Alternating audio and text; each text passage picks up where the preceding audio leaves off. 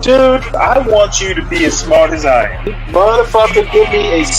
Dude, I want you to be as smart as I am. Motherfucker, give me a... Dude, I want you to be as smart as I am. Motherfucker, give me a...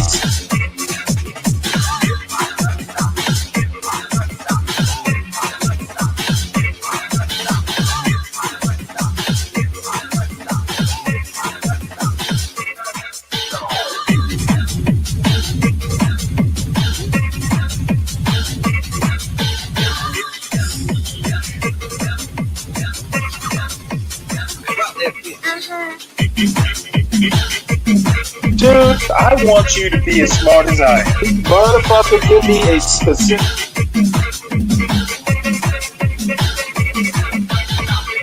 Dude, I want you to be as smart as I am. Motherfucker...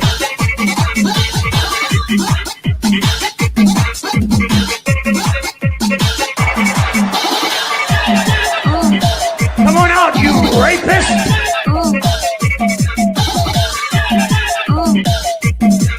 Dude, I want you to be as smart as I am.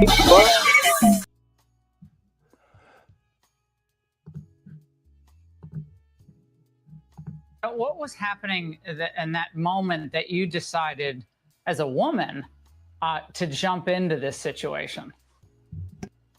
Well, everyone was standing around recording and egging it on and, you know, like cheering to them. And I kept waiting for the police to show up and waiting and terrified, you know.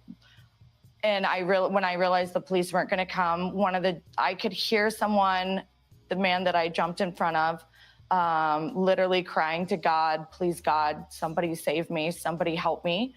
It was the third time he had been knocked down and kicked in his face over and over. Somebody had told me 57 times. They had counted through all the videos. And I knew that if I didn't jump in, if he had fallen down one more time, he would not have made it out alive. Did you know him, Holly? I'm sorry to interrupt. Did you know him? No, I had just met him that night, just a few hours before he came to the birthday party. And that's how I met him. So, Holly, you know, since Laura won't do an adequate job here. Holly, so you had a birthday party with him earlier. Why'd you call him person? You don't know his name? I mean, it made it sound like you just saw somebody getting beat up, you know, and you just jumped in because you're such a, you know, citizen, a concerned citizen, and saw a guy getting beat up. But it sounds like you were there before it started.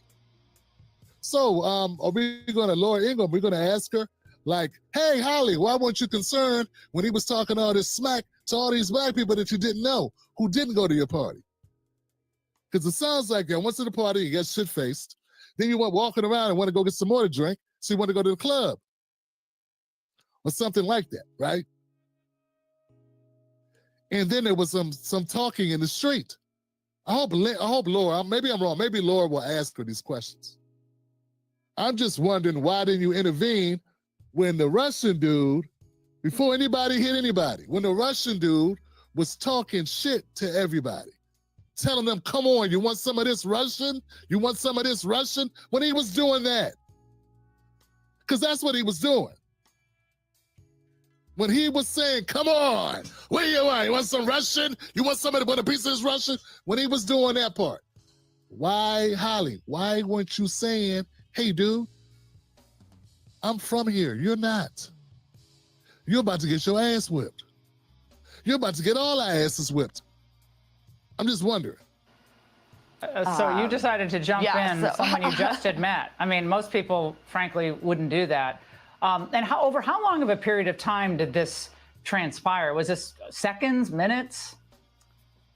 No, I want to say at least a solid 15, 20 minutes this was going on. I mean, the videos that you see are little short blurbs, but this was going on for so long. It was ridiculous.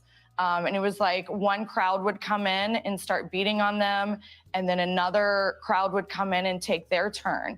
So it wasn't going to stop. It's not like one crowd came in and had their fun kicking them, then there would be more that would come join in. First and foremost, I just want to... Yeah, one of my biggest problems with this is she's not telling the truth. It's not exactly what happened. This Russian dude was egging on people. I mean, it's on film, Johnson. There were black people and white people that tried to break this up. She wasn't the only person trying to break it up. I actually saw the film of a white guy and a black guy in between them trying to break it up when this Russian dude smacked somebody. They were there like this in the middle of it, trying to calm it down, trying to de-escalate it. And the Russian guy, with a full of steam, hit somebody who he wasn't even engaging with. Like, he hit a third person. Of course, Laura won't bring that up because, well, the conservatives have already decided they want to spin a certain narrative, and the viewers are not intellectually curious in finding out anything more than they're talking as if these black people went hunting for white people. Well, that's not exactly what happened at all. It's not even close to what happened. The Russian dude was threatening. He wanted to fight. He was the one.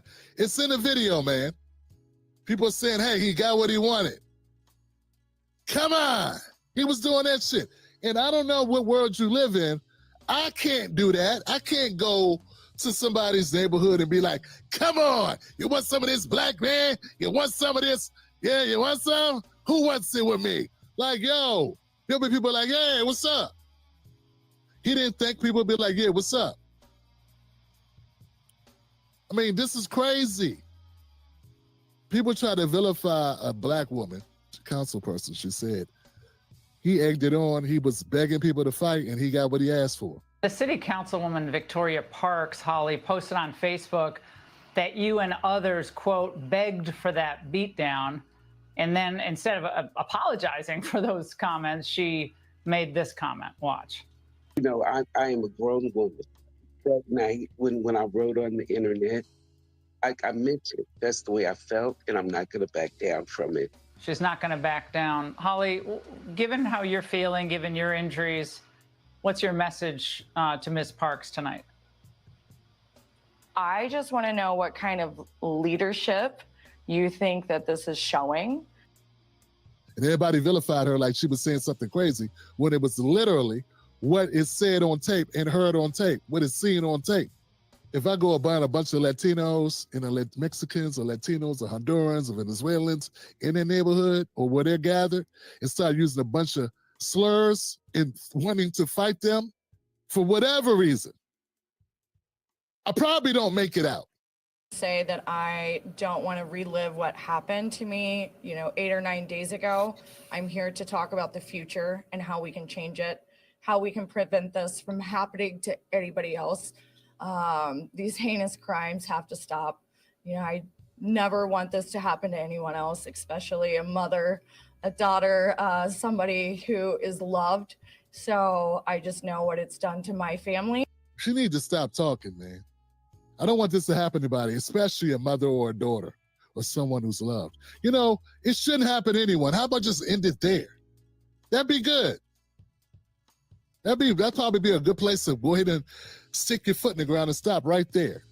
Pull the emergency brake, because it started feeling like you were fishing to say something a little bit different than that. And I don't want to read into it. I want to read into it, but you're leaving a lot of room to read into it. It shouldn't happen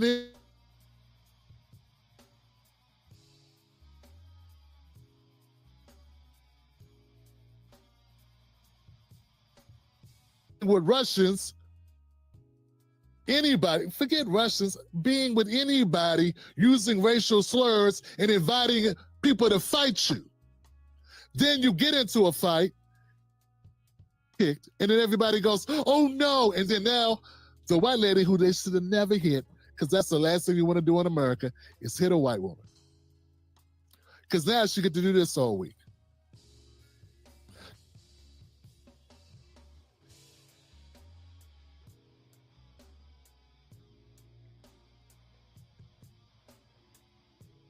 Oh, a black kid, the N-word a couple times. It's amazing what whiteness will do for you. Then it turns out she got a black boyfriend, and maybe it was all set up. I don't know what happens to that story. Let's keep going.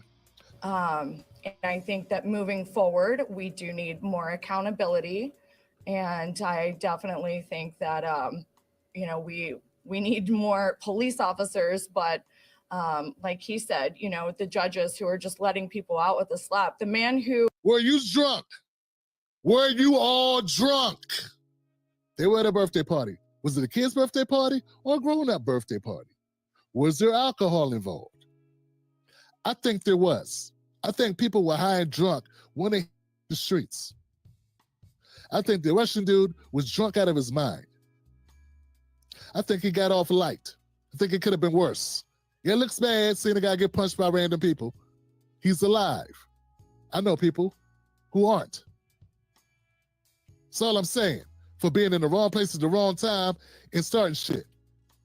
I think you were drunk. I think you could have made better decisions. No one, that doesn't justify someone sucker punching you. Sucker punching a woman is low anyway, man. Sucker punching a woman is low. And, you know, you should never do that. I can never condone such. And I definitely think that, you know, we need more police officers, but like he said, you know, the judges who are just letting people out with a slap. The man who attacked me and might have permanently damaged me forever. That you chose to get in the middle of men fighting. I don't know what the hell that was about. Can be my sister, man. I'd be mad at the guy that hit my sister. I'd also be mad you got into a fight with a guy you don't even know who started the shit. That's all I'm saying. It's like, I don't should never have been on the streets, ever. And the fact that he should have never been on the streets, ever. Jesus Christ, white lady. Ever? See, you got homicides or something? What'd he do? Would you have called the police and got into the middle to break up the fight to get the Russian dude off of the black guys? I mean, you just met him. So you don't, you know, so you want to protect the safety of all people, right? Just wondering, does the Russian guy have a history of violence? I mean, it just seems to me like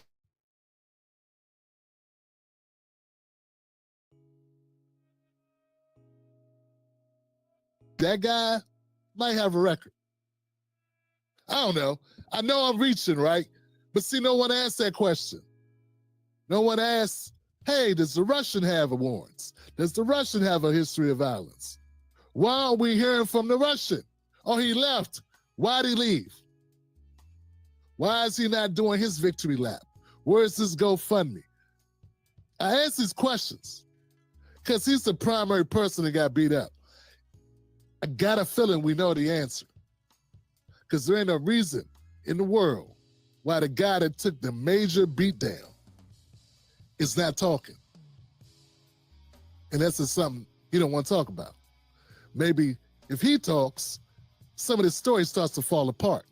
I mean, we are thinking people, right? We're not all born yesterday. Like, there's money to be made, right? Okay. Books to be written, movies to be written, maybe even. He ain't talking? I am so sad.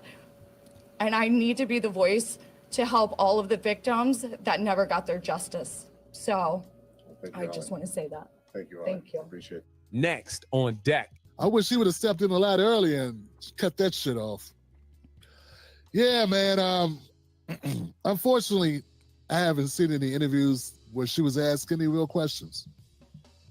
Everything that I've seen has been people pandering and saying, no one asking like, hey, so run it down for us. Explain to me what happened. I haven't even got a video where someone said, let's take this from the top.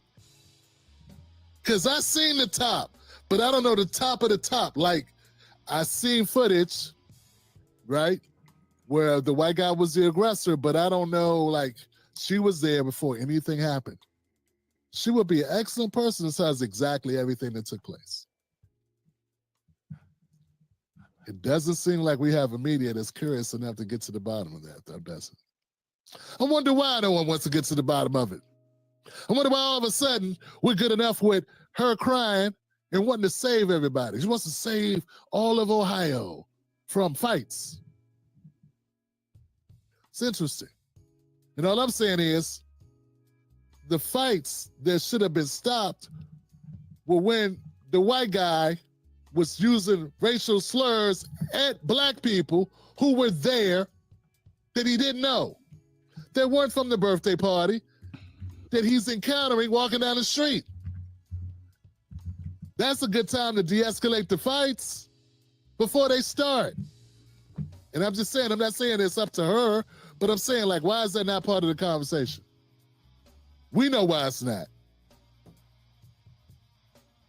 We know, but as I pointed out, there are things you don't do. Even with my friends, and we go somewhere together, and you start talking shit to a bunch of dudes, and don't get me wrong, I've been in bad situations like this. Somebody would go to a club, and it could be all black, and you do that shit, and you put us in a situation where we got the whole club running us out the club. Whole bunch of guys we don't know running us out the club, and we running for our lives because this guy went in running his mouth. Now, there are people watching this that don't understand at all how shit go in the hood. They talk a lot, though. They got a lot of conversation from their limited experience. And all I'm saying is, the reason why the cops came and did not treat this like the end of the world, because there were no casualties. There were no casualties. And they see fights all the time.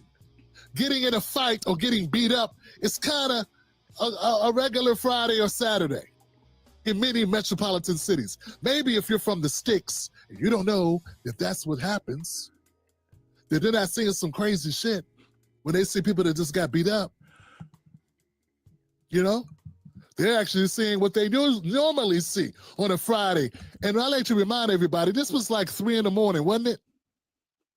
Wasn't this in the wee hours of the morning? This wasn't 7 p.m. Eastern time or 7 p.m. with the dusk. People are, you know what I'm saying? I'm just painting a picture here. There's no way to convince anyone that a person unarmed should be punched in the face by someone who, when she wasn't doing, you know, there's no way to convince anybody of that. I'm not trying to do that. But what I am saying is they're leaving out a lot of stuff. And I just want to know, why would they leave it out? She wasn't the aggressor. Why not tell the whole story? There's a reason why they won't talk about how it happened. They won't talk about, you know, the racial slurs. They won't talk about, come on, who wants some of the big Russian? They won't talk about that part. Because all of a sudden now, everyone can't be sad and sappy about it. It's just frustrating that we had this type of media, but this is what you get. I tell you, man, it's a beautiful thing to watch Trump's push to get black people to vote for him go up in smoke behind this story. And I still don't think Vivek Ramaswamy will be governor of Ohio. He's doing his best to try to win votes on it, though. We'll see what happens. All right. Let me know what y'all think in the comment section below. It's one of them polarizing stories, man. But at the end of the day, don't punch women in. Good morning, everybody. Welcome to Stanley versus the World. And, you know, I actually kind of moved on from this Cleveland story, mainly because, you know, it's funny. I talked to an Uber driver day before yesterday who happens to be from Cleveland. And he said his mother didn't even bother calling him about this story because he said stuff like this happens all the time in Cleveland. So for the people who live in Cleveland, apparently, you know, this is a Saturday night, which struck me as odd. But I don't know why this story, well, it's obvious why this story caught traction because the way I first saw it, it was just like, you know, the black folk just kind of randomly, you know, started fighting. And I know I was asked by someone who shall remain nameless, well, Stanley, why aren't you talking about the Cleveland story? Well, for once in my life, I actually waited for the story to develop instead of jumping in with both feet. And it turns out that, you know what? There were problems on both sides of the racial divide in this case. I mean, what idiot? And I've actually partied with Russians years ago at a Hooters. Me and some of my friends were there for some ungodly reason because Hooters is just a dreadful, a dreadful food. And, you know, you only go there for the Hooters, I guess. But for some reason or another, we wound up going there. And there were a bunch of Russians, and we wound up, you know, sitting around a table, all drinking vodka and getting drunk. You know, Russians, it seems like their culture has like kind of the same idea of machismo that that Hispanic culture does. And it does not surprise me that some Russian gets drunk and you know, gets a bunch of liquid courage. But what fool is in, you know, a whole crowd of drunk black folks and starts doing something like that, and then he delivered the first slap. And what, you know, the retribution was probably, you know, definitely asymmetrical. However, you know what? I bet he won't do it again. And that part not being presented by Laura Ingraham is not surprising. But what's more surprising is how quickly, you know, I thought in the anti-black YouTube spaces, this was going to become another Shiloh or another Carmelo Anthony type thing where they do 80 shows analyzing it, you know, 3 ways from Sunday, except it's all, you know, anti-black. Well, they can't do it. You know, basically the one who dealt it wasn't black, so there goes the story. Poof. We can't be anti-black because the blacks didn't start it. They finished it though. So Tim Black's analysis was pretty funny. So that's why I showed it at all. So what has been done to curb incidents like this? Well, our dear leader Trump has the solution. And this is we watched the news conference that he did, or press conference that Trump did yesterday, and I'm not going to rehash all that. I want to play this story, probably not the whole part of it, but inside Trump's decision to deploy the National Guard in DC. Now, my only criticism is that I would think deploying the FBI and, you know, all the parks, the Park Service police and that sort of thing would be enough. But it turns out that Trump commandeering the DC Metro Police, I think he can only do that for like 48 hours or something like that, without Congress having to actually get in there and approve it. So I'm guessing that's why he did the National Guard. He can deploy them longer, but even after 30 days or whatever, maybe it's 90 days, I can't remember. But at some point, Congress has to get in there and approve funding and that sort of thing. So I'm interested to see if Congress actually gets in there and extends this sort of thing. Now, the funny thing is if the bill, something like that, gets to the Senate, I think they're going to need 60 votes to do it. And it's going to be interesting to see whether they have 60 votes. I have a feeling it's not going to even get to Congress, because I thought the House of Representatives is in recess. So I don't know how this is going to work out, but let's listen to this story. And then my buddy Lady Boulay has comments, and then I'll give my thoughts on it after Lady Boulay. You're listening to Inside Trump's decision to deploy the National Guard in D.C., a news story written by Matt Visor, Emily Davies, and Perry Stein, and read by an AI-generated voice.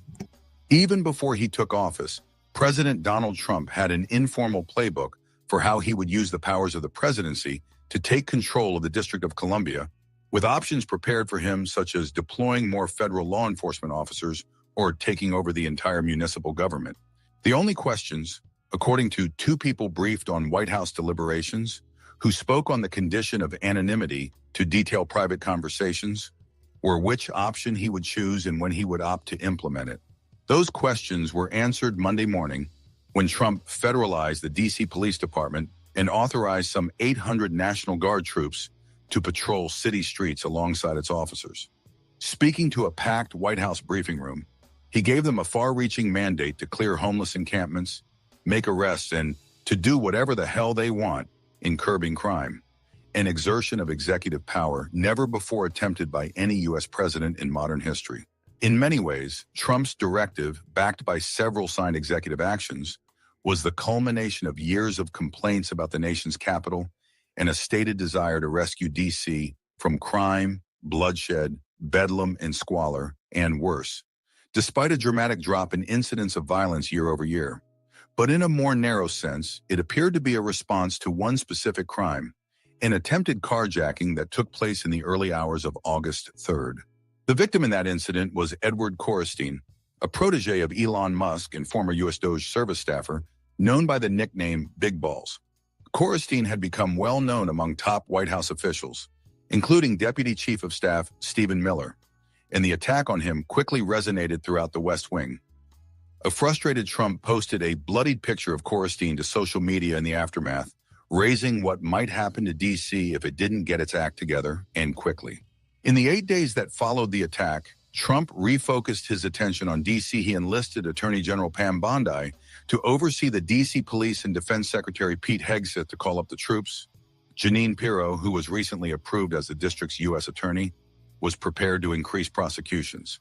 We will have full, seamless, integrated cooperation at all levels of law enforcement and will deploy officers across the district with an overwhelming presence, Trump said Monday during a lengthy news conference. A White House official, speaking on the condition of anonymity to offer additional context, said that the attempted carjacking of Korestein underscored the importance to what had been a long-standing promise from Trump to address crime in Washington. He had walked up to this line before, threatening a takeover during the summer of unrest in 2020, but D.C. officials talked him down with warnings that such a heavy-handed and unprecedented approach would only exacerbate tensions in the city.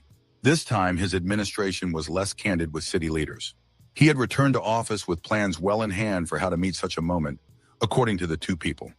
That playbook for asserting more control ranged from leveraging federal resources to ending home rule altogether.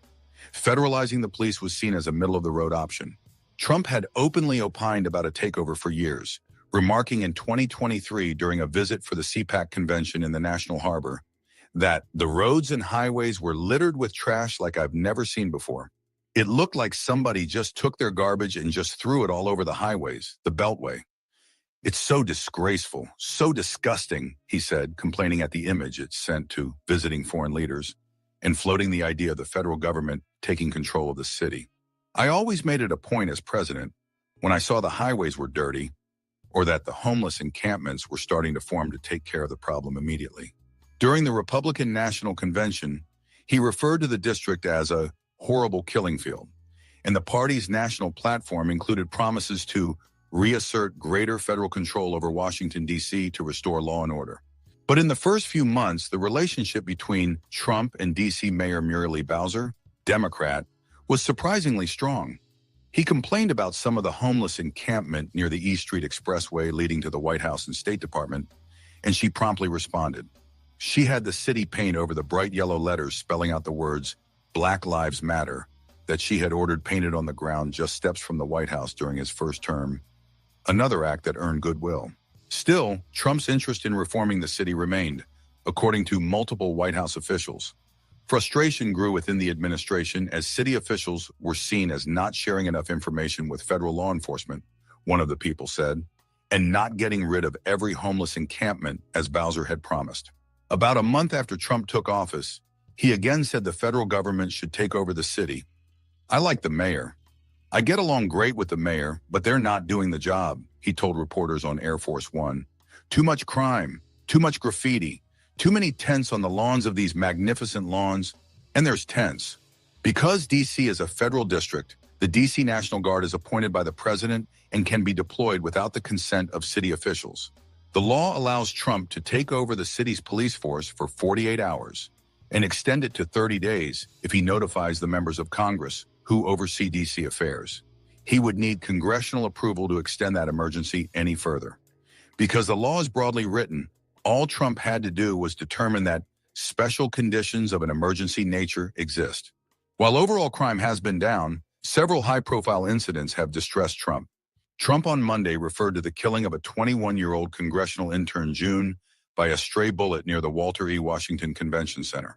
He mentioned Mike Gill, 56, a former D.C. election official who was shot and critically wounded last year in downtown Washington during an hours-long crime rampage in the district in Maryland.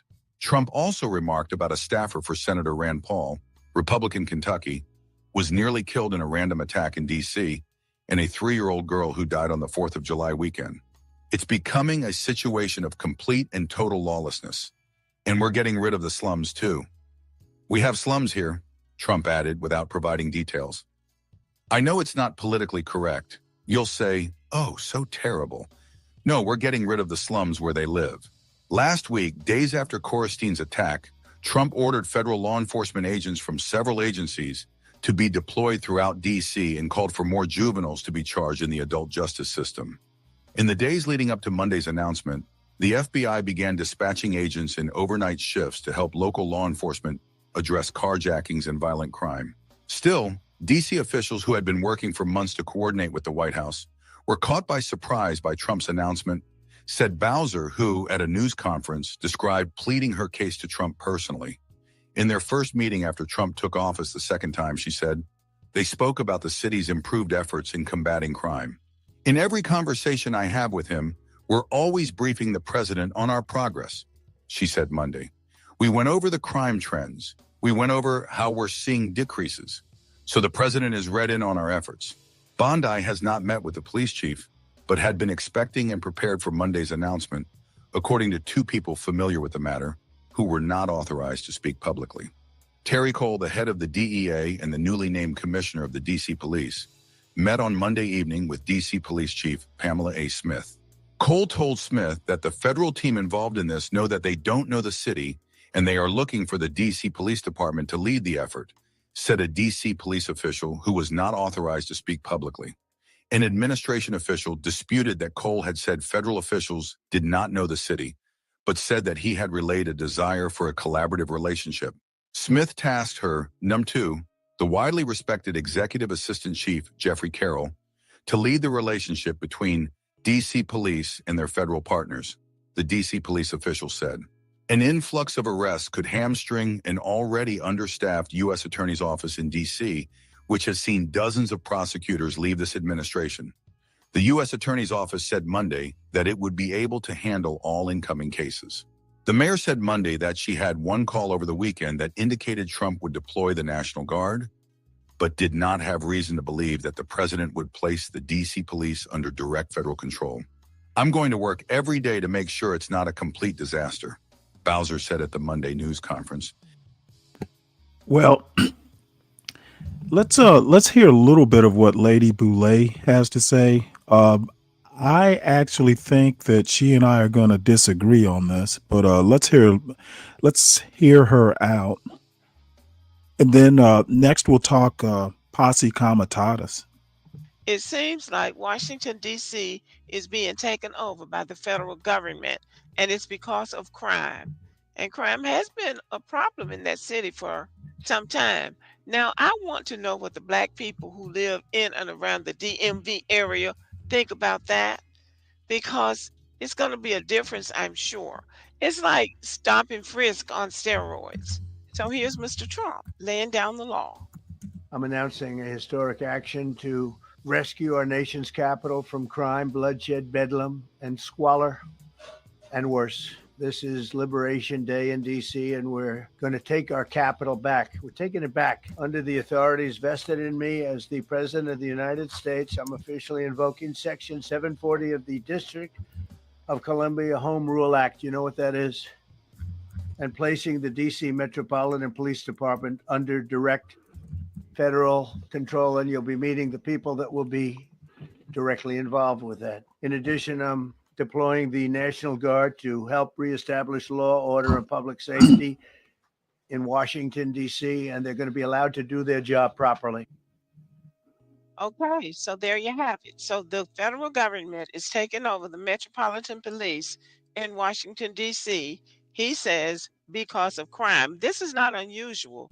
They take over school boards, they take over city governments all over the country. This is just the first time they've taken over Washington, D.C. But this is something that they do. This is what they do when things don't go the way they want them to go. And remember, in Washington, D.C., there are probably contracts and things that the mayor of Washington, D.C. has that she can make decisions about who gets the contract or who gets the job. And see, they want those jobs. These Republicans, these right wingers, they want all the jobs. They want to make the decision about who gets the jobs. Now, I don't know if that's involved in this particular move, but it would not surprise me if it was, because Well, the problem with that comment is it's kind of straying from the problem. Bottom line is that crime has come down in DC and other big cities, but it was a matter of crime was horrible and now it's just too high. Okay, just because crime has come down doesn't mean that crime isn't high. And DC in particular, for a city of its size, it is really bad. And to be honest, I don't really have that much of a problem with what Trump did. As a matter of fact, for several odd reasons, and probably I'll be the only one to say this, but Democrats haven't been able to make a city like DC livable. DC is a beautiful city, and that you actually have to have this level of crime, even though it's come down in the US Capitol, it is a problem. Okay. And I can guarantee you that Trump has probably been somewhere and, had people just, foreign, like, ambassadors and, foreign representatives go, hey, what's up with your city? We can't go out at night. And that's got to be embarrassing for a president. He lives there. So, I've heard several different versions of this, but the bottom line is that crime is too high, even though it's come down. And then all of a sudden you get, people in your own administration attacked and carjacked and stuff like that. Well, you know what? To be honest, if I were Trump, I'd probably do the same thing. So now the interesting thing is going to be getting rid of the slums. I await John's analysis of this. I'm hoping this doesn't affect John's livelihood. Because if all the homeless are herded out, who's going to be renting John's rooms? So I think John does have a show scheduled for this afternoon. I will definitely be awaiting eagerly his reaction to this. But DC is not a state, okay? And they have home rule by legislation. There is nothing in the Constitution that says that Trump can't, and that home rule law can be overturned. I don't know if it's possible, given the composition of Congress right now. And, the residents of DC probably wouldn't enjoy having home rule overturned. because they don't have representation in Congress. They're one delegate, Eleanor Holmes Norton. I think she's still the representative in Congress. She doesn't have voting power. So they really are taxed without representation, but it's the District of Columbia. It's not a state. Trump can do what he did. And quite frankly, if there's interest convergence, with contracts and stuff like that, if it converges with the interest in lowering crime, it is what it is. This is going to be probably the one time where I just don't have a problem with Trump doing it. And as a matter of fact, I'll get beat up for saying this, but you know what? He ought to take this traveling road show to some of the other big cities. And the thing is I have said before that, some of these Democratic cities are in Republican states. And if the crime is actually high, and instead of just being all partisan and blaming the Democrats, if you have the power to do something about it, do it. And I am not so much of a Democrat that I can't say, hey, y'all aren't doing the job. If the president has the means and the forces, do it. Now, the problem is that this can't last forever unless they overturn the home rule thing. But it can make an impact, and this can be done again. And it's not like this wasn't pre-planned. He knew what he was going to do. That's why it was so organized. He literally laid out his plan yesterday in that press conference. And you know what? All his little 10 soldiers knew what to do, know what to do, will implement it. And I don't know what to say other than, you know what, this might need to happen in some of the other bigger cities. Now, LA,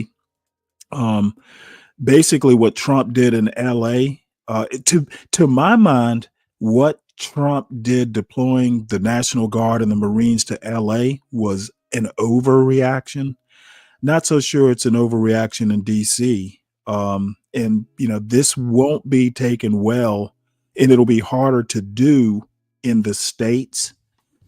But I don't have a problem with what Trump is doing here. They do this routinely.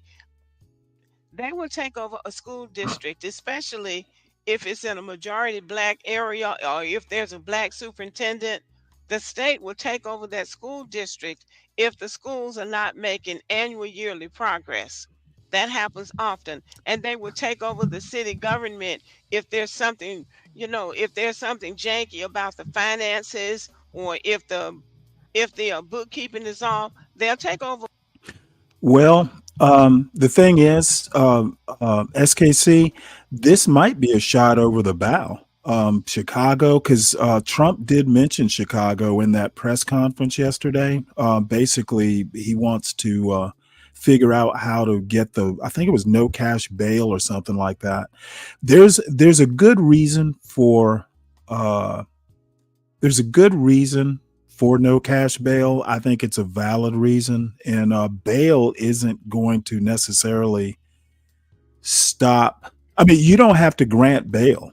Okay, no cash bail really to me isn't a problem. If there's a high chance that this person is going to skip out or commit more crime or something like that, or it's an egregious or heinous crime, you don't have to grant bail at all. So I do think this is a shot over the bow. Hey, Chicago, hey, New York, if you don't want to be taken over like DC, then you probably need to go ahead and redouble your efforts. To me, this is a shot over the bow. He can do it in DC easily, and he's got the type of Congress. There's a good chance he might be able to make it permanent or overturn home rule.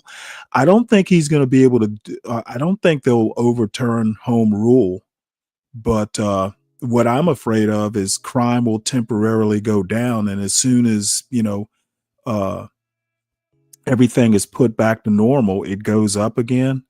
The only thing is now they know that Trump can do it. So I also may have a problem with charging juveniles as adults.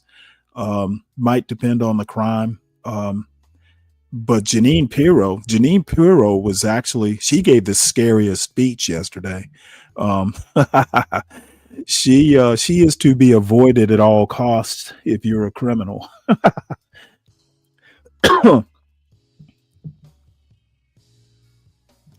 uh, Next step is to acknowledge the majority minority culprits. I don't even know what that means, SKC. You mean the next step is to be an anti-black black? Well, no, that's not going to happen. So let's hear a little bit more of what she has to say. Maybe she'll get a firmer hand on the tiller of her commentary. Over a city government, they'll take over county government, they'll take over a school system, at least for a period of time. So it's done in other parts of the country, and this just might be the first time they've done it in DC. Now, I don't know how long he plans to have this particular action in place, but these things are legal under certain conditions. But again, I would like to know what the people that live in that area think about that. I can't believe that this is something that they want to happen. I can't believe that. But this is a part of that Project 2025, and this is a part of the mindset of these people that are in control now. That's their mindset. And they don't really pick and choose. They will go after anybody. And in this particular case, it's these cities, these large cities, because they say they might take over other cities like Baltimore, Oakland, and Houston, where crime is running rampant, they say. They say. And Houston is in a red state. So that means he's going to take over a city in a red state. And that would be unusual. But we shall see. But anyway, I read this article and I'll share some of it with you. Trump deploys National Guard to D.C., moves to take over city's police department. President Trump deployed National Guard troops to Washington, D.C., and placed the city's police department under federal control, launching an unprecedented effort to take charge of the nation's capital. And this is not just about policing. I know we know that. It's not about just policing, but policing is probably a part of it.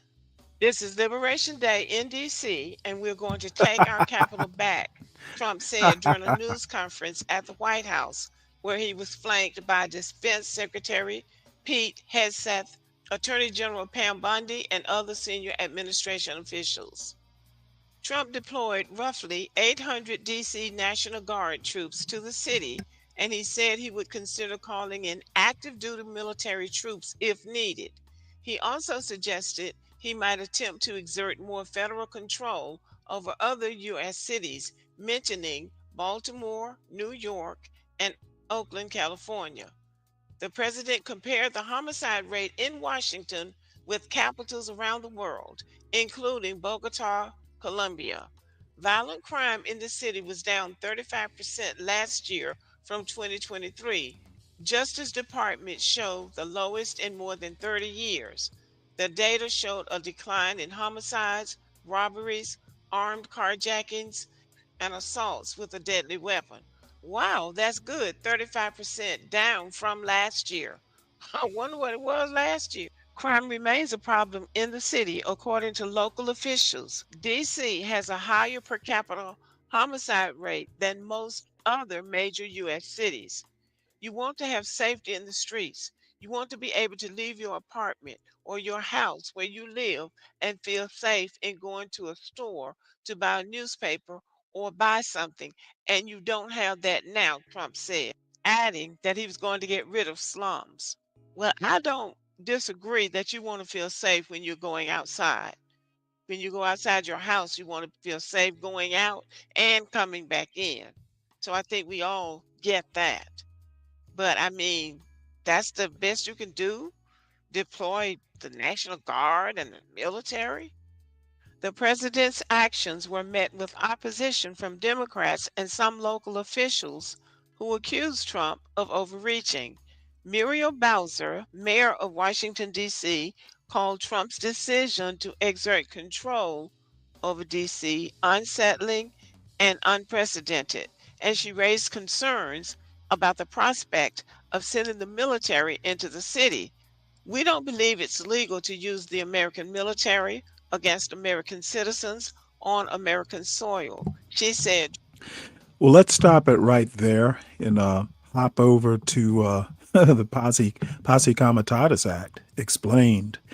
This is from the Brennan Center for Justice. um, the law generally prevents the president from using military as a domestic police force. The Posse Comitatus Act bars federal troops from participating in civilian law enforcement except when expressly authorized by law.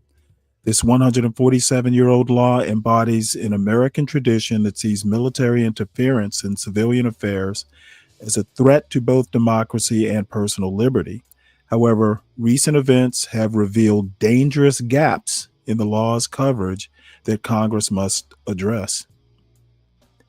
What does the term posse comitatus mean? In British and American law, a posse comitatus is a group of people who are mobilized by the sheriff to suppress lawlessness in the county. In any classic Western film, when a lawman gathers a posse to pursue the outlaws, they are forming a posse comitatus. The Posse Comitatus Act is so named because one of the things it prohibits is using soldiers rather than civilians as posse comitatus. I do actually wonder whether the guard should have been called out. I think I think deploying, the federal law enforcement might have been enough, but Trump likes to do everything grand. I'm hoping maybe that ballroom can double as housing for for the National Guard.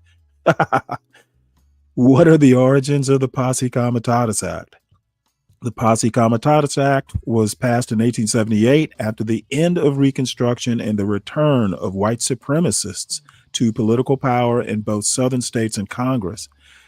Through the law, Congress sought to ensure that the federal military would not be used to intervene in the establishment of Jim Crow in the former Confederacy. Yeah, we don't want the federal troops back down protecting them black folks. Despite the ignominious origins of the law itself, the broader principle that the military should not be allowed to interfere in the affairs of civilian government is a core American value. It finds expression in the Constitution's division of power over the military between Congress and the president, and in the guarantee of the Third, Fourth, Fifth, and Sixth Amendments, which were in part reactions to abuses committed by the British Army against American colonists. Today, the Posse Comitatus Act operates as an extension of these constitutional safeguards. Moreover, there are statutory exceptions to the law that allow the president to use the military to suppress genuine rebellions and to enforce federal civil rights laws. What does the Posse Comitatus Act say? Consists of just one sentence. Whoever, except in cases and under circumstances expressly authorized by the Constitution or Act of Congress, willfully uses any part of the Army or the Air Force as posse comitatus or otherwise to execute laws shall be defined under this title or imprisoned not more than 2 years or both. Ooh. In practice, this means that members of the military who are subject to the law may not participate in civilian law enforcement unless doing so is expressly authorized by a statute or the Constitution. Are all members of the military covered by posse comitatus? No, only federal military personnel. That's hence the National Guard. Extends the same rule to Marines, Navy. What are the main statutory exceptions? There are many statutory exceptions to the Posse Comitatus Act, but the most important one is the Insurrection Act. Under this law, in response to a state government's request, the president may deploy the military to suppress an insurrection in that state. In addition, the insurrection allows the president, with or without the state government's consent, to use the military to enforce federal law or suppress a rebellion against federal authority in a state. Now, the interesting thing, if I'm correct, and I may not be, but the DC National Guard literally is under the control of the president, probably through the Defense Department. So he doesn't have to worry about, any governor having to authorize or anything like that. He does it. He can. There are no checks really, other than Congress. What are the constitutional exceptions to the Posse Comitatus Act? There are no constitutional exceptions to the Posse Comitatus Act. What are the weak points? You know what? I'll drop this link into the chats. How have these loopholes?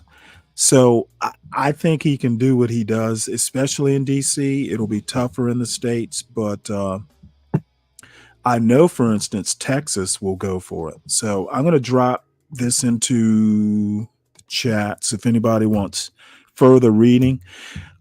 This actually came up on Sharon Bracey's show yesterday. Hood Servative was up there, and of course, Hood Servative always offers his unique blend of anti-woman and just plain misanthropy to come up with weird comments. But this is one of the few times I didn't disagree with everything.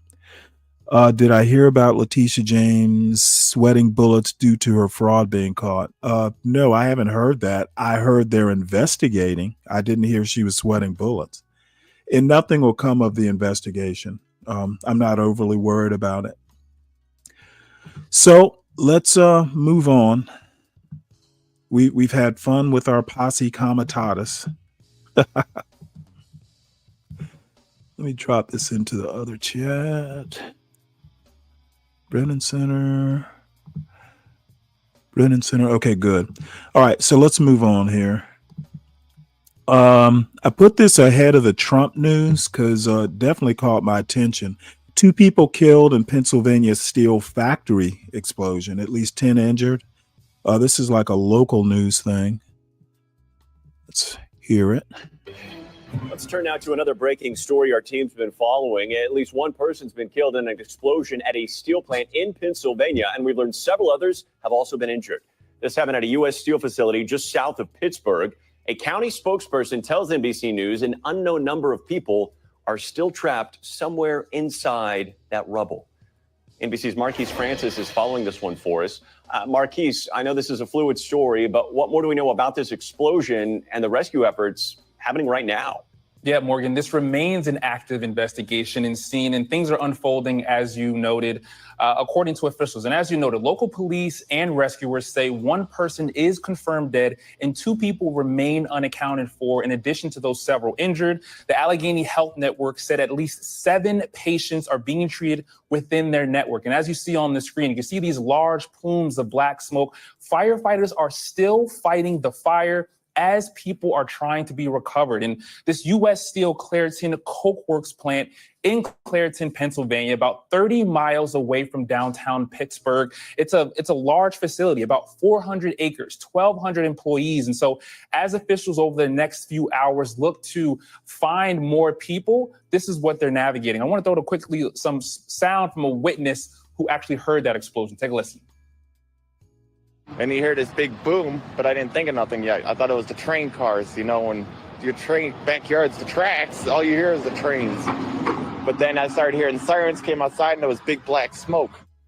And according to the Associated Press, this explosion happened this morning at around 10:50 a.m. And we know that Governor yesterday morning has been briefed on it. He sent out a tweet where he extended his condolences and asked to help people to be able to clear the area so officials can continue to search it. Senator John Fetterman has also been on the scene this morning, but this continues to be an active scene, and we will obviously update you as we learn more and more information. Morgan? The only thing I have to add is U.S. Steel was recently purchased by Nippon Steel. So I'll have a look out for any reactions from their new owners. Says here that nearly 1,300 people work at the plant each day. It's the largest coke manufacturing facility in the country, according to the company's website. So Just a note, most of these links, except for the Brennan Center, which I dropped, most of these links are in the show notes if anybody wants to follow up. And then I put this ahead of Trump news, but it's indirectly Trump news. Supreme Court formally asked to overturn landmark same-sex marriage ruling.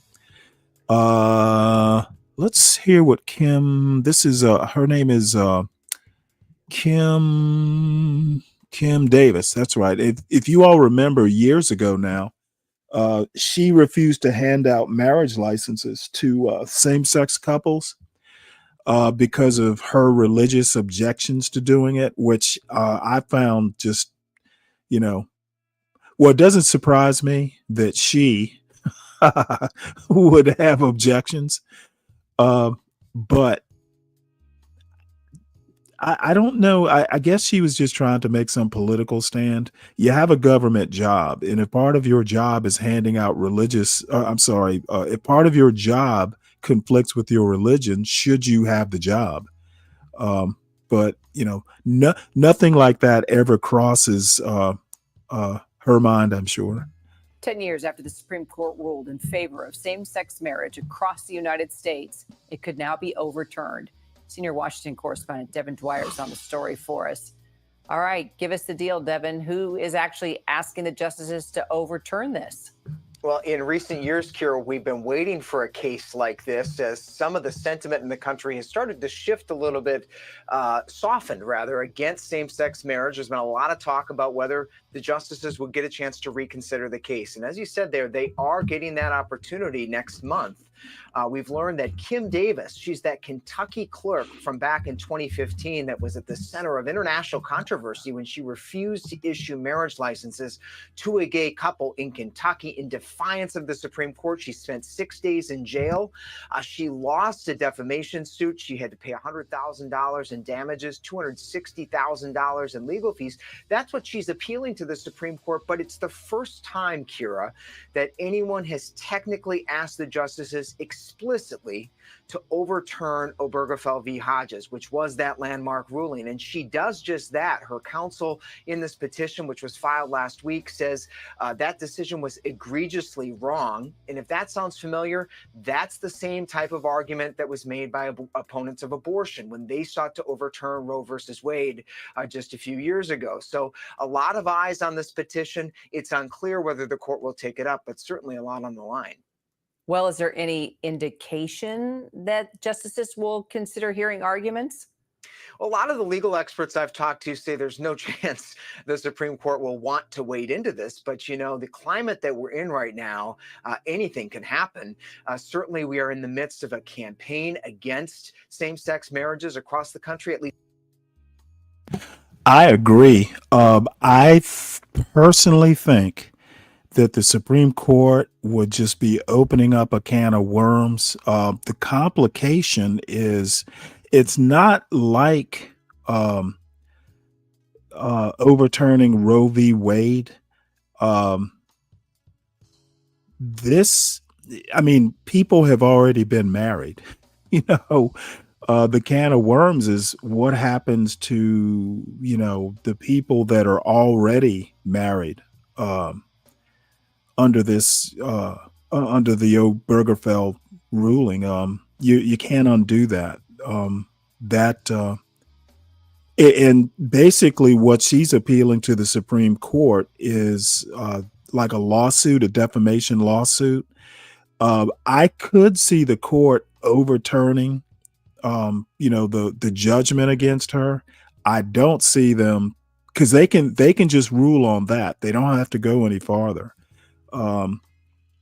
I don't know why they would want to touch this.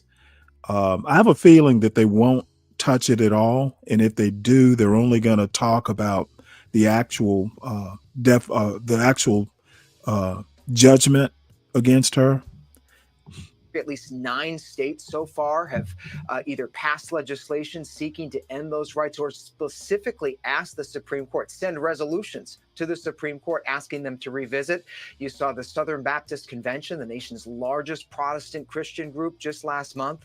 They voted to make overturning Obergefell a top priority. So there's a renewed effort by activists in this space to try to get the attention of the Supreme Court. And a lot of them, Kira, are pointing to comments by Justice Clarence Thomas, the senior conservative, who after the Dobbs decision, the one that overturned abortion rights in this country, he said in his opinion that he thinks it's time to take a look again at marriage rights. So anything can happen. It's on the table, but most legal experts think that the chances are less likely than not, Kira. Got it. Devin Dwyer, thank you. You bet.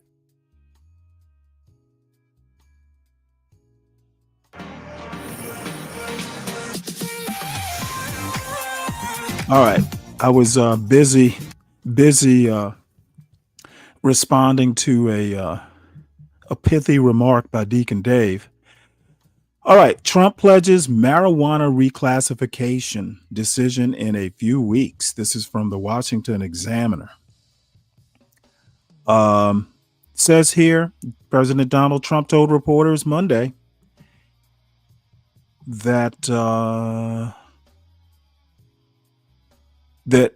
his administration is considering reclassifying marijuana as a less dangerous drug and should have a decision in the coming weeks.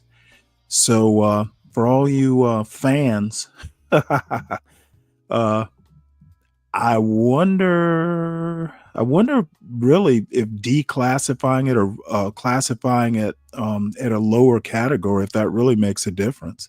I don't see it being sold in Georgia anytime soon. So what does it matter?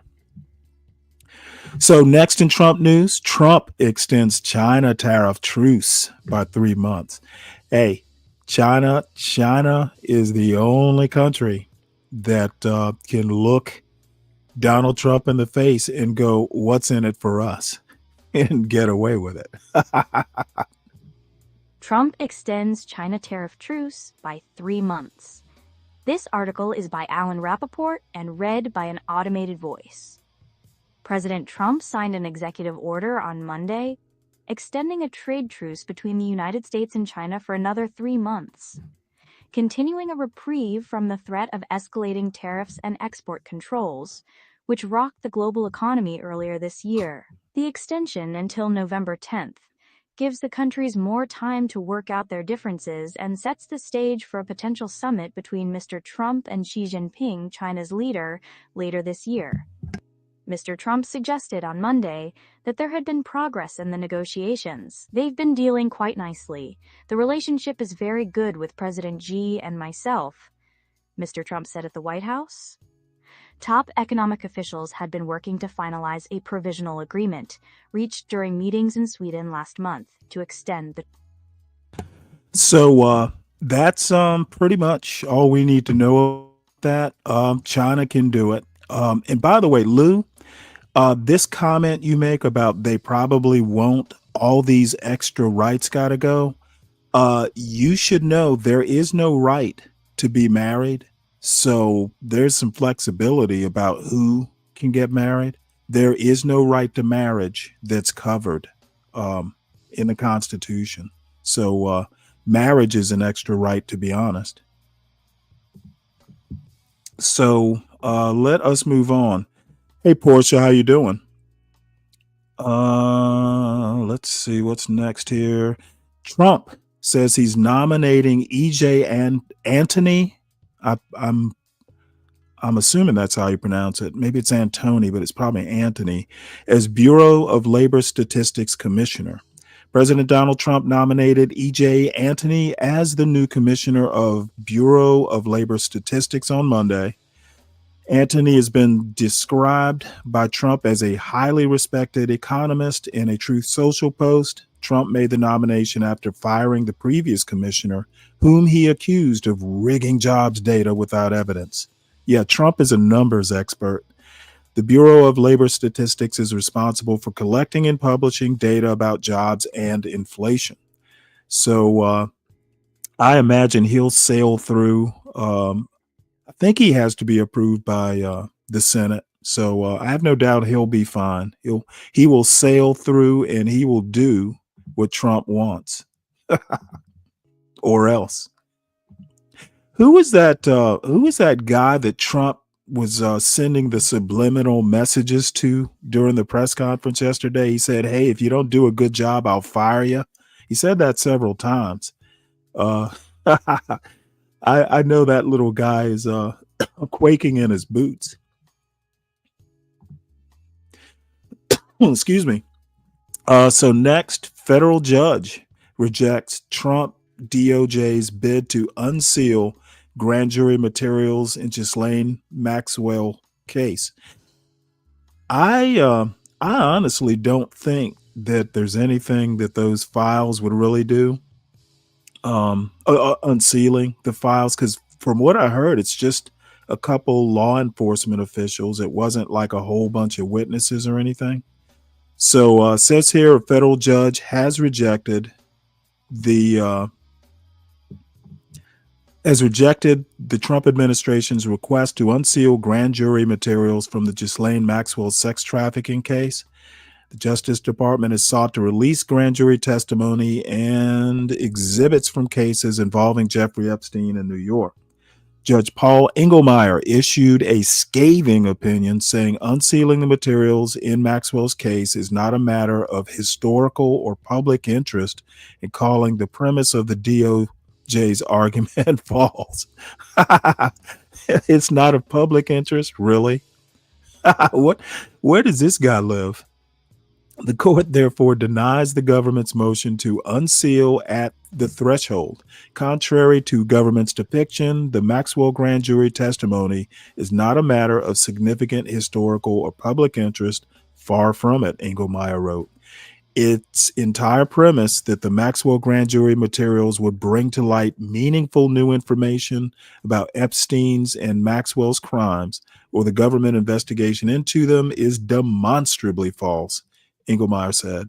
The judge also pointed to the fact that much of the grand jury material that the DOJ is seeking has already been public and was presented during Maxwell's trial in 2021. It consists of garden variety summary testimony by 2 law enforcement agents, and the information it contains is already almost entirely a matter of longstanding public record, principally as a result of live testimony by percipient witnesses at the 2021 Maxwell trial. So I haven't heard any pushback from this. I will anxiously await. I already noticed that a lot of this Epstein stuff is starting to ebb, and I also heard that I heard this third hand, so I don't know if it's actually true or not, but I heard that someone contacted Joe Rogan and asked him to stop talking about the Epstein stuff. What aboutism, Lou? The Constitution doesn't give you the right to vote either. Laugh, laugh, laugh. So what? I don't see what your point is with that comeback. It is true. You have no right to be married. So if by extra rights you meant the right to vote, actually, have you ever heard of the 15th Amendment? The Constitution does give you the right to vote, and the 19th Amendment. Have you ever heard of those 2 amendments, Lou? Laugh emoji, laugh emoji, laugh emoji. Get it right, Lou. Get it right. If you're going to come back with a pithy comment, come back with a pithy comment, not ignorance. So let us move on. I expect better from you, Lou.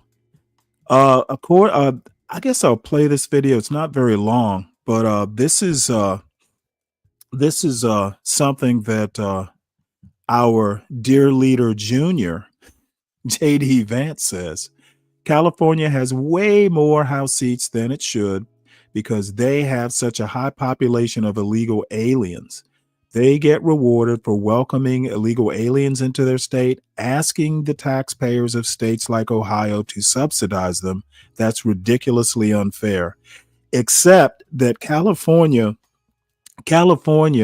probably subsidizes Ohio, not the other way around. These New York, California, blue states tend to actually be revenue generators. And there are a lot of red states like Kansas that are revenue takers, Mississippi, that sort of thing. So once again, while he may be right in a way, he's not telling us the full picture. So let's see what he has to say. It's just 50 seconds.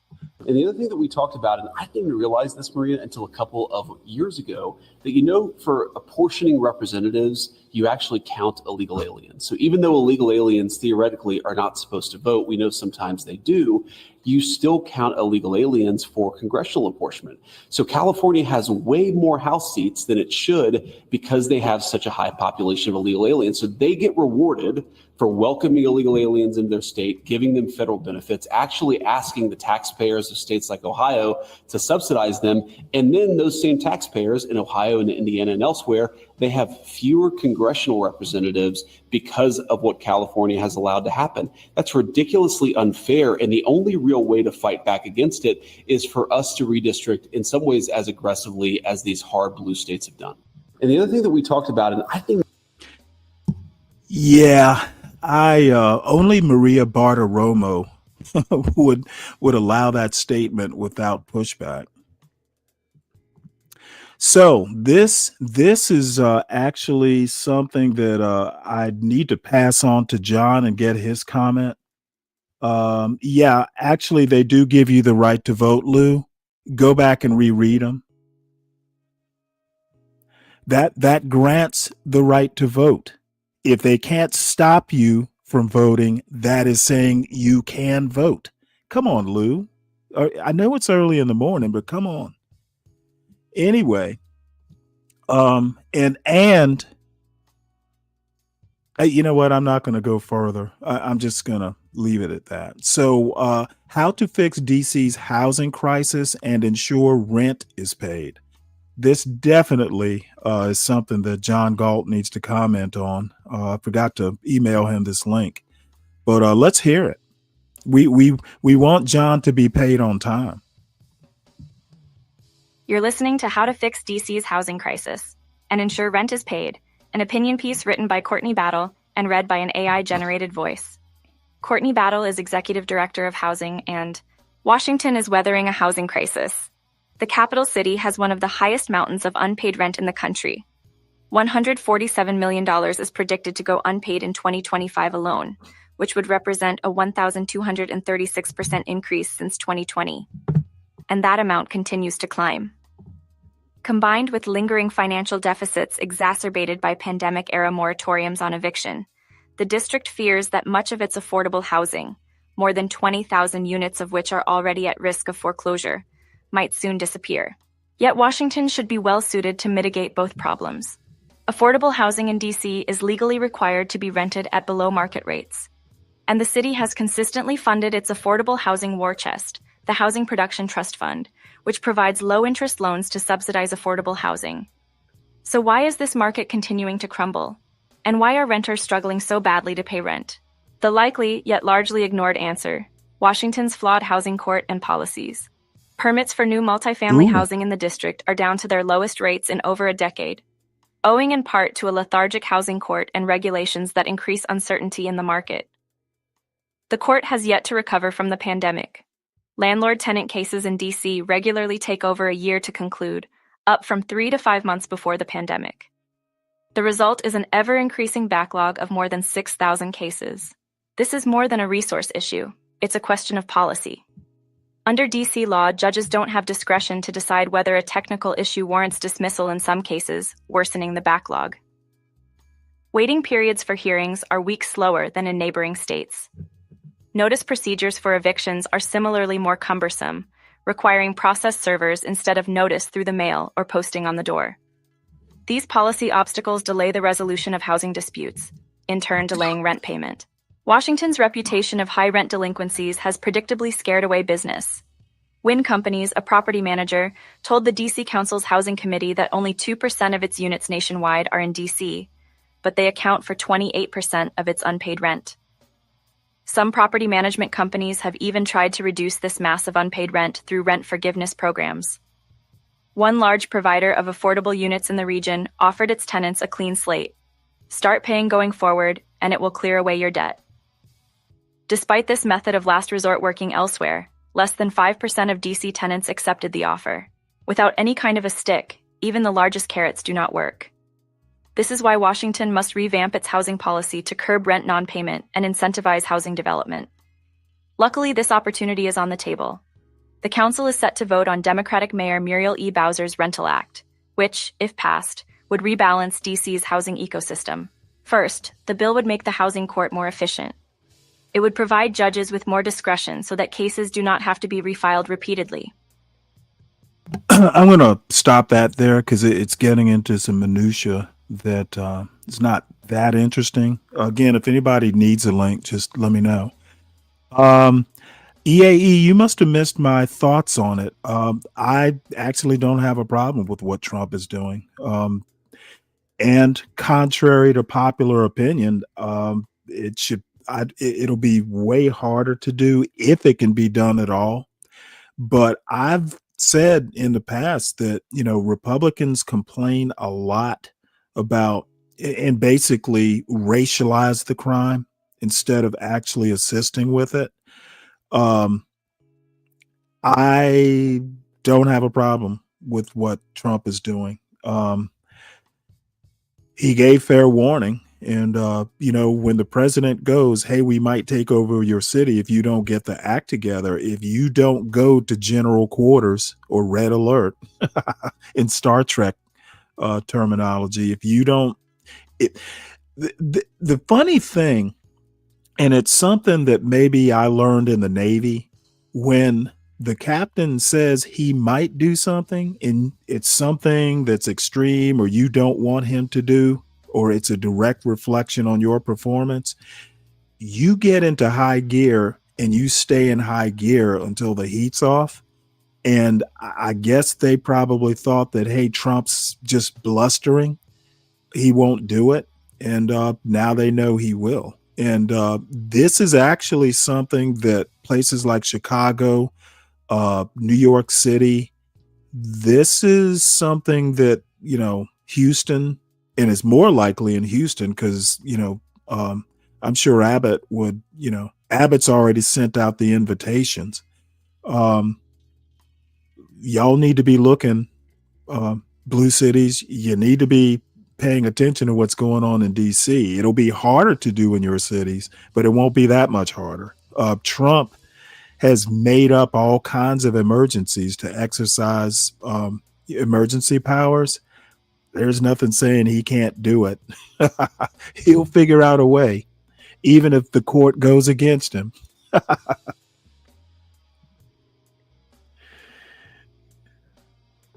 What? Do we have the right to walk around naked? You know what? I think you have the right to do it. Now, you don't have the right to do it where it's going to offend people. So it depends on what where you walk around naked. If there are no complaints, then I guess you have the right. And the funny thing to this point, EAE, there are probably people in the hood, including John Galt, who have no problems with it. Why didn't you do it before? So, I don't know that I agree with every detail, but you know what? No one else is doing shit about it. And just because the crime rate has come down 30% or whatever the number is, if you're at 100% something and it falls 30% to 70 something, it's still too high. Even though it's coming down, it's not coming down fast enough, etc. So I just don't have a problem with what he's doing. As long as he can exercise restraint, as long as they're not, killing people for stealing bubble gum, or something extreme like that. I might have a problem with charging, kids as adults. And I think that Janine Pirro is like as she sobers up, she's getting angry. So, hopefully crime comes down, because you don't want a sobering up U.S. attorney throwing the book at you. When she's drunk, the book might miss you, but if she's angry sober, you might be in trouble.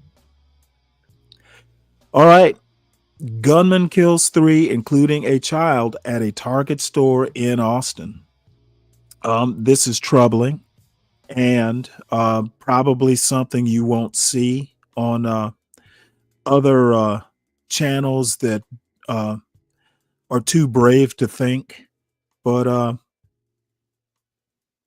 maybe Austin is where maybe Austin is where Trump will send the troops next. Gunman kills 3, including a child, at a Target store in Austin. This article is by Pooja Salhotra and Dave Montgomery and read by an automated voice. A gunman killed 3 people who were outside a Target store in Austin, Texas on Monday afternoon and then stole a succession of cars before he was apprehended, local police officials said. 2 of the victims, 1 adult and 1 child, were pronounced dead at the scene shortly after emergency responders arrived around 2:20 p.m. Central Time. A 3rd person, an adult, was pronounced dead at a nearby hospital. A 4th person had minor medical complaints, not caused by traumatic injuries, according to emergency responders. Police said the gunman, a 32-year-old man, then hijacked a car from the parking lot, crashed it, and stole another car. Austin police officers found him in South Austin and took him into custody after shocking him with a stun gun. Among the individuals shot was the driver of the car the gunman stole first, police said. The man, whose name has not been released, had a history of mental health problems and has previously been placed on emergency holds, according to Lisa Davis, chief of the Austin Police Department. Such holds typically occur when individuals face a mental health crisis and pose a risk to themselves or others. This is a very sad day for Austin, a very sad day for us all, Ms. Davis said. The shooting was the 3rd time in 2 weeks that a man whom the authorities described as having a history of mental health problems opened fire in a public place, with fatal consequences. 3 days before the Austin shooting, a 30-year-old man opened fire at the Atlanta headquarters of the Centers for Disease Control and Prevention, leaving a police officer dead and many public health workers rattled. The gunman, who also died, apparently targeted the CDC because he believed the COVID-19 vaccine had made him ill. He may have been suicidal, according to his family members. And last month in New York, a gunman stormed into a Midtown Manhattan office building, where he shot and killed 4 people and seriously wounded a 5th. The gunman had a documented mental health history and appeared to be targeting the headquarters of the National Football League. In a note found by the police, the gunman, a former high school football player, accused the NFL of concealing the danger of the sport in favor of profits. In that note, the gunman referred to chronic traumatic encephalopathy, a degenerative brain disease known as CTE that is associated with repeated blows to the head. It is not clear whether the gunman suffered from the disease, which can be confirmed only through an autopsy. The authorities said they did not know the motive for the Austin attack. Marco Torres, 20, a Target employee who handles online orders, said he had been working inside the store when he heard 2 gunshots from outside. "I heard the gunshots loud and clear," he said. "At first, I thought it was a huge prank." Mr. Torres then ran toward the front of the store to see what was going on, he said. As employees and shoppers realized the gravity of the situation, he said, those inside began running for their lives toward the rear exits. In a statement on social media, Austin's mayor, Kirk Watson, said an investigation was ongoing. "What I'll say is that this was a sickening, cowardly act of violence," Mr. Watson wrote. State Senator Sarah Eckert, a Democrat whose district includes most of Austin, said in a statement the shooting had occurred minutes away from a high school. "While crime is down across our county, our state, and our country," she wrote, "mass shootings have become our national nightmare, played out in communities every day. Advocacy groups and some Democratic lawmakers have argued the attacks should lead lawmakers to enact stricter gun control measures. Nadia Barbat, a volunteer with the Texas chapter of Moms Demand Action, a nonprofit focused on ending gun violence, said in a statement that people in Texas live with the fear of being shot. "We deserve to feel safety in our communities," Ms. Barbat said, "and it's far past time our lawmakers step up to prioritize safety." Well, they talked about the CDC thing, which I was actually going to talk about next. Guess I won't get too deep into it. After years of anger directed at CDC, shooting manifests worst fears. So basically, the people who are working at the CDC are kind of are a little rattled because, well, let's see. The New York Times spoke with or texted a dozen CDC scientists on Saturday, excuse me, who discussed the shooting on condition of anonymity for fear of retaliation. They described being terrified as bullets shattered the glass windows, and some recounted the chilling sight of casings littered in front of the CDC. So it's kind of funny because it's not too far away from the CDC building. Isn't that far away from the medical center, VA Medical Center. So I know the area fairly well. So yeah, I think the other article covered it good enough. So we'll move into a couple international things here. France's Macron condemns Israel's Gaza plan as path to permanent war. And as I talked about over the last few shows, Canada, France, Germany, England are mighty peeved at what's happening in Gaza right now. You know, the starvation and the killing. You know, people going to get aid or food or whatever. That's bad enough. And basically, trying to get what you need to eat for your kids is a dangerous proposition. So it says Macron stated that Israeli hostages and the people of Gaza will continue to be the primary victims of this strategy. Turkish Foreign Minister Hakan Fidan called for Muslim nations to unite against Israel's plans, describing them as genocidal and expansionist. The Organization of Islamic Cooperation urged the UN Security Council to take urgent action against Israel's Gaza plan, deeming it a violation of international law. I think I covered it yesterday, but essentially,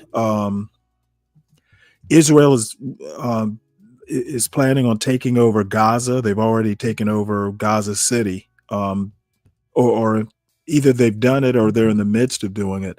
They're basically going to occupy Gaza. So that's got some folks upset. And Netanyahu says it's the only way to actually win the war and eliminate or neutralize Hamas. So I'm going to play this article, probably not all the way through, but this is behind Europe's anguished words on Gaza, a flurry of hard diplomacy.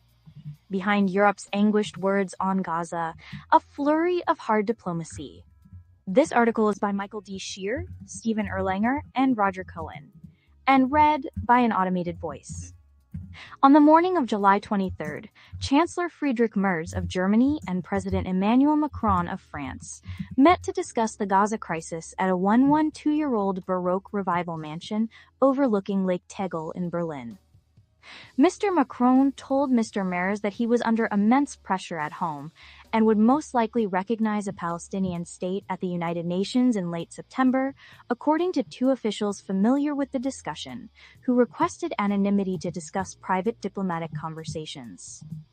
It was a timeline, Mr. Merz responded, that gave everyone room to consider his next move. The next day, without telling the Germans, Mr. Macron announced his decision publicly, saying that recognition of Palestine showed France's, quote, commitment to a just and durable peace. It was part of a remarkable surge of Middle East diplomacy among the European powers that first accelerated on July 19th, with the widespread publication of horrific pictures of starving children, and peaked 10 days later, with a similar announcement on a Palestinian state by Prime Minister Keir Starmer of Britain. Together, these moves amounted to a declaration of independence from the Trump administration on a major strategic issue that the Europeans have long tried to approach in tandem. Interviews with a dozen officials and diplomats revealed a frantic and at times uncoordinated push for peace after years of debate, propelled by the conclusion they could no longer wait for the United States to lead or restrain Benjamin Netanyahu, the Israeli Prime Minister. A key part of the diplomatic effort was an 8-point plan developed quietly by British officials over the past 6 months and circulated among Europeans on July 29th by Jonathan Powell, Mr. Starmer's national security advisor and a veteran mediator. Mr. Powell was an architect of the Good Friday Agreement, which ended decades of bloody conflict in Northern Ireland, and has advised on several conflicts since. A day after Mr. Powell began circulating the British plan, 22 Arab nations signed onto a declaration that mirrored its main goals at a United Nations conference co-hosted by Mr. Macron and the Saudis. The declaration, which reflected a concerted French and Saudi diplomatic effort over several months, included for the first time a demand from the Arab League that Hamas disarm and give up power in Gaza. After months of incremental actions, Europe's diplomatic surge reflected the global outrage over the carnage in the enclave, but also an attempt to present Israel with a transformative show of will from Arab nations that might unlock peace negotiations. Officials familiar with the deliberations in all three countries said the flurry of activity was driven by evidence of widespread malnutrition and starvation in Gaza, growing demands from constituents for action, and a conclusion that the United States had abandoned its efforts to push for peace or curtail Israeli military action. It is unclear whether the diplomacy will make any difference on the ground, since Hamas killed about 200 people and took 250 others hostage on October. All right, we'll stop at the 200 people. Wow. Good morning, Stanley. Good morning. How you doing? I'm good. I'm good. Let me make one quick comment to questions to ponder. She says, Deacon Dave, apology. Thank you for even making such a comment, but that will never happen, and I have no expectation that it will happen. And my response is, apologize for what? Anytime you come up on this panel, you run the risk. So those if you can't stand the heat, don't come into the kitchen. That's what I would start calling my panels, the kitchen. I was gonna make a joke, but I was like, nah, let me not. With that said, questions to ponder, you're always welcome to come up on the panel. Just, hey, it's called Stanley versus the world. Don't be the world. You know what they say, Stanley, that the best chefs in the world are males. Well, I don't know about all that. It's in outside of those spaces where you pay high dollar. Mothers have been doing pretty well for quite some time, so I'm not willing to go that far. This is joke. Oh, I know. This is a Washington Examiner article, how the Antifa movement has metastasized. I don't know that I agree with that, but the one thing they do well are these videos, and I've got 3 videos here. The middle one is kind of longish, but I want to play them just because every now and again it's good to know what the right is thinking. And to be honest, I have a choice between the Examiner and the Washington Times, and I prefer the Examiner, even though it can be a little wacky at times. But Let's go ahead. This first one is called Meet the Antifa Cell Charged with Terrorism and Attempted Murder. They're all over the state. These are not people that were neighbors and decided to get together and cause harm. These were individuals that are basically across the state of Texas that have come together in some sort of an organized way. 10 Antifa activists in Texas are facing federal charges after allegedly attacking an ICE facility. This wasn't just a protest. We're told the group was armed and organized. The alleged plan: lure officers outside the Immigration and Customs Enforcement facility in Alvarado, Texas, then open fire. This happened on July 4th. During the attack, an Alvarado officer was shot in the neck. Thankfully, he's expected to recover. Oh, yeah, I Now, the remember suspects are this. facing serious federal charges. That includes attempted murder of federal officers and using a firearm during a violent crime, plus local charges of terrorism and aggravated assault. Each suspect is being held on $10 million bond. Antifa-aligned groups are already raising money online to help with their legal defense. They claim the charges are politically motivated. Federal officers say violence against ICE officers has spiked. They're vowing to hold those responsible accountable.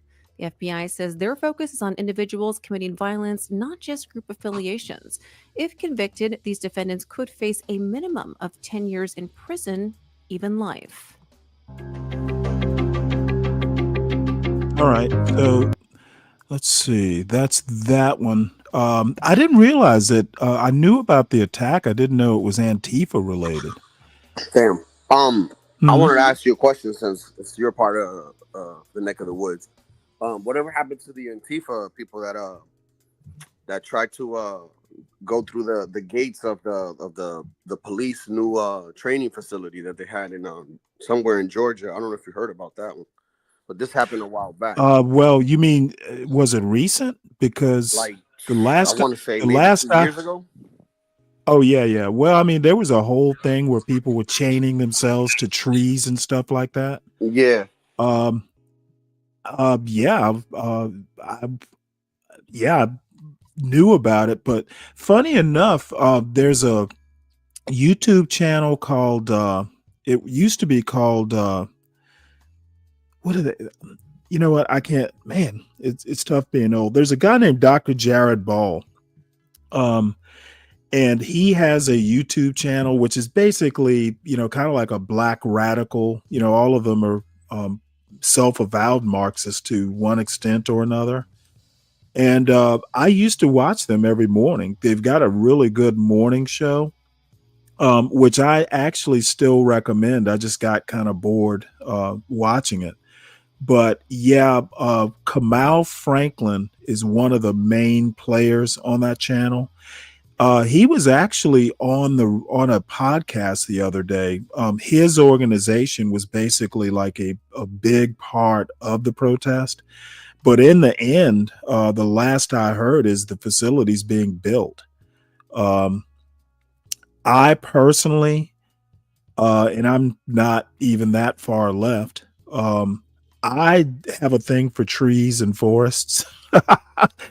And you've probably seen, or maybe you've heard, that I've shown videos about Atlanta, and I didn't realize it at the time. Atlanta is like the most forested city in the United States, or one of them. I So, could believe it. it was like a big urban forest. I like trees. If you got a big I love old tree, nature, man. yeah, so Everything I about mean, it. I think that, if they were building a hospital or something like that, maybe I'd feel a bit differently. But, knocking down a bunch of trees when there's plenty of room outside Atlanta that you could do a police training facility, it's not something I would have voted for. But if I'm outvoted, then you know what? It's just a shame. I don't think a police facility should be there. I think there are better places to do it. And I think putting it in the middle of Atlanta is kind of a smack. Yeah. But it's done. Yeah. And yeah, Lupin lives in the Atlanta area, so he may have something to say about it. I think he might be delayed. He's a few minutes behind. But when he gets to it, I'd be interested to know what he thinks. I would have voted against it, but I wouldn't be chaining myself to trees. Of course, I'm older, and I hate to sound all a little racisty, but it was mostly white people doing Oh, it. dude, yeah, of course. I mean, come on. So They're the ones that have now to die, man. Kamau Franklin's group is largely black activists, black radical sort of people. They're trying to be. They're in that they're like I say Lionel Hampton, Fred Hampton type black radicals. They're trying to extend the 60s, in my opinion. But most of the film that I saw, it was largely people who don't live in Atlanta is probably a better way to say it. Yeah. A lot of those people just kind of flocked in because there was a protest to go to, in my opinion. And they might be anti-police and all that sort of stuff, but I would feel more comfortable with local people protesting like that, not a whole bunch of people flowing in. Agree. But I to add to your statement, they could have gotten an abandoned warehouse, many properties I'm pretty sure that are abandoned outside the city of Atlanta, where they could have put this and not had to cut those trees. Now they can't put it in Carroll County. I don't want that. I don't want it in my county, but anywhere else is fine. Lupin, you'll catch up. Trump is already wanting to not include illegal people who don't have a status in the census. So yeah, I agree. Basically, Republicans are convinced that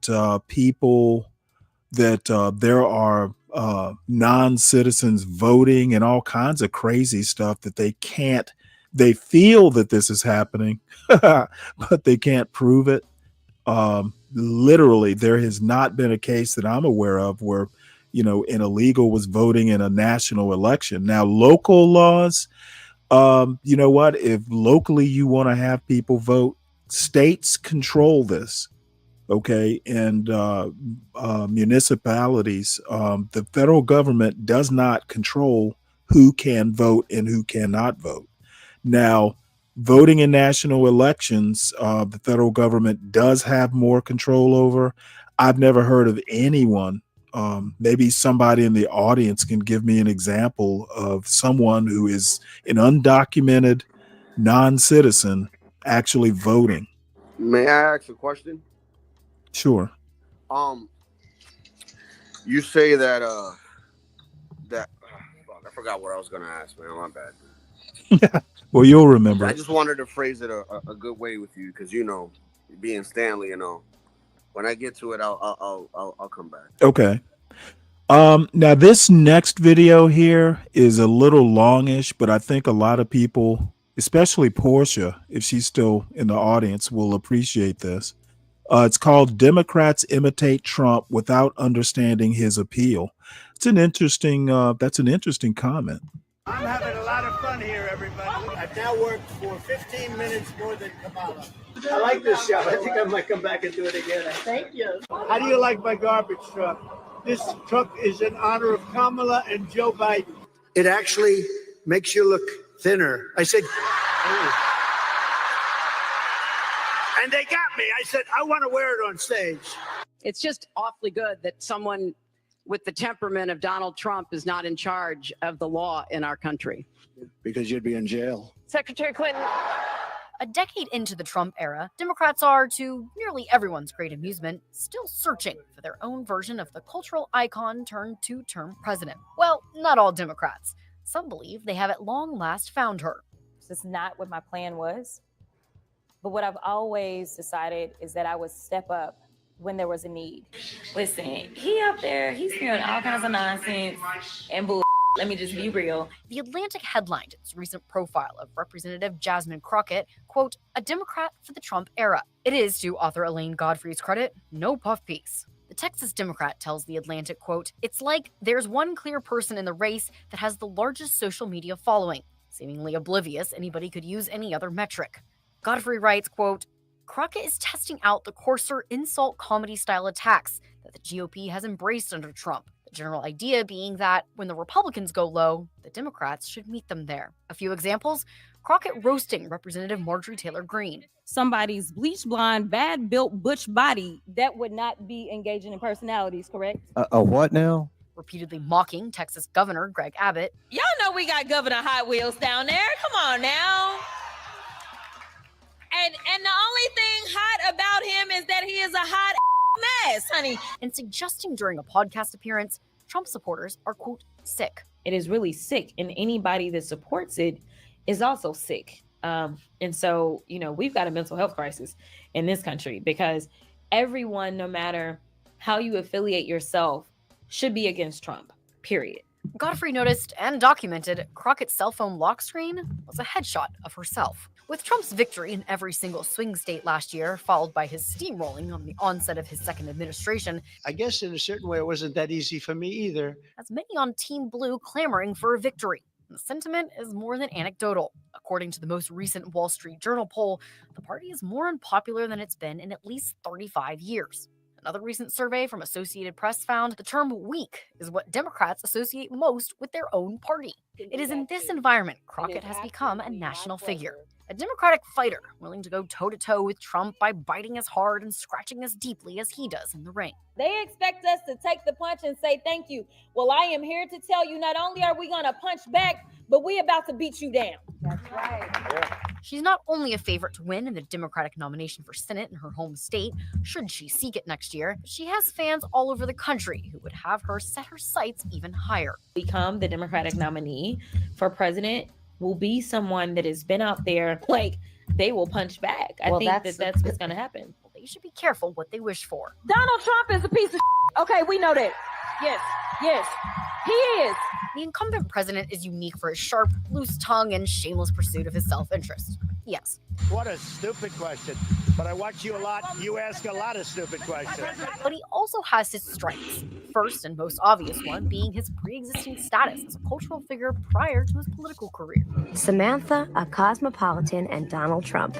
You just don't get more New York than that. For decades leading up to 2025, Trump cultivated an image as the very picture of American success. A distinctive-looking New York City man in a suit and trench coat with a big ego, big ambitions, big mouth who built big buildings. His failures only served to reinforce the fact he's a daring entrepreneur, a new kind of American pioneer. And these are the kind of decisions that would keep me up at night. Second is his singular way of speaking. Here's the stage. I've never seen this stupid stage before, right? I've never seen it. But if I walk left, there's a stair. And if I walk right, there's a stair. And this guy gets up. Where am I?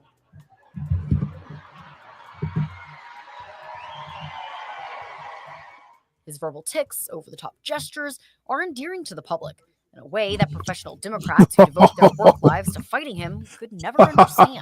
And one of my people came in and said, "Sir."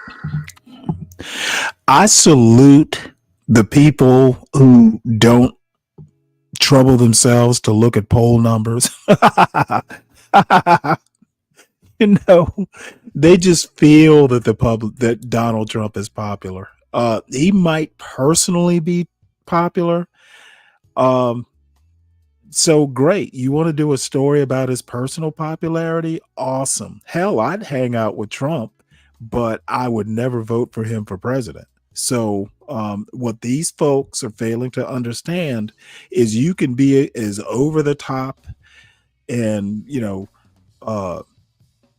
full of personality as you want to be. That does not mean you will be a good president. People do not approve of the job Trump is doing, especially if you're not MAGA. And the undertone that I'm taking from this is that when Trump is gone, MAGA is a cult of personality. Okay, I actually think Reagan was a cult of personality, not to this extent, but the next guy, Bush Jr., I'm sorry, Bush Senior, he did one term. Basically, that whole Reagan thing fizzled once Reagan was gone, and his vice president could not carry it forward. Hence, Bill Clinton. I think the same thing is going to happen with Trump. I think it's almost glaringly obvious.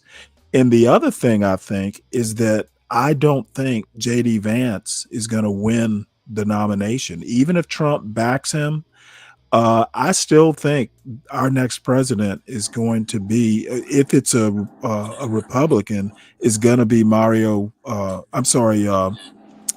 Rubio.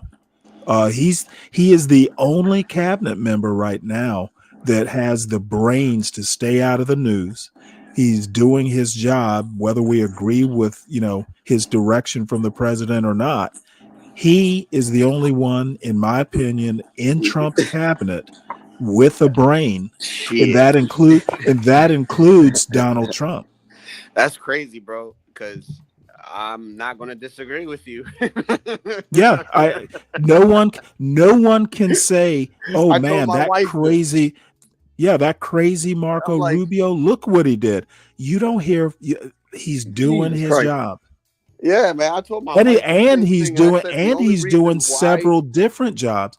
He's doing several different jobs. The man, you know what? I never thought that much of him as a senator, but I am quietly kind of watching this guy. Yeah. He's masterful. You don't ever hear from him. Same here, and I noticed that another thing I noticed before I get to the main point of the reason why I might not vote for him.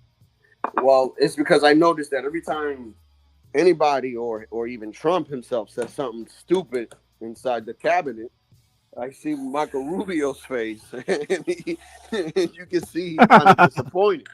So he doesn't agree with everything, and I could respect a person like that because Trump has a lot of people. I'm no lie that just put a face on for him all the time, and I really don't like that shit. But my reasoning for not voting for Marco Rubio, but what I've noticed is that he doesn't really care about that. So I would vote for him. It's about the Latino, he doesn't really care about what the Hispanic and Latino situation. He don't see himself as he see himself as an American. So because of that, I could vote for him because I don't see myself as I happen to be Latino, but I see myself as an American. You understand what I'm saying? Free Zone Lou, you're losing this argument, son. If it says the vote can't be taken away from you, it's guaranteeing you can vote if you meet the requirements. Stop it, Lou. You're not going to win this one. We look, women were not voting before the 19th Amendment, and all of a sudden they can vote.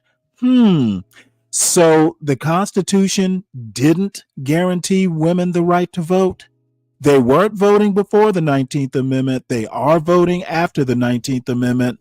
Black people were technically not allowed to vote before not everybody was allowed to vote. The 15th Amendment. What the hell are you talking about? You want to quibble over language with someone who's better?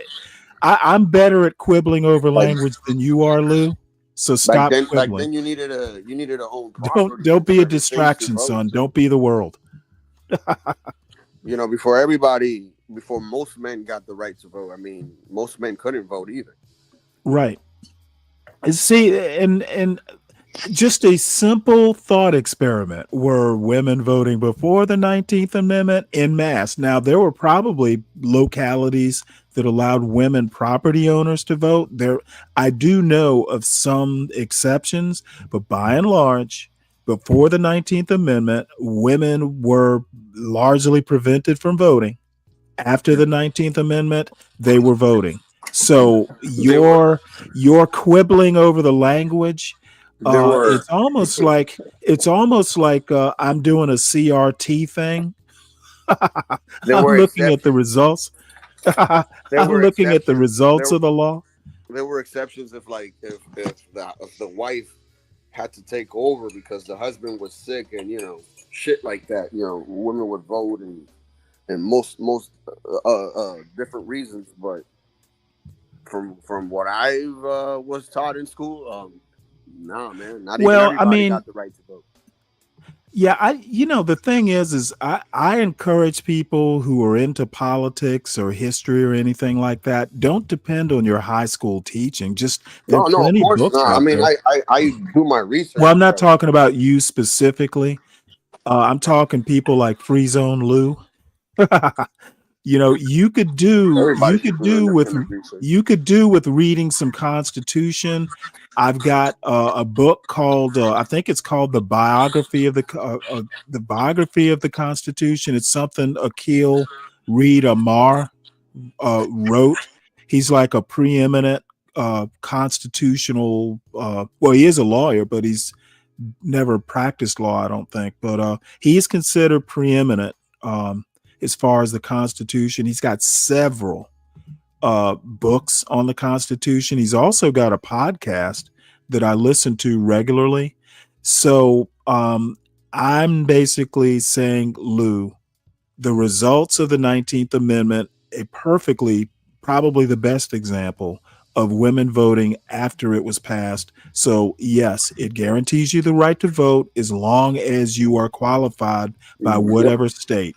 You can vote if qualified, and you cannot be prevented from voting based on sex, race, etc. So, Lou, I know you want to fight this so bad, but this isn't hood conservative. This is Stanley. There's certain states that wouldn't even let you vote if you a felon. Right. So Well, I mean, but there are, hey, if the state says, hey, you can't vote because you're a felon, that's not race, sex, no, it ain't. whatever. No, of course not. And there are people who kind of disagree with that. I disagree with that too. Yeah. I'm one of those people. Just for the simple fact. Now, I do know, speaking of that, I do know of a lady, and maybe it was a guy too, in Florida, who somehow or another, through misunderstanding, they wound up voting. They were like felons, and for some reason they thought, hey, I paid my dues, I can vote, and they weren't. And then DeSantis wanted to throw the book at them, and I don't know what the results of that are, which I felt were pretty much. Well, I just think that, hey, if they actually went and filled out paperwork and they were under the impression that they'd met everything, cast a vote, hey, you know what? There was a mix up. I don't know that they should be, the book should be thrown at them. Yeah, because usually when you register, doesn't that stuff come back and say, "Hey, for some reason or another, we can't allow you to vote," right? Well, I know this one lady actually went and did paperwork, and she has a paper trail, and was under the impression that she was eligible. And I don't want to get too deep into it, but I just Lou wants to quibble, and the results speak for themselves. And you had a question for me? Yeah, now I remember what I was going to ask you about this whole immigration thing. So, before in the past, before they started letting anybody vote at the local level with citizenship or non-citizenship, was this something that was occurring before, or?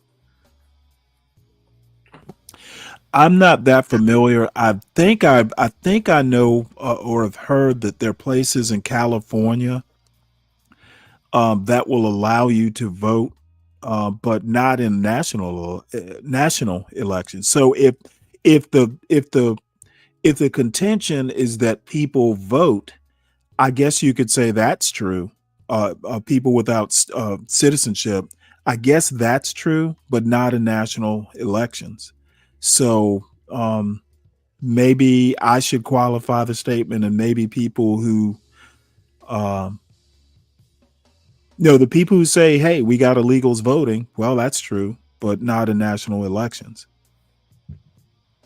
And I don't think the Constitution would allow the federal government to say, hey, this person can't vote based on citizenship status. I don't think you can do that, but I'm not that knee deep. I'd have to ask Juan or somebody, but I don't think, other than the stipulations in national elections, I don't think the Constitution's clear about who administrates elections. Now, you remember that case in Colorado where they wanted to disqualify Trump?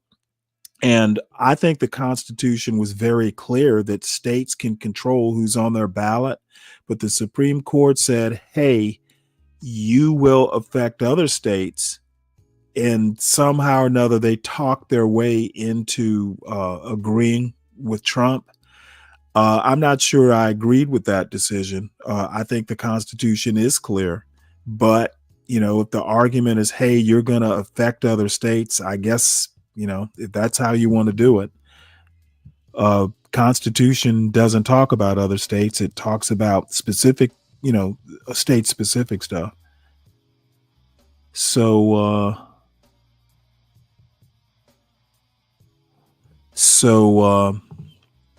yeah, let's finish up this video. I'm enjoying it, actually. The word garbage is the hottest thing right now out there. The hottest thing out there. Sir, would you like to drive a garbage truck?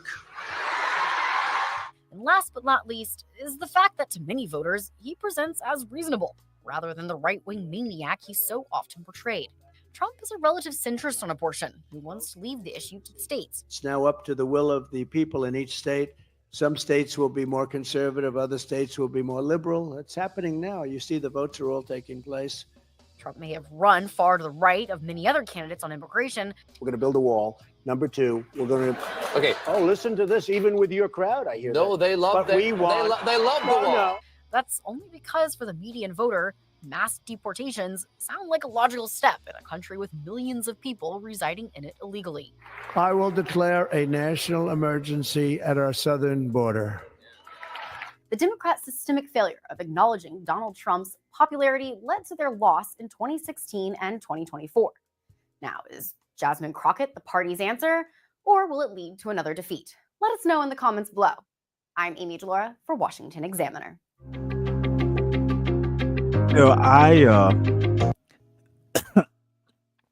I don't think anybody is calling Donald Trump a right-wing maniac. He's just a maniac. You don't need to you don't need to assign a political party to it. And let's see, there was a third one, but that's judge rejects DOJ bid. We don't need to see. Oh, Mamdani. Yeah, I definitely want to do this one. Democratic nominee for the mayor of New York City is launching the 5 Boroughs Against Trump tour to speak to voters about how the Trump administration's agenda is hurting the city. The Democratic Socialist kicked off his anti-Trump tour in Manhattan with 3 more endorsements from Democrats: former Manhattan Borough President Ruth Messinger, New York City Councilman Keith Powers, and New York State Representative Harvey Epstein. Democrat Representative Gerald Nadler, who endorsed the nominee after his primary victory, attended Mamdani's press conference announcing the tour. While many New York City Democrats have rallied behind Mamdani, Governor Kathy Hochul and House Minority Leader Hakeem Jeffries have not. Mamdani is expected to speak to voters' concerns about the Trump administration's major cut to food stamps and housing assistance, as well as its ongoing immigration raids across the nation's cities. In recent days, Mamdani has taken aim at President Donald Trump after the latter threatened to cut New York City's federal funding if the socialist candidate wins the general election in November. This tour comes as Mamdani surges in popularity with younger voters, particularly those in Gen Z who gravitate toward his socialist policies focused on affordability, such as rent control and government-run grocery stores. Despite casting himself as the best candidate for the city's marginalized and working classes, Mamdani is struggling to win support from most Black voters. The tour may, in part, be designed to build Mamdani's numbers among Black voters in New York City. Brooklyn, the Bronx, and Queens have particularly high concentrations of Black voters. Yeah, but the problem, I think, if I recall, I think the city's only like, what is the percentage of the blacks in? I don't think they have anywhere near a majority. I guess I'll do that in the background. I'm curious to know what percentage of the Democratic vote is Black. I know that New York, I believe, is what, 16 between 19 million people. That's all I know. Yeah. Let's see. So we did that one.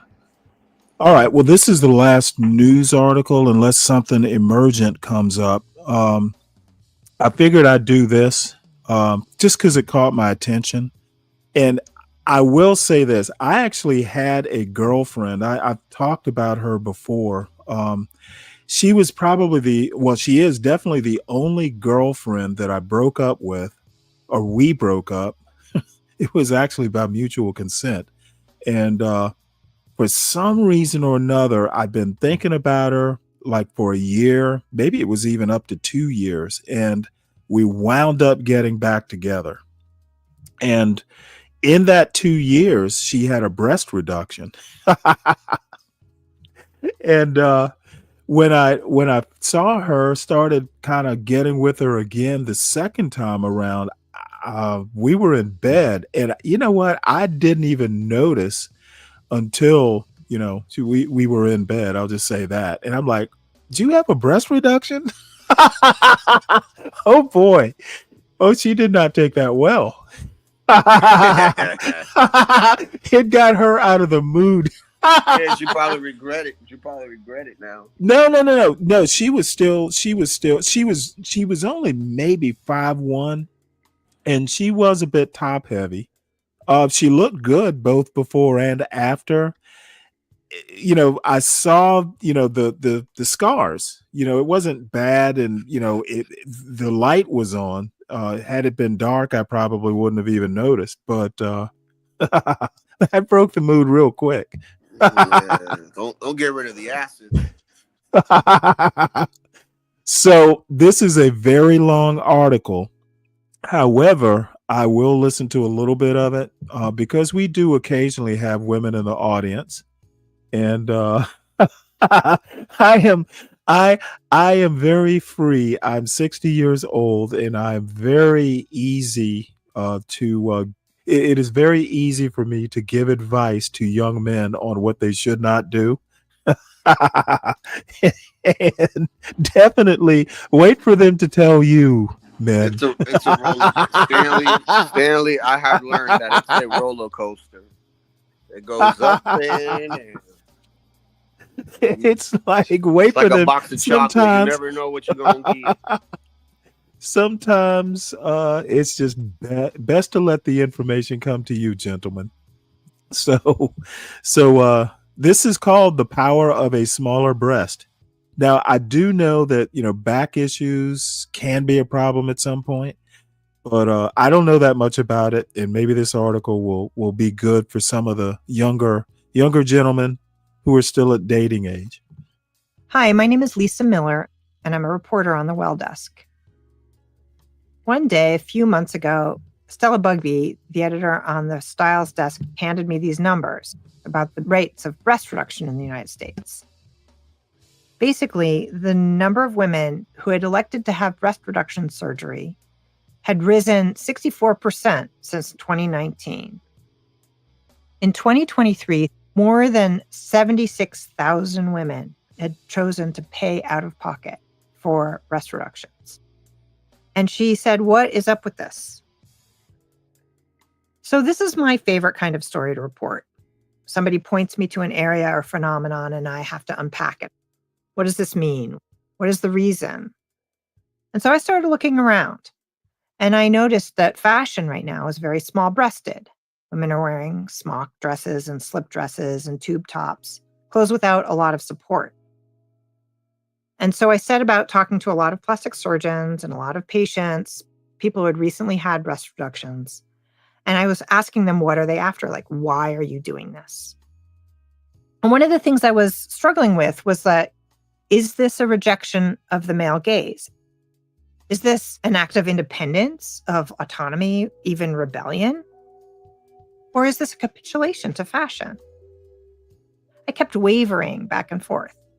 And that's because the facts bore out both points of view. Like, yes, among certain, especially young women, they're saying, screw it. I just don't want to live in this big-breasted body anymore. And yet, among certain women in certain parts of the country, the South, for example, there were women who readily admitted they wanted small breasts so they could wear all the different styles of bridesmaids' dresses. And another question I had was, how does this fit into the body acceptance moment where we're all supposed to celebrate or at least be okay with whatever kind of body we have? A plus-size model I spoke to was struggling with the question of whether to have a breast reduction herself. And she was like, look, we can try to love our bodies. And even if your mission is body acceptance, you live in the culture you live in. And the culture you live in is always staring at your breasts. And you internalize that. Every single woman I talked to who had been through this, and I mean every single one, told me, I just want to buy a $15 bra at Target. And I thought, what is this about the $15 bra at Target? What are they after? And what it means is I have spent my whole life being strapped in, held up, needing support, covering up, concerned about how my breasts are presenting to the world. And the $15 bra from Target is just total freedom from that. Part of being female in the world is having everybody look at you and evaluate you all the time. And breasts are just the most visible example of that. Because you can't help it, your breasts are always on display, even when you're covered up. And it makes people think things about you, assume things about you that may not be true at all. And so for women to intervene in that is a pretty dramatic thing to be doing. So here's that story.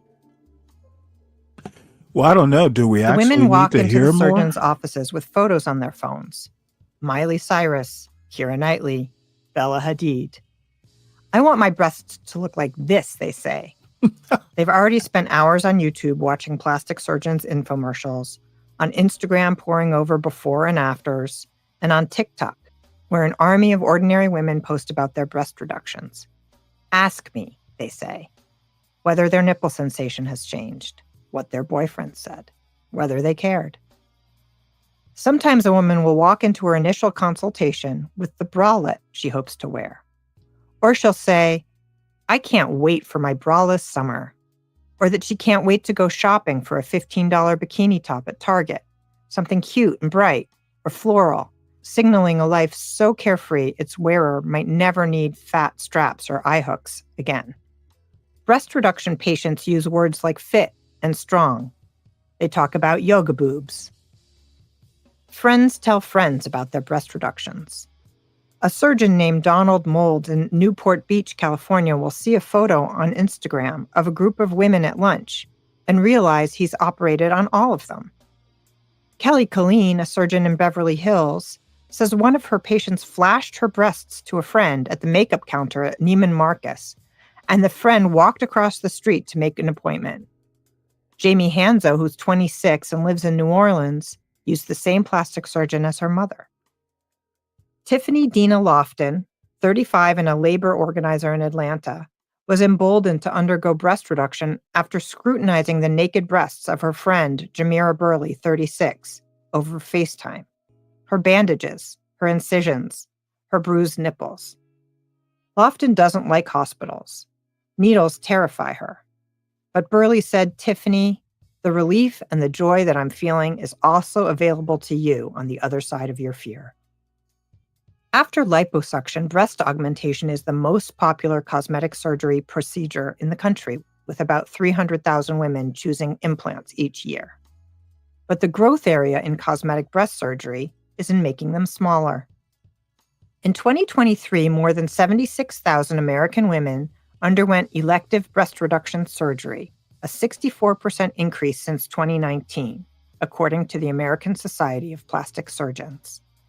The increase is reflected across all age groups, but especially among women under 30 who are enthusiastic consumers of plastic surgery in general, including face and forehead lifts, procedures favored mostly by women their mother's age.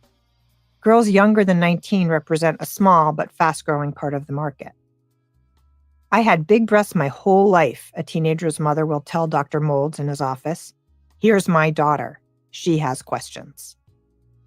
Reduction surgeries deemed medically necessary and covered by insurance represent a far smaller group than cosmetic operations, but the broad trend lines, a recent sudden increase, especially among younger women, are the same, according to an analysis by the Healthcare Cost Institute. Not only do more women want to be small, they want to be smaller. Jerry Chittister, a plastic surgeon in Salt Lake City, said his patients used to ask for C cups. Now they want Bs. He often does 5 breast reductions a week, mostly on young, postpartum mothers. American women are perpetually at odds with their bodies, which reliably fall short of the perfection embodied by models and influencers. 70% of women worldwide dislike the size of their breasts. This may be because a woman's breasts are subject to constant evaluation and critique. Always on view, breasts allude to a woman's naked body. They evoke in others thoughts and feelings about her femininity, her sexual availability, her age, her weight, her attractiveness, her maternal role. Breasts can be objects of fascination, desire, and fetishization. Also, revulsion and derision. Large breasts draw more attention, positive and negative, than smaller ones. A 2013 market survey by a lingerie maker put the average American cup size at double D, a factoid that circulates widely online. The majority of breast reduction patients are bigger than that. The weight of large breasts can cause back, neck, and shoulder pain. They can impede mobility and fitness. So to decide to reduce them, to make them lighter, smaller, easier to carry and cover, more discreet, can be seen as an act of self-love and empowerment, a woman's prioritization. Yeah, I'll go ahead and stop that here. If anybody wants the article or the rest of the article, I can drop it. Just make the request. And I'm going to go ahead and shut down the John Galt part of the podcast. Anybody who wants to go over to my channel where I'll finish up the podcast or the broadcast, drop the link into the chat. So, Latino, you can just stay where you are, I think.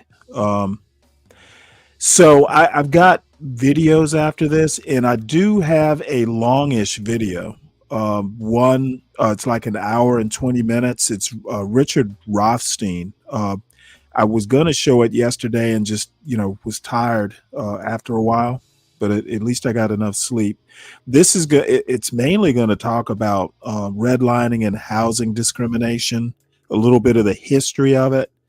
I don't know if he gets into, how it still happens, but it does still happen.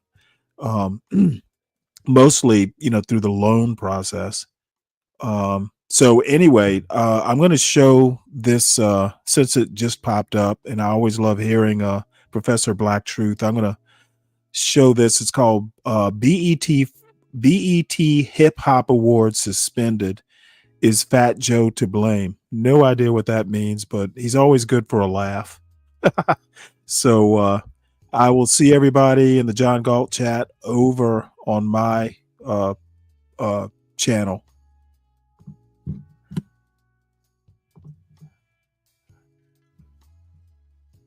By the black grassroots.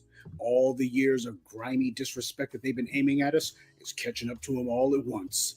The word went out straight from Butter Biscuit headquarters that BET is suspending both the Hip Hop Awards and the Soul Train Awards. See, this is all part of that white media conglomeration, all of that amalgamation. They're going to be owning the landscape. And look what they did with it.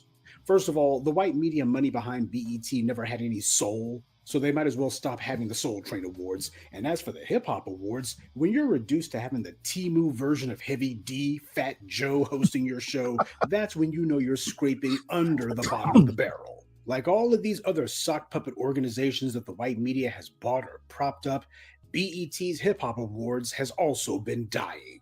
Its viewership shrinking every year. In 2022, BET's Hip Hop Awards had 708,000 viewers. In 2023, that number slipped to 657,000 total viewers. Last year, it dropped to just 333,000. So their award show viewership, which used to number in the millions about 10 or so years ago, fell to less than half of what it was just a couple of years ago.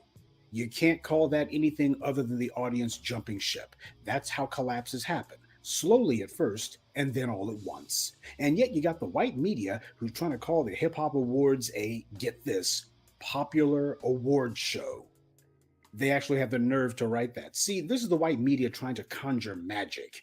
They figure because they have such a pervasive influence that all they have to do is merely say something and people will believe it because the white media reaches so many people. And most of the time, they're right. But thanks to the black media, the white media's iron wall of lies has been pierced, and people are seeing the truth. The white media can call these shows popular all they want. It makes them look like fools. You don't cancel something that's popular. Things have gotten so bad for the BET Hip Hop Awards that they were reduced to having the show at a nightclub in Vegas. I'm not making that up. That's where they had it, Dry's Nightclub in Vegas.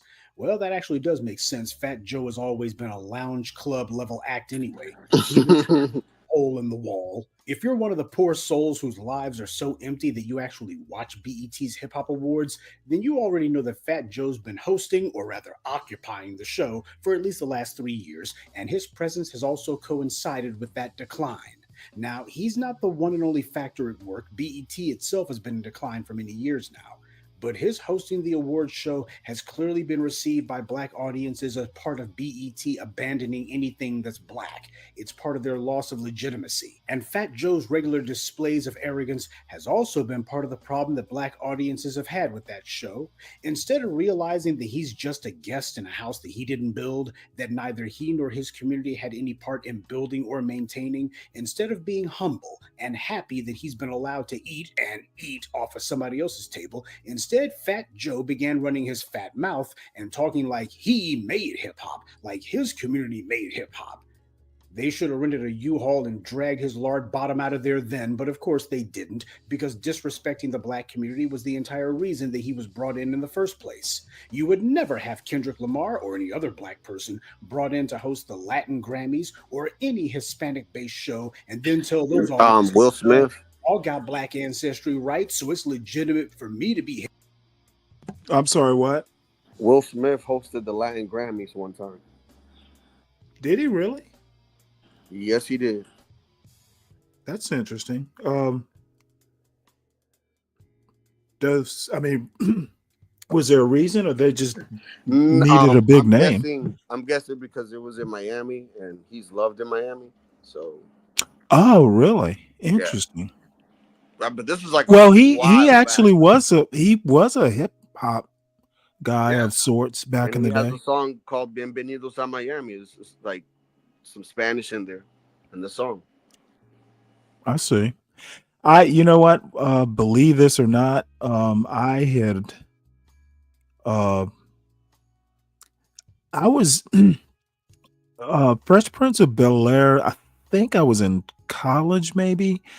I watched it, but it's kind of weird. My transition, I call it a transition. Hip hop became like a thing when I was in high school and into college. And after college, I went into the Navy and I was never home. Like I told the story, like after my first deployment, I had no clue.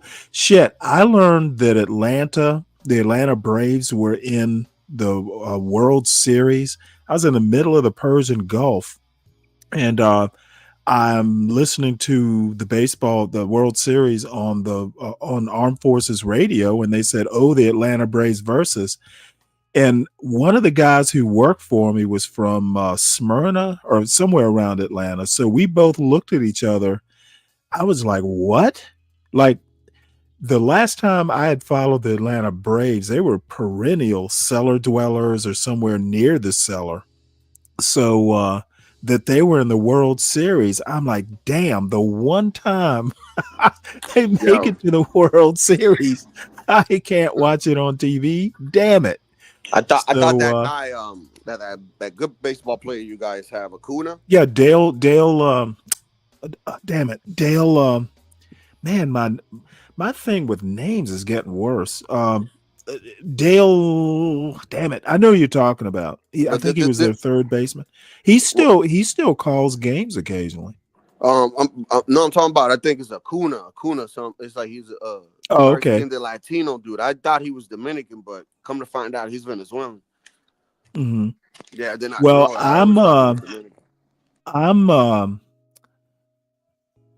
Dominican. Dale Dale Murphy was like back in the Yeah, I dark know who Dale years. Murphy is. And Dale Murphy was like the only shining light on that team for years. nah, you guys had a picture too. Oh shit, forgot his name. Oh, Starts with you're an S. Phil Necro. It starts with an S. A white picture. His name is fuck. Oh, I Man. know.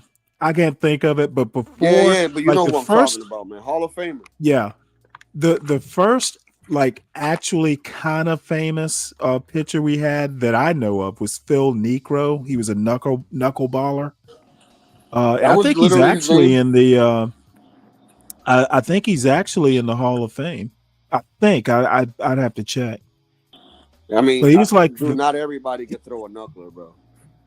oh no, his nickname was Nuxie or something like that. Yeah, he apparently it can well, yeah, It not moves. everybody can do knuckleballs, and that was like his best pitch. It moves in like mid apex, man. It's crazy. Yeah, Yeti. When you type that, I actually busted out laughing at the time. So yeah, it had to be a show title. Anything that makes me laugh that hard. John Smoltz, that's right. Yes, that's who we're talking about. John Smoltz. Yeah, but see, Dale Rivers was years before. Now we're talking back in like the 80s, like I wasn't born, man. yeah, you weren't even born. Talk to me about like 94 and up, man. This was back when Hank Aaron was still, I think he called games for a while. So anyway, let's finish this up. Headline in this thing, these white media financiers who come in and decide that they're going to buy or set up some sort of so-called black media outlet or entity, they don't use those as platforms to bring black folks in to other people's venues and say, oh, well, we're going to have some black folks who are going to be headlining these things.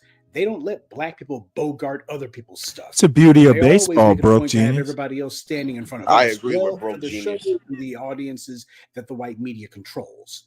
And this is what put them where they are. BET's been struggling to remain relevant, and while they did bring in some big names for their hip-hop shows for the last few years, the reality is it takes more than just a few relevant names to make your show relevant. And after incident that becomes show after show that eventually results in year after year of disrespecting black audiences, how do the former black viewing audience of the BET Hip Hop Awards even see the show now? Well, apparently they're not. And this loss of prestige also applies to BET itself. They might as well call the network bootlick entertainment for tethers because that's all it is. Hell, it was no great shakes back in the 90s. And for the last 20 years after Paramount bought it, it's become a joke, but not a very funny one. To have Fat Joe as the host is basically the white media equivalent of what groups like the NAACP has done, try to move away from being black and instead become some sort of deracinated platform for everybody else. These groups and organizations that run away from blackness, they're not doing it for ratings or for money. They always try to claim, we're trying to expand our audience. Well, as we see, they lose ratings and they lose audience and lose money by running away from blackness. The reason that they do it is because the white power behind these entities is trying to reduce the presence of anything black. This is a social agenda being funded and directed by white dark money. That's all it is. Yeah, now, but BET itself is a zombie network. Bob Johnson sold his soul. Yeah, I could agree to what he's saying, but the problem lies is that BET sold that company a long time ago to MTV, and then it just went from another company to another company to another company. So let's be honest here. That channel stopped being black like 15 years ago. Yeah, I you know what? I don't know why this matters, to be honest. To those white financiers and investors back in the day, it was only a matter of time before the black viewing audience finally realized that whatever it was that they hoped BET would become, it simply wouldn't. What's happening is that people are waking up to the scam. And it's because the black media is saying what people have been thinking all along. And people are realizing they're not alone, that they're not the only ones who have been looking at this mess and saying this is garbage. See, when people feel isolated, they think that their opinion simply doesn't matter. And when that happens, rather than resist, they become apathetic. Systems of oppression and control thrive on that. That's why isolating people and atomizing them is so important. When people figure that their resistance simply doesn't matter, that it's just them who's objecting to something, instead of tuning out or walking away, they're just as likely to continue going along with the same old, same old. But when you have people who are telling these disaffected masses that they're not alone, and that this status quo is intolerable, and that they all have to turn their backs on this nonsense, then that encourages people to act on their beliefs rather than just resign themselves to their fate. Never underestimate the power of telling people that they're not alone. And the white media is upset that their control is slipping. Their so-called black award shows that they put on, it's been nothing more than platforms to lampoon us and hold us up for ridicule. They put out this crap every year, and they stage manage this garbage. Why do you think the Source Awards has a brawl every single year? It's all part of the show. And please don't think the antics you see these Negro entertainers doing is spontaneous. They get their marching orders from the exact same people who pay for these sideshows. The white media doesn't just encourage them to act like fools, it also shames them whenever they don't. I remember back in 2006, the white media was up in arms because the MTV Awards that year didn't have some kind of over-the-top stupidity that occurred or some act of super raunchiness going on. Instead, they had the usual flash and trash garbage, but not the shock for the sake of shock crap that they usually would do. And the white media ran a story with the headline, MTV Awards Almost a Bland Affair. That's how they responded. And then under that, they reported that the MTV Awards had a, quote, increasingly staid reputation. For those who don't know, the word staid means sedate, respectable, and unadventurous. The only reason people watch award shows is because the people behind these shows spend a lot of money and time inventing the illusion that this or that award is important for some reason or another. Remember what I taught you about awards? They're a way for white power to bestow instant legitimacy on something. That's why they matter, at least under white supremacy.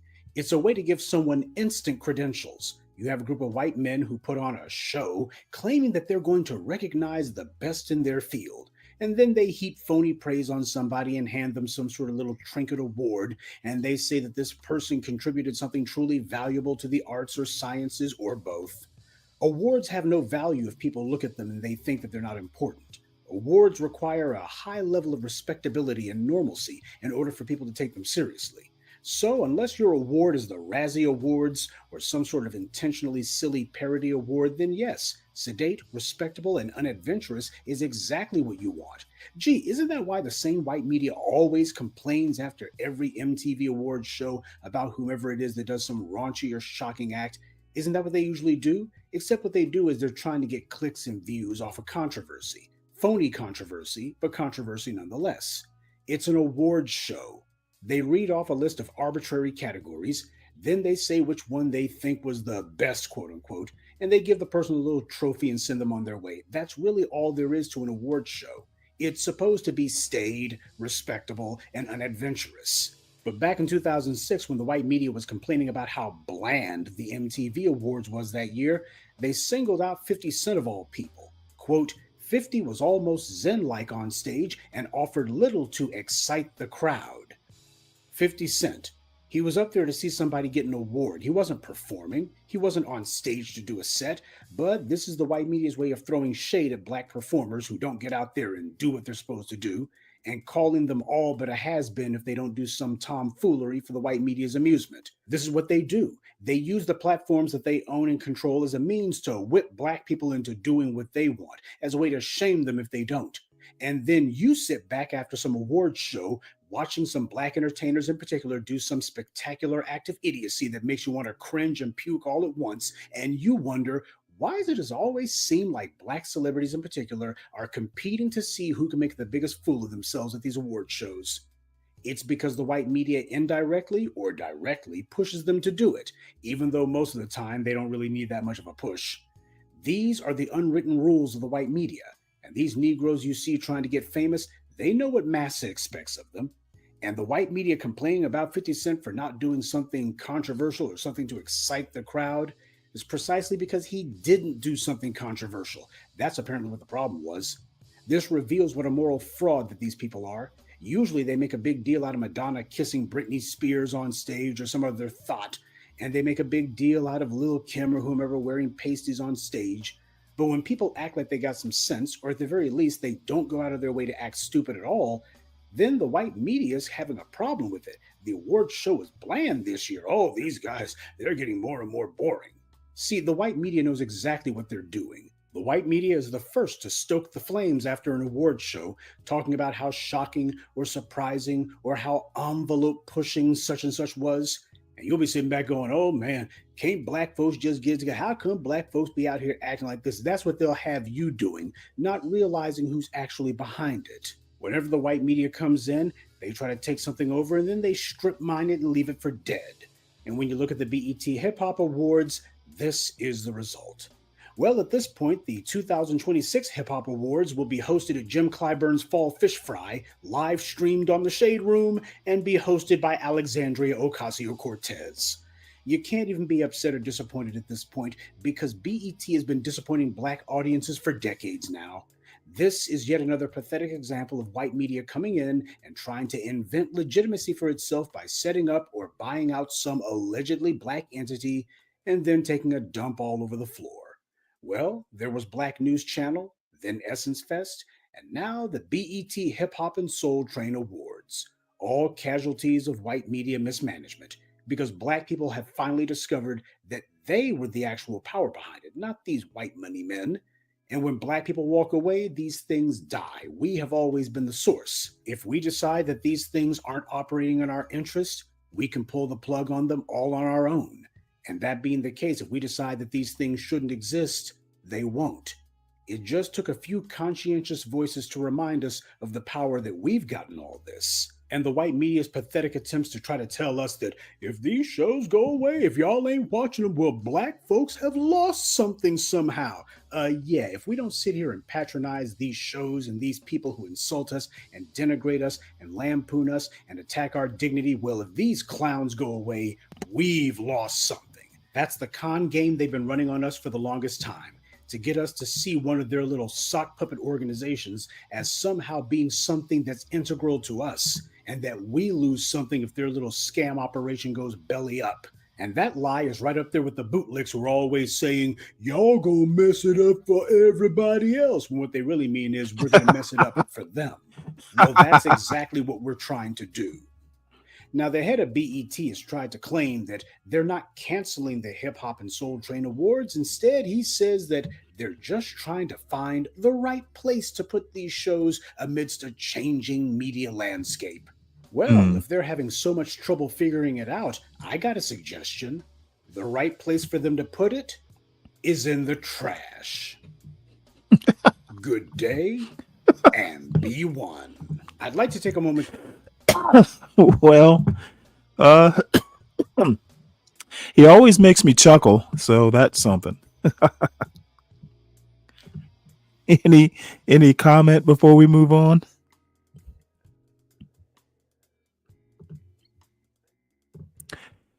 All right. Well, this next video is actually live right now. This is a woman named Shayna Conde.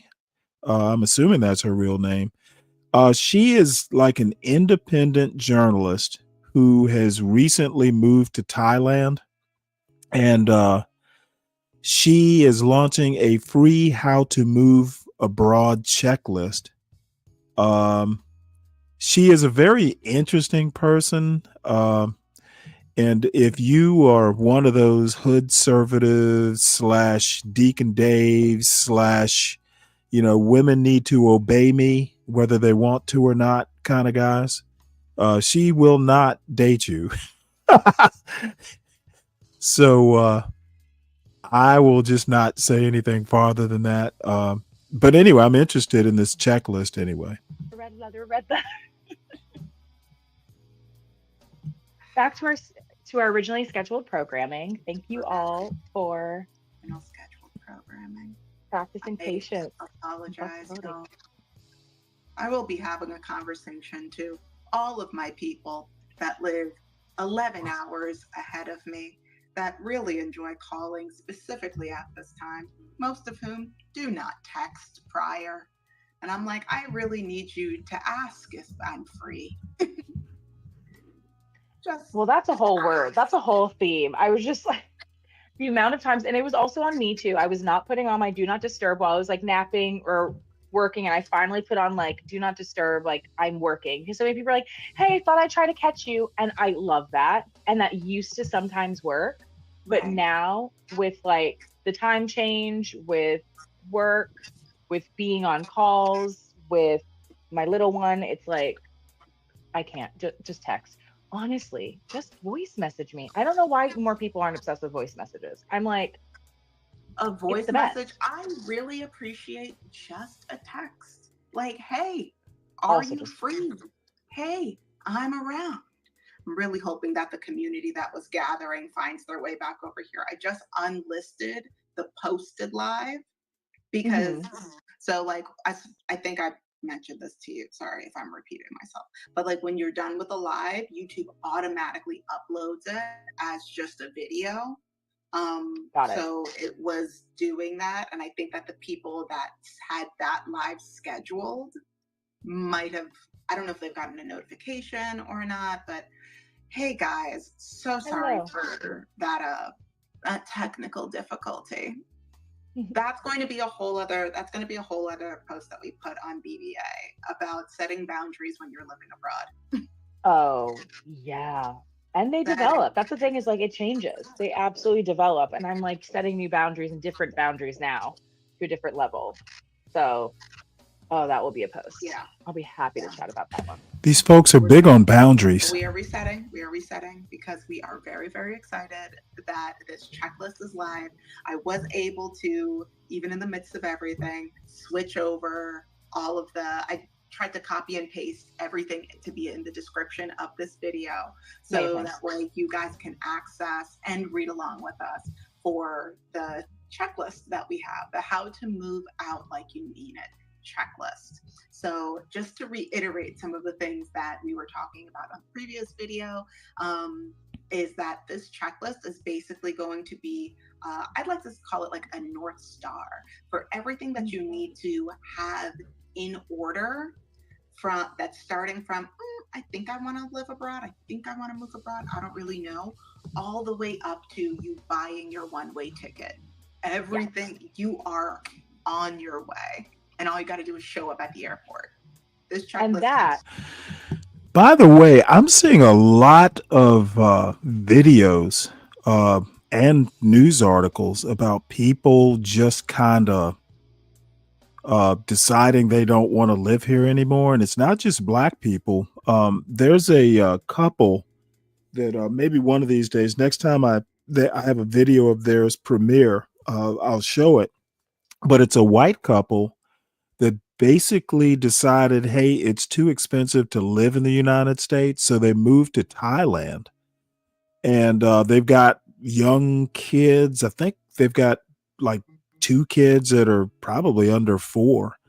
And they moved over to Thailand and they're doing videos about it. And they seem to be happy with the move. The lady on the left just moved to Thailand.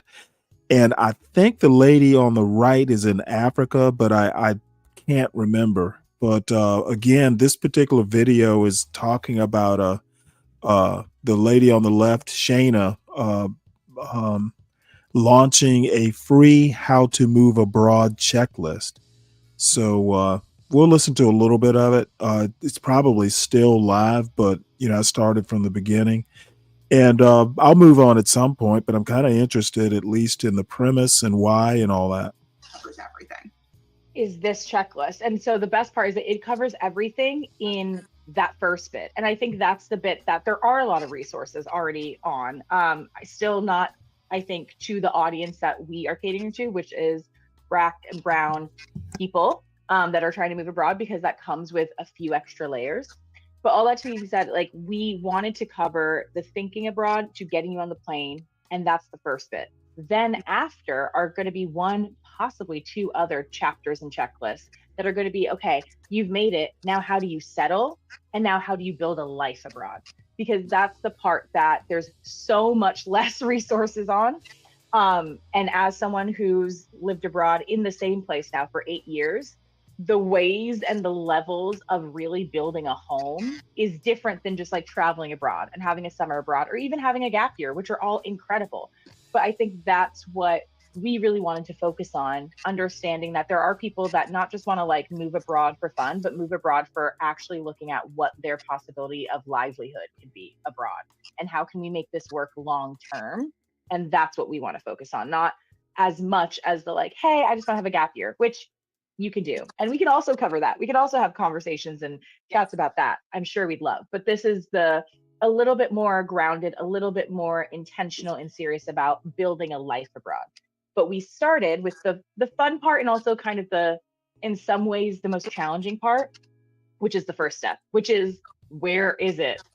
Where do I want to go? What's going to match with my needs? How to make this work? What's the visas? What's the logistics? All of that stuff. Yes.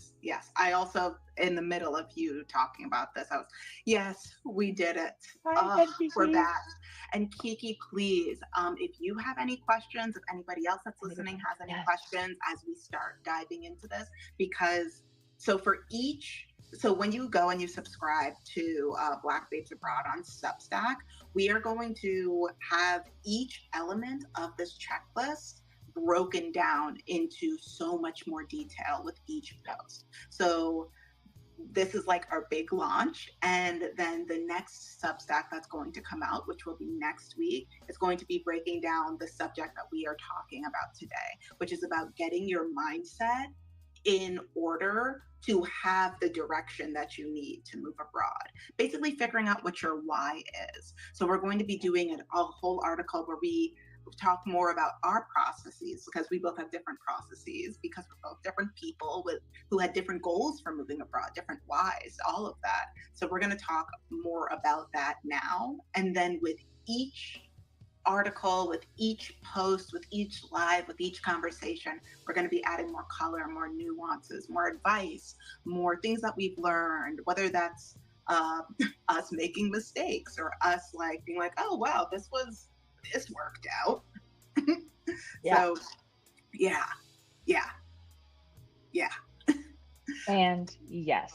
So yeah, no, please, we want y'all to be part of this conversation. I mean, we're of course coming from our own experience, and I think both Shayna and I have been speaking about living abroad and our experience abroad in so many other terms. But I think, yes, speaking of a timely and necessary conversation, this just felt like a resource that we were very passionate to get out and to also cater to the audience we're speaking to. And there's still things that we have to, pick our own brains of like, okay, what are the steps? What goes through it? But there's so many little in between, tips and tricks that we've picked up that I'd love to unload. And that usually comes like for me through questions when people like prompt that. And I'm like, oh yes, okay, yeah. We also should talk about that. For example, talking about setting boundaries once you start moving abroad. And navigating relationships. How do you uphold relationships, which is something I'm so passionate about. I literally took one of my like kind of ceremonies. I go out and walk in the forest near me, and I'll just do like a voice note walk. And I catch up with all my friends on voice note because that's what's happened. Like I found that to be where I can get everything out, where I can listen to them in my own peace without my little one running around or trying to think about work. And we can be heard and support our relationship at a time that works for us. And that's something that works for me and my friends right now, right? So that's just like one piece of how to maintain relationships abroad. Something that will be in our future chapters. But it's also that this first checklist that is now live, which is so exciting, is everything that comes before you. It's basically like getting ready for the takeoff. And then we were saying like the next one will be kind of the landing. I have to stop and ask why. Lauren, did you cause the 300 people to miss their flight? Was it bad behavior on your part, or was there mechanical? It's an interesting comment. I'm definitely interested to know why people missed their flight. And that sounds like a show title if there ever was one. One time I tried to fly 300 people missed their flight. Did you act out? Is that why? So let me copy this right quick.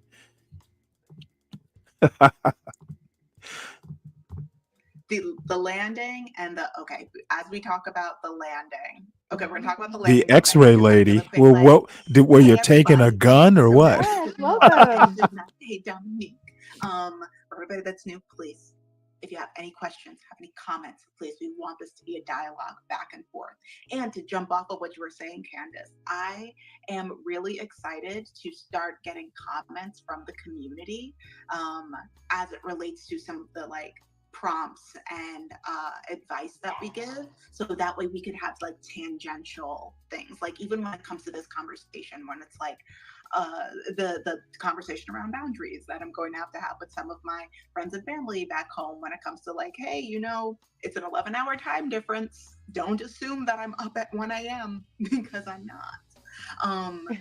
But that was a tangent that now is going to lead into a larger conversation.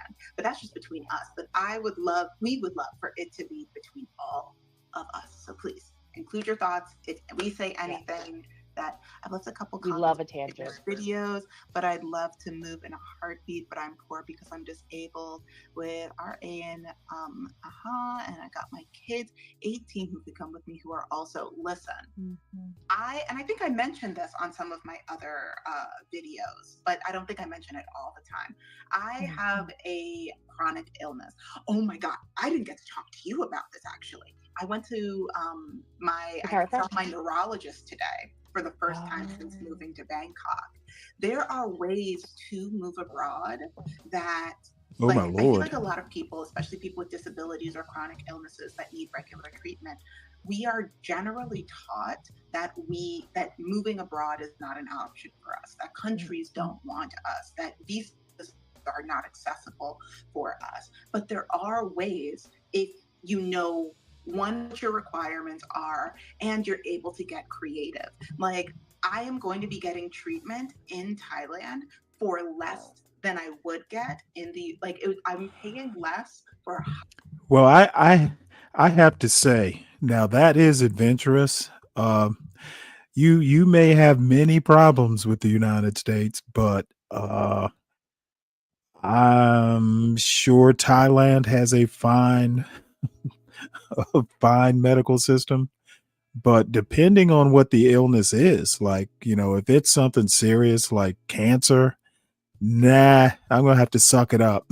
Whatever in the culture or society is making me want to move, I'm just gonna have to deal with it because I'm not moving outside of the United States. Now I have another reason, but no, I guess I'm just assuming whatever the chronic illness is fairly minor.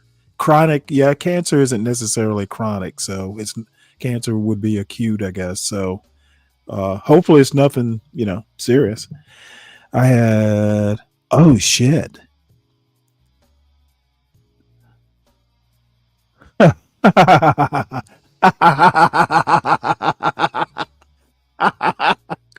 What? Oh yeah. I've already copy and pasted tomorrow's, or actually it'll be Thursday's show title. This is funny. Wow. I don't know what to say to that, other than, your metals are definitely going to be reflected in an X-ray machine. So I hope that's a joke. Higher quality of treatment living here than I would in the United States. I'll say it was your fault. Finding my doctor was a whole journey. I can't even say it was a whole journey because there are resources out there. I just knew how to find them. And you know what? Thank you, because that will be another article. That's your article. I was like, shade up. That's your article. I got that one. It's mine. How to find your article abroad. Yes, that's exactly the message I get. And that's the message that I was getting too. Yeah. Like, that was the message that I was getting from my neurologists in the States, from like just my general care practitioners, Shayna, like, you're just got to figure out how to get comfortable where you are. Like, you can travel. And then when I started saying that I was traveling more, they were like, wow, they didn't say that they didn't think it was possible, but the energy was, we didn't think that you'd be able to do that. And then when I actually started living abroad, all of a sudden, I'm like everybody's inspirational poster child. And I'm like, it's not. We're going to get into this. We're going to get into this. We're going to get, no, one, you're writing a whole article on this, but we're going to get into this. And I guess it's technically on this first step, which is check your baggage, which is like the emotional baggage and just discovering your why. That's the first step, by the way. Oh, that is hilarious. But as someone who's moved abroad multiple times, as someone who most recently quit her cushy corporate job to go into entrepreneurship with a family to support with all of this, and someone who coaches on this right now, people are only going to give you their energy. And if people's energy is in doubts, they're going to give you doubts. So much time, like what I always say is like, no, that's you. You don't think it's possible for me to travel abroad. You don't have the energy, the determination to do it. You haven't researched it, but I have. So it's fine that you want to speak your doubts onto me, but that doesn't mean it's true. It does not have to be true for me. And I think that's what you are an beautiful example of, is that so many people are like, no, it's not possible. No, you can't. You have this, you have this condition, you can't move abroad. And you're like, okay, that's what you think. That's coming from you, but that does not have to be true for me. And so much of this stuff, we realize we've been actually taking in this information without doing our own research. And that's the kind of tough bullet to bite, is like, okay, but have I looked up where I could possibly move? Have I looked up doctors that I could still get, service from or help from abroad in other countries? Have I done a search? Have I done my due diligence to even see if this is possible? And I found that sometimes when I talk to people, they're like, oh no, I just heard on wherever. I just heard on TikTok that I couldn't, or my parents said no, or my whatever said no. And it's always like the most doubtful people in their life. I'm like, okay, and you're just going to trust their opinion straight up? Okay, cute. Well, I don't know. Yeah. I don't know that it's exactly that bad to trust what your parent might say. Now, as an adult, I might go, well, where did you read that? I might ask that question, but some people trust what their parents say. Some people trust their parents. And that's, I truly believe if there's a will, there's a way. And I can't say I have the exact answer or the exact place, but this is the importance of finding your why, is that when you have that why and you're so grounded in why you want to move abroad, what are your reasons? What are you looking for? What do you know you're deserving more of? When you're so rooted in that why, I trust a path will find its way. That's at least how I've lived. That's what I've recognized in other people. So that's really the importance of finding your why, is like, it is that steadfast kind of foundation that you can always come to with the highs and the lows and the difficulties and the challenges. Yeah, I also feel like a why is, and I started like writing my section of the article for like the diving into the why. I like to think of a why as your North Star, because once you figure out what your why is, like, and we're going to talk about what our whys were, so that way this is less of a concept and more of a like practical thing that you can write down, that you can vision board, that you can look at and go, okay, objectively speaking, I am following my North Star. I am following my why. And so that way, all of the other things that I would not call them distractions, but things that might not fit the needs of your move, the desires that you would like to have, the necessities that you need to be able to comfortably and safely live in another country, you know that all those things are in alignment. And so having that North Star will help to remove the things that are just not in alignment with what you need to step forward with, right? Like for example, if one of your whys is like, I would like to live comfortably in a place where, like, let's say that you have a physical mobility. I would like to live why do I want to move? I want to move so that way I can enjoy my surroundings. I want to enjoy nature. You're not going to move to a place that's inaccessible. You're not going to move to a place that's literally on top of a mountain, and to get to the nearest pharmacy, it's 2.5 kilometers. And there's no public transportation system. Like, having that why will help you to clear out the places that are just not the greatest fit for you specifically. And that's also a great point why there's two different steps. There's finding your why, and then there's making your short list, right? We didn't say start with your dream place that you've always thought of going, right? And to your point, like, you're like Scotland, and I don't know how much research you've done, but you're like Scotland. I've always aspired to go there. I've seen it. It looks beautiful. Same for me when I was like, I want to go to Paris because I had studied French. Oh my gosh, I want to see the Eiffel Tower. Cute when I first went. But that's different than finding your why to a place you want to live. And luckily, I was grateful enough that I was able to live in Paris and know, like, this is great for a year. That's not the place I would live. That's not the place I would like find and root my life, right? But many of us don't have that opportunity to try a place out. So it's important to find your why first. So what type of life do you want to live is actually the first journaling question. When you think about your dream life, what is it? How are your mornings? How are your days? How is your family? What are the activities you're doing? Like, really get into that type of vision statement. You know, I don't know why Shayna, the woman on the left, wanted to leave. I think she's probably said it because I do subscribe to her channel. And I'm sure she must have said it, but it was such kind of like it wasn't a reason important enough for me to remember. I'll put it that way. I can't imagine, and having been to some places, I've never been to the Far East, never been to Asia.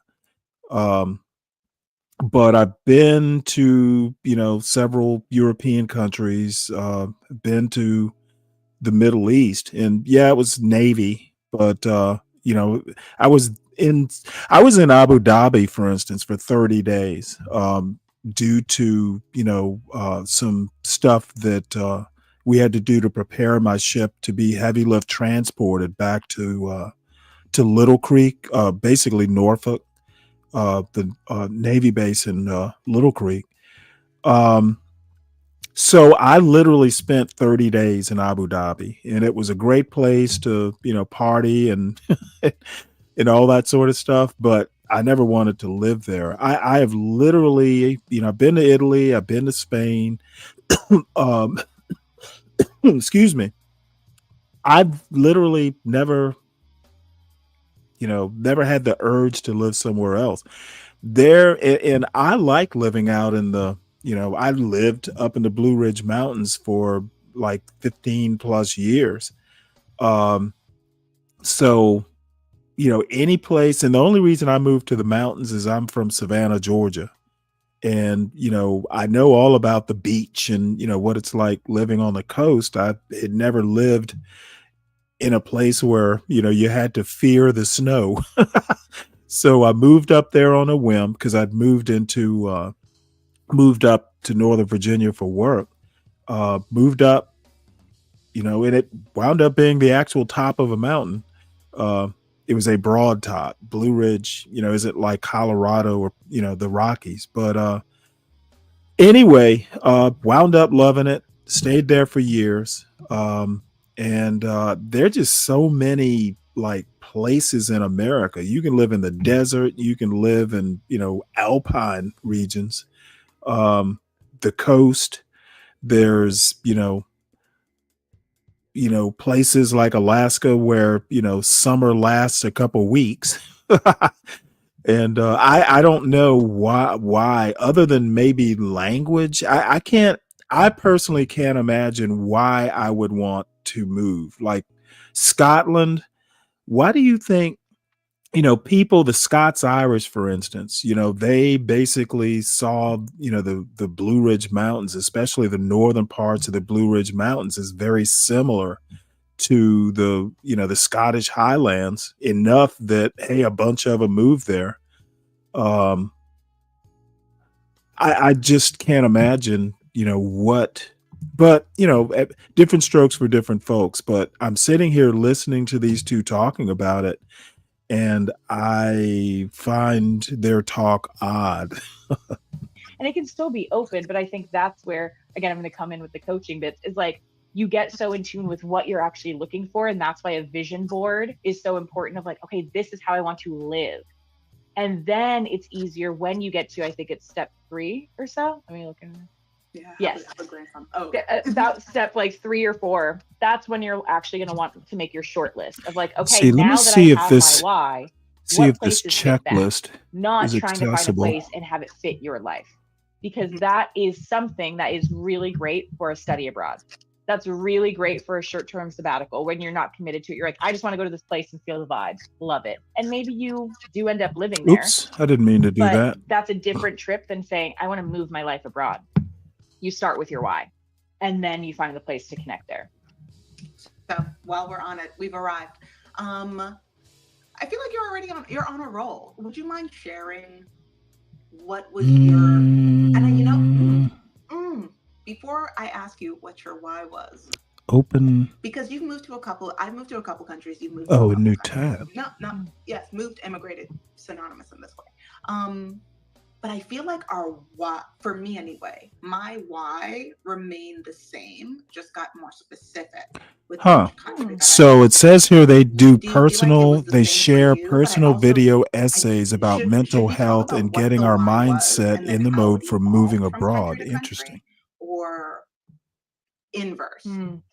Ooh, and I hear what you're saying. I also, as a white woman, I also worry about colonialism and not wanting to cause harm. We will discuss. First of all, love hearing that from an aware white woman. I'm like, gosh, my heart just feels full. I'm gonna start, and we'll go with the flow, because I think my why, it's really interesting. Oh yes, understood. It's really interesting that you said your why kind of grew. And honestly, I've written about this, I'll probably write about this more. My why kind of changed a lot from moving from something to moving to something. Like, that's how my kind of why shifted. But in general, I've kind of been on vibes. Like, the first time I went abroad, it was study abroad. I went to Australia, and I was like, I want to get out of the country, but I was like, I want somewhere easy. Like, I wasn't ready to go to France yet. I was like, I want to speak the same language. I want it to kind of vibe. And also, it just matched up with my studies at that point, that university in Australia was like a sister school to mine. In Southern California. So like, coming from Southern California, moving to Australia was like going to a different part of Southern California with an accent. But it was still enough of a cultural change. And I was like, okay, I'm just comfortable with moving abroad. I've kind of done it. Cool. So that was 6 months. Then I had a gap year, and I moved to Paris for a year, and I was an au pair. And the reason for that was, honestly, I was moving from something. I had this falling out with some of my closest friends. I wasn't invited to a wedding. And I was waiting basically for them, because we were just going to plan a trip like a few months to go to Paris and celebrate me graduating. And after that whole falling out happened, I literally was just like, okay, well, fuck you. I'm moving there anyway. And that's where, honestly, a lot of it, I was like, okay, cute. Like, I'll just not come back. How about that? And so, but again, it was perfectly aligned, because when I was there in Paris, then I met my partner, who I'm still with to this day, who's Danish, right? So then, leaving Paris, I was in a long distance relationship for almost 3 years. And so then the time for me to move abroad, where I was like, not just like having fun and chasing this and leaving like bad friendships or whatever, was the 2016 election. And I was living in Austin, Texas. And I had a way out. Like, I had my partner who was in Denmark at that point, in Aarhus, Denmark. And I remember just being like, I got to get out. I just got to get out, and I'm going to make it work. And how fate has it, I was looking at doing a master's program, and I was looking at these programs during that time. And this brand new program came up that was intercultural studies, something that was like, oh my gosh, this spoke to me. I get to just work with culture and communication. And it was half Danish, half international students from around the world. I was like, this is my fucking bag. Oh my gosh, where is it? Aarhus, Denmark, the same city that my partner was in. So I was like, that's fine enough for me. And I jetted. So I know I was very fortunate to have a person here and have like a clear why. And then my why just continued to grow the more I stayed in Denmark. The more I studied, the more I made friendships. Then I had my child. Then it was like, okay, well, now this is a home, right? So I need to treat it as such. So yeah, it kind of grew and it's moved around. I would like to take a quick moment to Yeah. just to not to completely derail the conversation, but the Dan bro, what kind of money you made to be able to move around the world so much. We are going to have to make an entire. We need to start writing things down also in the midst of this conversation, Oh my because Lord. so many people think that you have to be insanely rich to move abroad. And I think that's the biggest lie that all of us have been spoon fed, force fed, hooked up by IV, being like, hey, if you're not rich, you can't leave. Which is absolutely a lie. Absolutely a lie. Two things that go with this. University is the best way to live abroad. Like, I would say both. If for my story, I studied abroad twice during university, where I was actually paying less tuition while moving abroad than I was at my home university because it was just so expensive in the States. So university is the easiest way. But again, I think I always implore people, like, check what flights are. Check the price of flights from California to New York, and then check from New York to London, and then get back to me, because it's literally cheaper sometimes to fly international. And it's all this thing of like, yes, the moving abroad, it takes resources, it takes money, but I'm living and just living abroad, I am living so much more affordably now in Denmark. Yes, taxes, but like, I have free healthcare.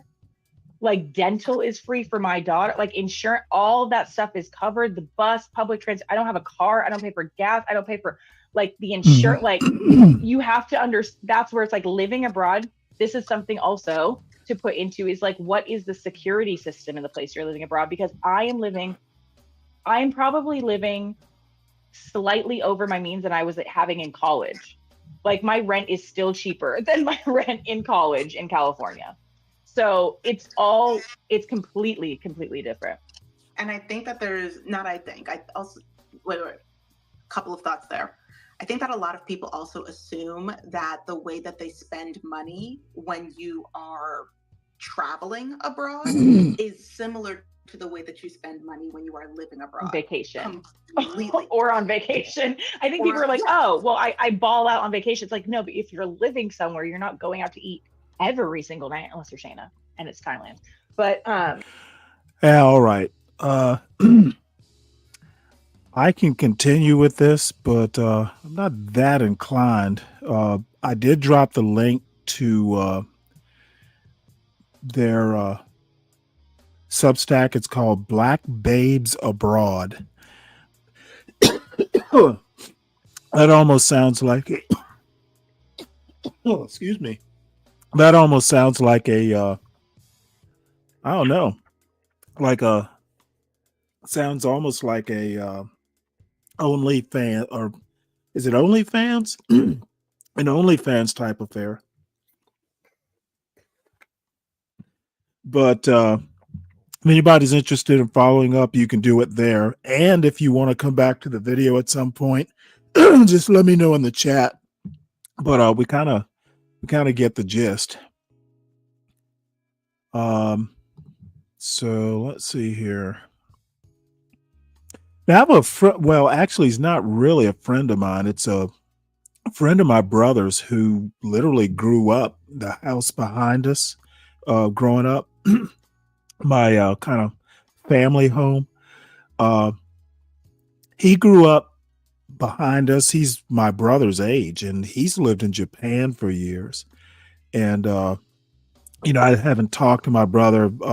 My brother and his family actually went to Japan a month or two ago and spent like a week or two in Japan visiting his old childhood friend.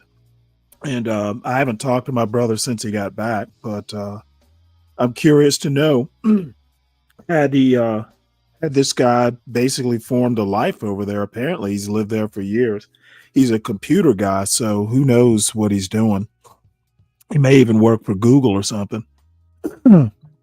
But yeah, I could imagine that would be a problem. Always head to the U.S. Embassy. They might be able to help, but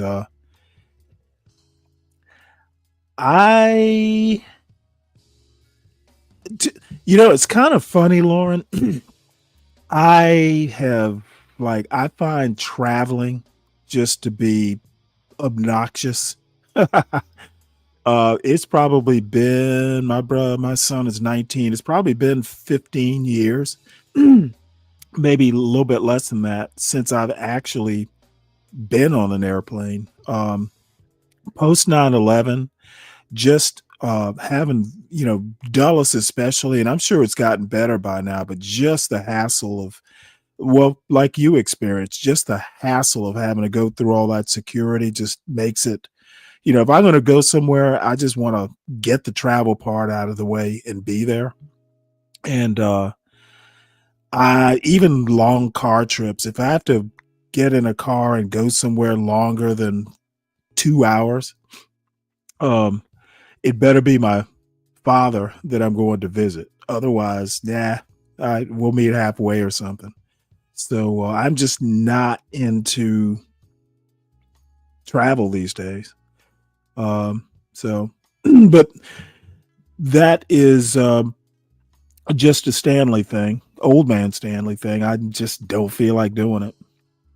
You know what? I have been actually thinking about doing a train trip. I've been on a train once from Raleigh, North Carolina to Savannah, and that was just by accident because, believe this or not, Savannah had this one year where they got snow, and it's always going to get above freezing in Savannah, but the ice would refreeze, around about 6 o'clock. So they wound up, they kept taking us off and putting us back on a plane like 3 times. Savannah didn't have the de-icing equipment and stuff because it never snows there. And anyway, I wound up taking a train overnight, and it was kind of nice. I got home for Christmas in my little Navy uniform on Christmas Day. It was right out of a Hallmark movie.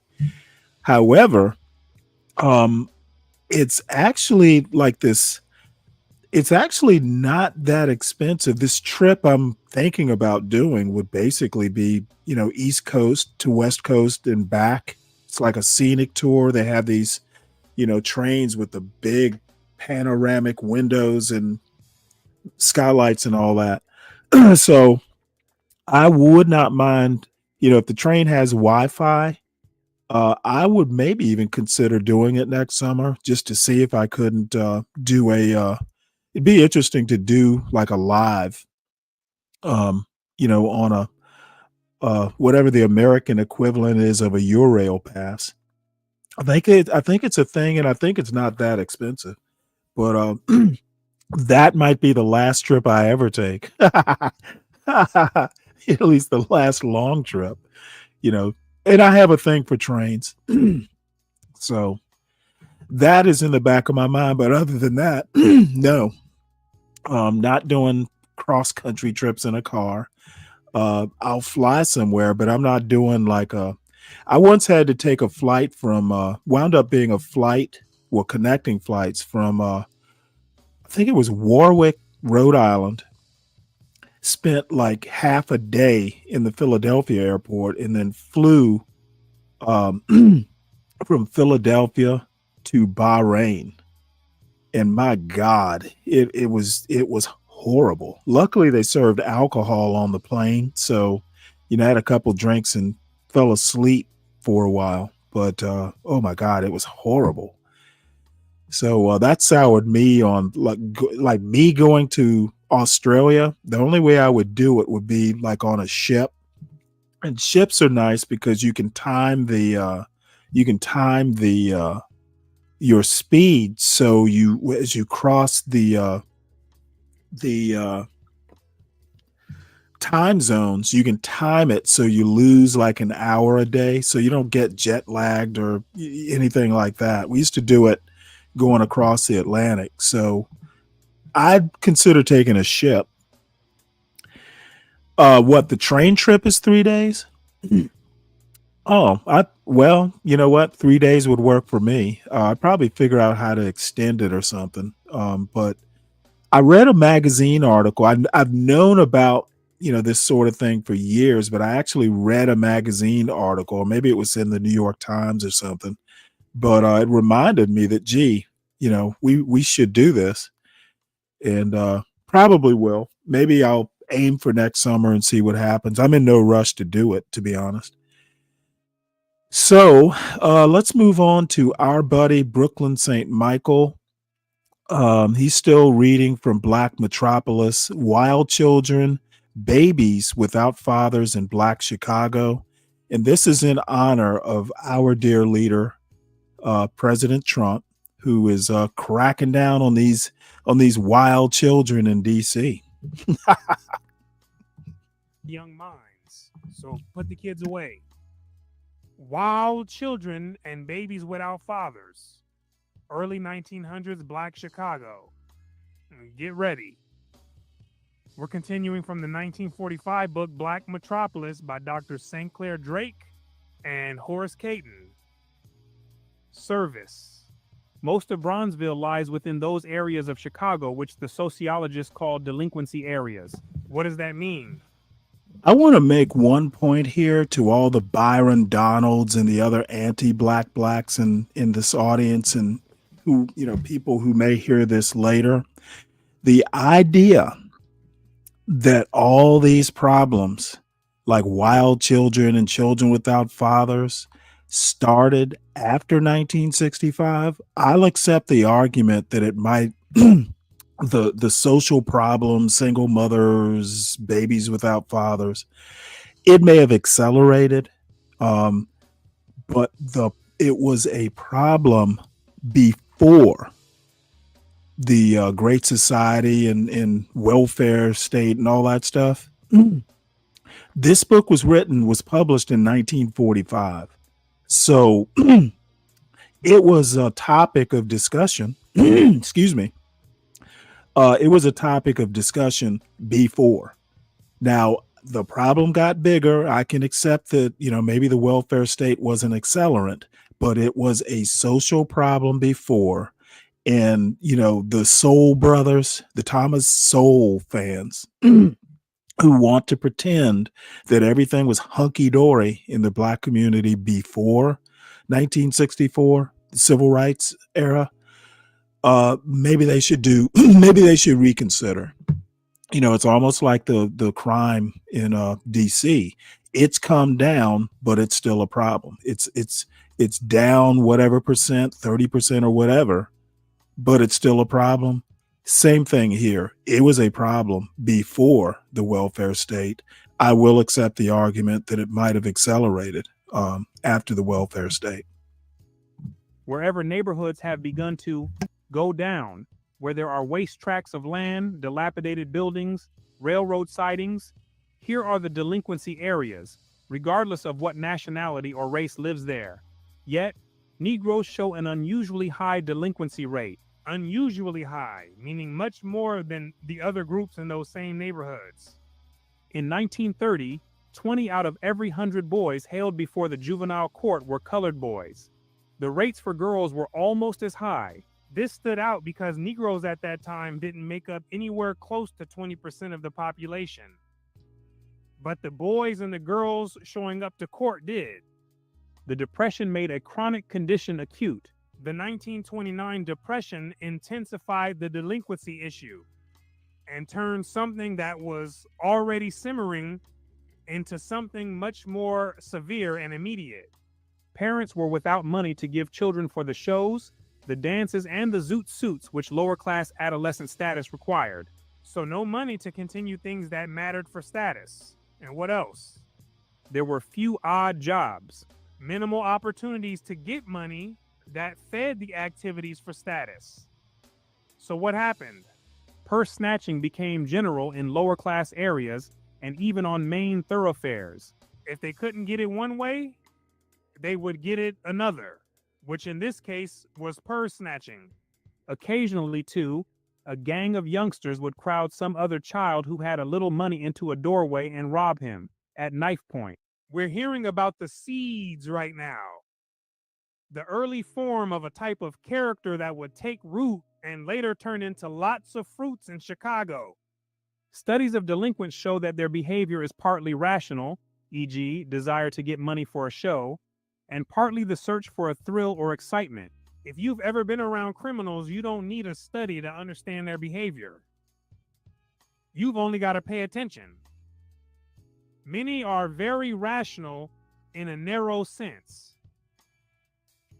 They see what someone has and they want it, and they weigh the cost and effort of taking the long road of going out and working a regular job, or taking the short road and simply just stealing it. And then you have others who do crimes just because they feel like doing it.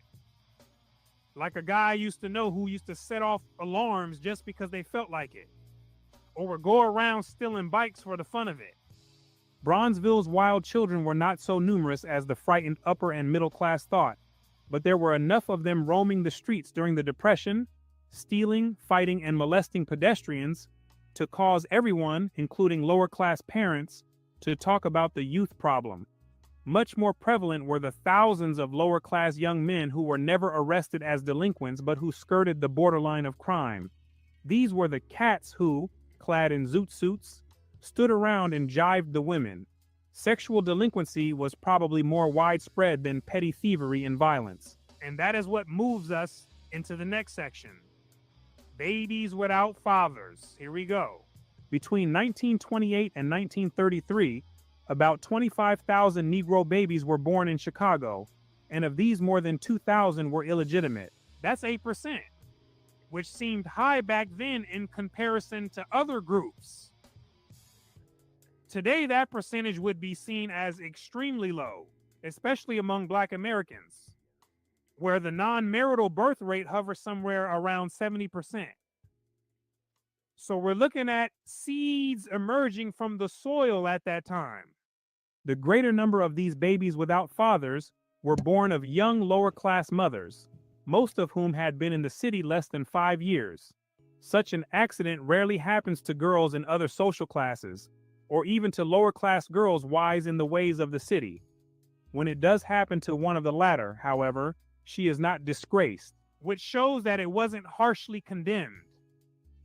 There was a cultural cushion there. There was an acceptance inside of her social world, and it kept that act from being treated as degrading.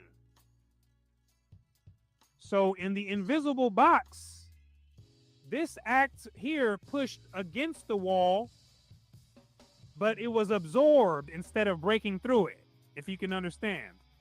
Her friends may perhaps gossip about her, and her parents, if religious, will grieve over their daughter's sin, but she will hardly lose her friends, male or female, and will probably continue her activities in any organizations to which she belongs. So there wasn't enough social pressure here to make the risk feel dangerous. In some other communities, a girl who had a baby outside of marriage would be cut off from her family network, which means losing status, losing reputation, and even losing a means to survive. So within their invisible box, in their world, this was a full breach of the invisible wall. But it wasn't in the Negro lower class. The lower class, unlike the middle and the upper, not only tolerates illegitimacy, but actually seems almost indifferent toward it. Many could care less. As the illegitimate child grows up, it does not ordinarily suffer marked embarrassment or encounter many taunts. This attitude toward illegitimacy is imported from the South, where on the plantations the masses of the Negro people have historically considered a child a welcome gift, another hand to help make a crop. It was brought from the South, out in the country, where it was useful in that context. It is only in the cities that children become handicaps, and illegitimate ones, liabilities. Why? Because on the farm, the children could be used for direct economic gain. They could be put to work just about as soon as they could walk. But in the city, they couldn't go to work in factories.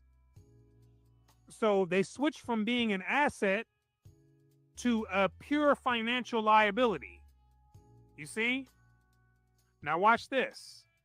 Occasionally, a woman with an illegitimate child is even fortunate enough to find a boyfriend who may marry her, as in the case of this woman who detailed the circumstances of her 2 slips. I was working, and he would meet me after work. I tried to avoid him, but I couldn't. My mother told me fellows like girls that were easy and not to have anything to do with him. I thought he was after my money. He was very nice to me. He would take me out and buy me anything I wanted to eat. He never gave me any money. One Sunday, he met me after work and took me out, and I didn't get home until Monday morning.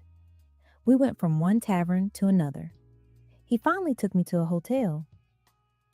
I was 17 then, and he's the first man that I ever had. The other baby's father wasn't any good either.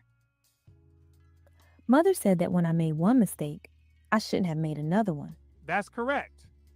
Because if you haven't learned from the first ride, then the hidden laws will make sure that you buy another ticket on the Ferris wheel and ride it all over again. I didn't know I would get caught so easily. What can you do? A woman has to have somebody. I didn't love either of the children's daddies, but I love this man I go with now. We are engaged. He is crazy about the kids. Hopefully she made some tweaks in her character and her outlook. Or get ready to spin again. The girl stories of these Bronzeville accidents usually follow the conventional boy meets girl pattern. Lucy, for instance, was living at home. Her boyfriend took the initiative. He used to stand on the corner of 49th Street, and when we girls would get out of school, he and several other boys would follow us. The first red flag was any man frequently standing on the corner. That's the first one. That behavior is typically associated with a specific type of guy. So the risk is already increased just off of that. So I liked him, and I thought he liked me. He never would come out here to see me. I would meet him at another girl's home, and we would go to shows. He told me he loved me and asked me to go with him to a girlfriend of his. I finally agreed to go with him. We went out there. The lady rented rooms. So he got a room, we went in, and he told me he wanted to be with me. Uh-oh. I protested, but he finally out-talked me. I was then at a stage where I could not help myself. Something just seemed to hold me in a spell. Those are the animal desires kicking in. The human animal within, taking control over the driver's seat. I told him if anything happened to me, he would have to marry me. He agreed. After that, we had frequent dates. I just fell in love with him. I told him that Mother was very much upset, and I begged him to marry me. He told me he didn't want to marry. He said he couldn't swear the baby was his, so I began to hate him. He just left the city. I don't want him anymore. This stuff is wild. You don't want him. Though there is You're something not going to have descriptive him. about the way in which Bronzeville's babies without fathers originate, the attitudes of the mothers toward their own behavior is characteristically lower class. Meaning there's nothing surprising about babies being born without fathers here. Because given the mother's attitude, that's exactly what kind of outcome you expect. That's what he's saying. Since lower class men do not necessarily refuse to live with or even marry a girl who has had an illegitimate child, a girl has not necessarily ruined herself. One woman, now married to a man who is not the child's father, said, I had Petey before I was married. I was going to let his father marry me, but I didn't like him so well. Other women who have never married sometimes express both guilt and irritation, as in the case of a woman who shouted at an interviewer, I ain't never had no husband. Haven't you heard of women having babies without a husband? Maybe I didn't want to get married. It's getting snappy. One occasionally finds an older woman who has not only never married, but who boasts of the fact. The woman quoted below, though an extreme case, represents a type sometimes found in Bronzeville. A migrant from South Carolina, she exemplifies a pattern once widespread in the South, but rare in Bronzeville. A woman with a large family of illegitimate children by a number of different men. I've been here 11 years, soon will be, and wouldn't be any place else I know of now. I was 26 years old when I came here. I didn't know where I was going when I came, but I had heard about Chicago and always said I was going up the country when I was older. None of my 5 children are whole sisters and brothers. One of my boys really has good blood in him. Which means what? He is a white man's child and as bright as you are. You see what I mean? White meant good, which by default, black meant what? These are the concepts that linger within the mind, that unconsciously contribute to self-esteem and self-worth. Think about it, and let's continue. He is really good looking, even if I do say so. Jack lived with me 2 years before he died. No, we didn't live together all the time. I used to live on the place where I worked all the time, and when I had a day off, I'd spend the night with him. I'm living with a boyfriend now. He wants to marry, but I don't want to be bothered. I've been my boss too long now. I go and come and do what I want to do. I can't see when I can have anyone bossing me around now. Gentlemen, I'm speaking to you directly. If you find yourself trapped with a woman like this, then that means you have a lot of self-improvement to do. Because no man in his right mind would want to settle for someone who thinks like this. If you get trapped with a woman that's just like this, then know that you've entered a gate of initiation. And either you stay riding the Ferris wheel continuously with her, or you learn your lesson, fix yourself, and get off the ride.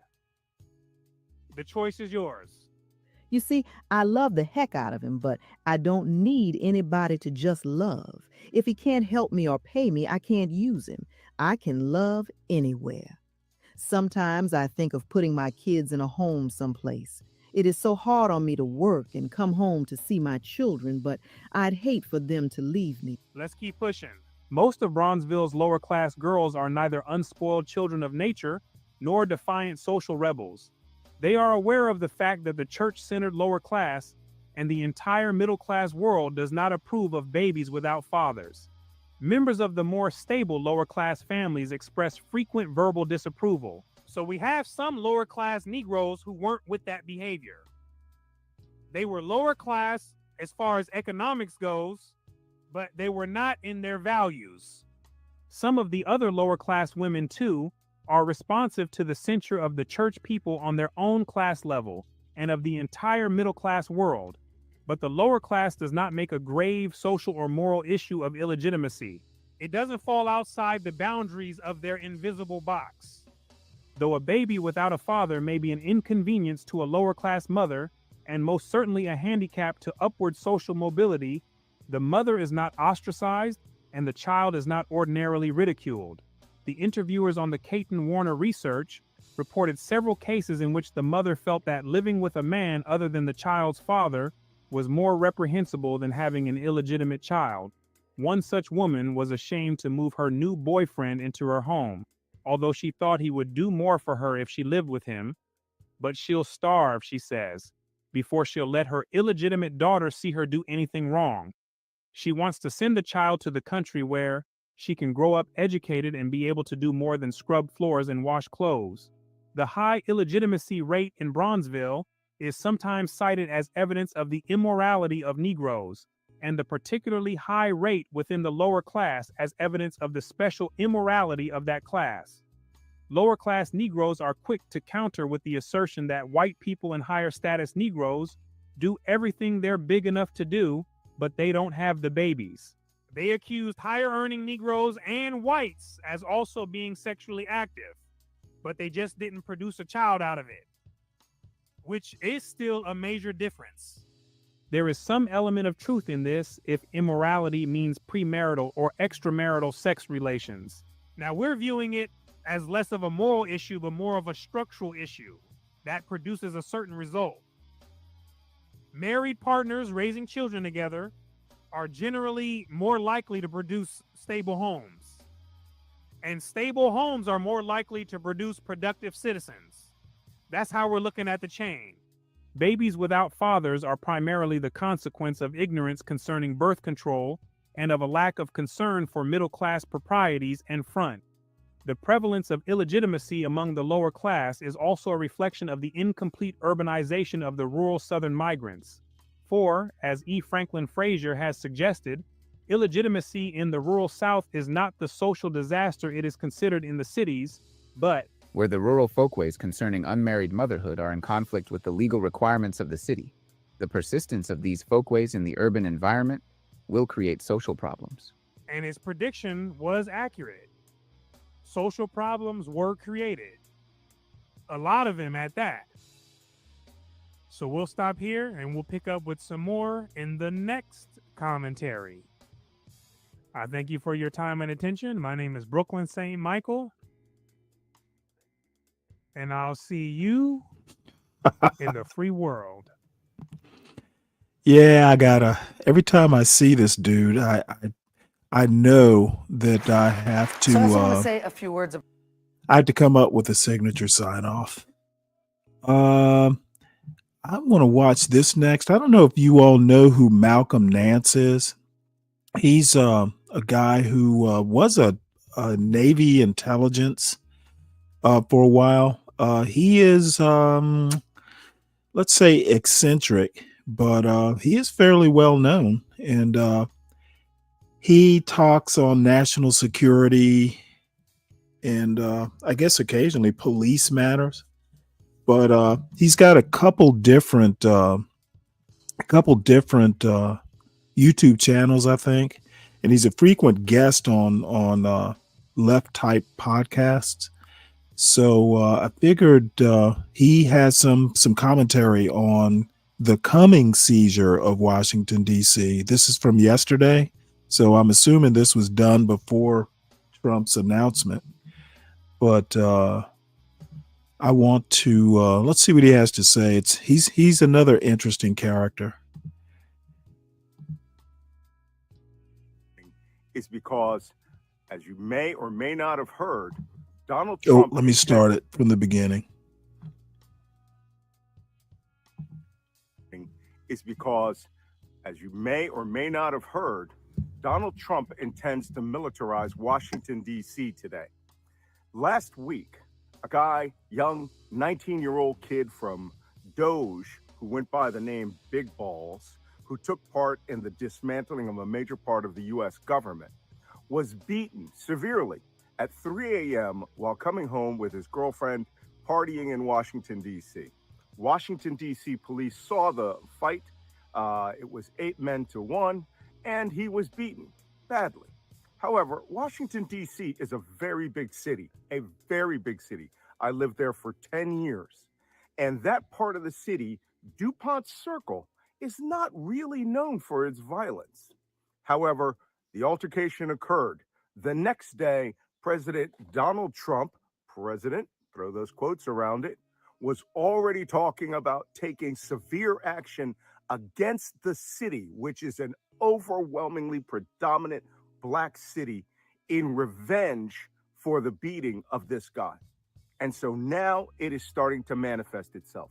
I'm hearing from political sources, diplomatic sources, people in the military and the National Guard in the Washington, D.C. area, that 1,000 National Guardsmen are being mobilized to take control of the streets of the city. Another component of this that's very unusual is Donald Trump seems to be very upset with the fact that there are homeless people in Washington, D.C. And one of the missions of the National Guard, troops who are coming there with riot gear and weapons, is to take all the homeless out of Washington, D.C. and move them somewhere. Where? Who knows? Maryland is to the east and north. Virginia is to the southeast. No one has any idea where they're planning on doing this. It doesn't matter. What you are seeing here is you are seeing Donald Trump nationalize a generally civic affair. Washington, D.C. has a police force. They have investigated the issue. They have captured 2 of the people. But you're seeing one white man, MAGA, one result in a siege that is going to be laid on the city of Washington, D.C. in an effort to cleanse it of what we really know is his hatred of Black people. This could be one of the precipitating events of the start of an American Civil War?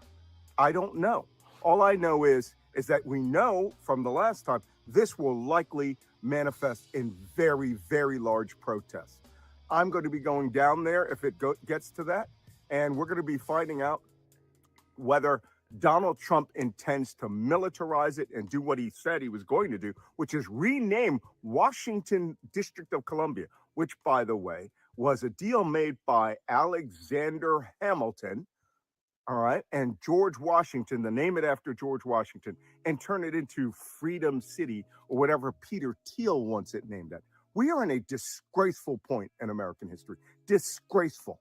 But what you are seeing is what you can expect in the future. A dictator who is using one event, his white boy Kristallnacht, in order to lay siege to a black city. This is not going to end well. And if cooler heads prevail, maybe that moron will find something else to take his attention away from Jeffrey Epstein. I want to hear your comments down below in the comments. For those of you who are subscribers, send this message out. This cannot stand. We cannot allow this to happen. If it requires us to massively protest instantly, we need to do it. Because, like I said, Donald Trump laying siege to a city that is overwhelmingly black and the rest of it's overwhelmingly liberal. There's only one reason for this. A white man was beaten and that worked for him, and that is unacceptable. This is how he's going to treat the rest of the country. So stay tuned. We're probably going to be having Substack lives throughout the day, but it is important you follow this particular story. It is designed to of course, erase attention from Jeffrey Epstein. But this has the potential to have people lose their lives. We're already losing our democracy, but now this could be the start of the Second American Civil War. I don't know about all that. But, looping in, Donald Trump's love for Confederate statues, you could probably connect those dots. Broke Genius. I don't talk a lot on this show about how to think, like basically, framing issues in a way that, is actually cogent. It's no civil war. These are the spawns of single mothers. To be honest, that literally makes no sense to me. So, I'm failing to understand what your point is with that one. Why hate an improvement? Better yet, Deacon Dave, why hate an attempt at improvement? It's not proven that federalizing the National Guard, because all of this is temporary. Maybe it'll be a temporary improvement, but unless they go and they reverse the home rule stuff, I don't think this will be permanent. So we'll see if it winds up being an improvement. Maybe potential improvement is how you should frame that. Let's see. Lauren says, I was mobbed by teenagers on spring break when I was trying to drive over train tracks. I had to wait 20 minutes until the next train came through. At least kids today know how to shut down a block. Were they black teenagers? How many black teenagers hang out at train tracks? That's interesting. Can you tell us the city? I'd be interested to know. That's an interesting experience. Spring break. Were they violent? Interesting. All right. So let us move on here. Let's have a look at this. I'm not sure that I probably need to preview it, but we'll show it. Many called the modern age. Wait, hold it. This is what really happened to Black Americans in 1920s Things America. And the name of this site is American Rewind. Very interesting name. Let's have a look at it. It looks like it's a new channel. So I'll subscribe to it. Anything about history is always going to get my attention. So let's hear what this is all With about. cities hummed with the growl of automobiles, their shiny chrome and rattling engines replacing the quiet clop of horse hooves. Electric street lamps glowed against brick and stone buildings, casting new light over a nation eager to reinvent itself. Jazz spilled from the doors of smoky clubs. Young people. Yeah, there's actually a reason I asked you that question, and it mainly was for the Deacon Daves of the world. It's not just black kids who do things that are annoying, like stopping things. So I hope that Deacon Dave can still read in The Broke Genius too. Things in big cities get concentrated, and because the big cities have, news outlet presence, a lot of things that happen in the cities get amplified. A lot of things that don't happen in cities don't get amplified. And I find it, that's why that's why I'm so free with the term anti-black blacks. People like your other people like your spiritual holy man think that America is being driven by what happens in the cities. It wasn't the city folk, by and large, that elected Donald Trump into office. So there are all kinds of problems with this anti-black critique of American culture. And one of the problems is you think everything. You literally sit back in your recliner waiting for bad black people to do something bad. And then when it happens, there's a whole lot of see, I told you so. That's what some of these posts in the chat right now sound like. People danced the Charleston in sequined dresses, and newspapers spoke of prosperity and progress. But for Black Americans, this glittering promise of the Roaring '20s was a stage. That's an with interesting very different observation. sets, one in the spotlight, the other Must be in the Georgia. shadows. In New York's Harlem, the nights pulsed with something almost magical. Here, the Harlem Renaissance was brewing. Hughes was writing poetry that spoke to the soul of a people. Duke Ellington's orchestra made the air itself vibrate, and painters captured the dignity, beauty, and complexity of Black life. Harlem was alive, confident, and proud.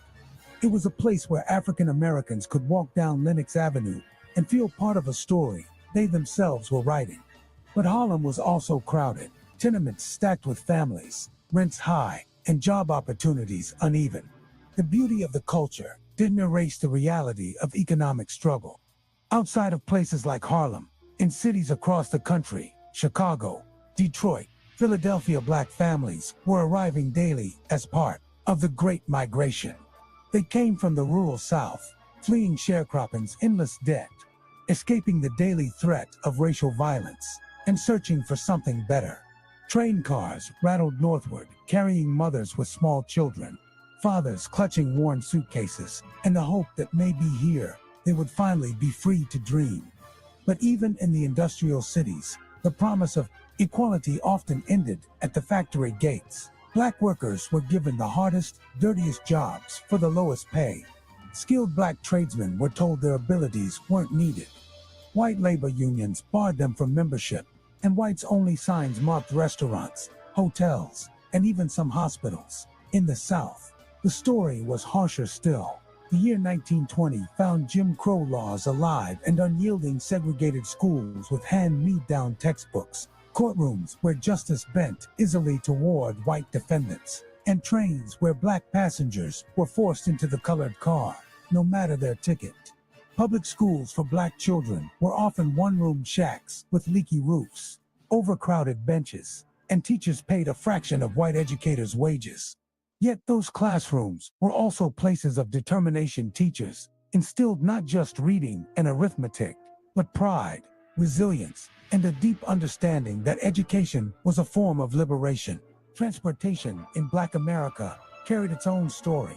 In the cities, bicycles were affordable, Freedom young men peddled the factory shifts before dawn, while boys delivered newspapers across bustling neighborhoods. For the few who could afford a car, driving meant a new kind of independence, but also new dangers. There were roads in America where a black driver could be pulled over, beaten, or worse, for no reason other than their skin color. And yet, people drove anyway, because movement meant possibility. Electricity was slowly reaching more black neighborhoods in northern cities. But in rural southern communities, kerosene lamps still lit most homes. Hospitals told a similar story. In many towns, black patients were either denied entry to white hospitals or sent to segregated wards with fewer beds and outdated equipment. Black doctors and nurses worked tirelessly in their own small clinics, often with limited resources but boundless commitment to their patients. In these spaces, healing was more than medicine, it was community, care, and dignity. Culturally, the 1920s were a paradox. Black Americans were influencing the nation's music, fashion, and art. Yeah, I at a think scale never so. seen before. Jazz and I don't know. It's blues not really crossed into telling white me anything I audiences' didn't ears, know. though often stripped of the credit due to their black creators. Dances like the Lindy Hop, born in black communities, began to spread nationwide. But beyond the clubs and stages, racism. Yeah, I'll watch. I don't know. I don't know that this is actually really worth watching. I will warn you though.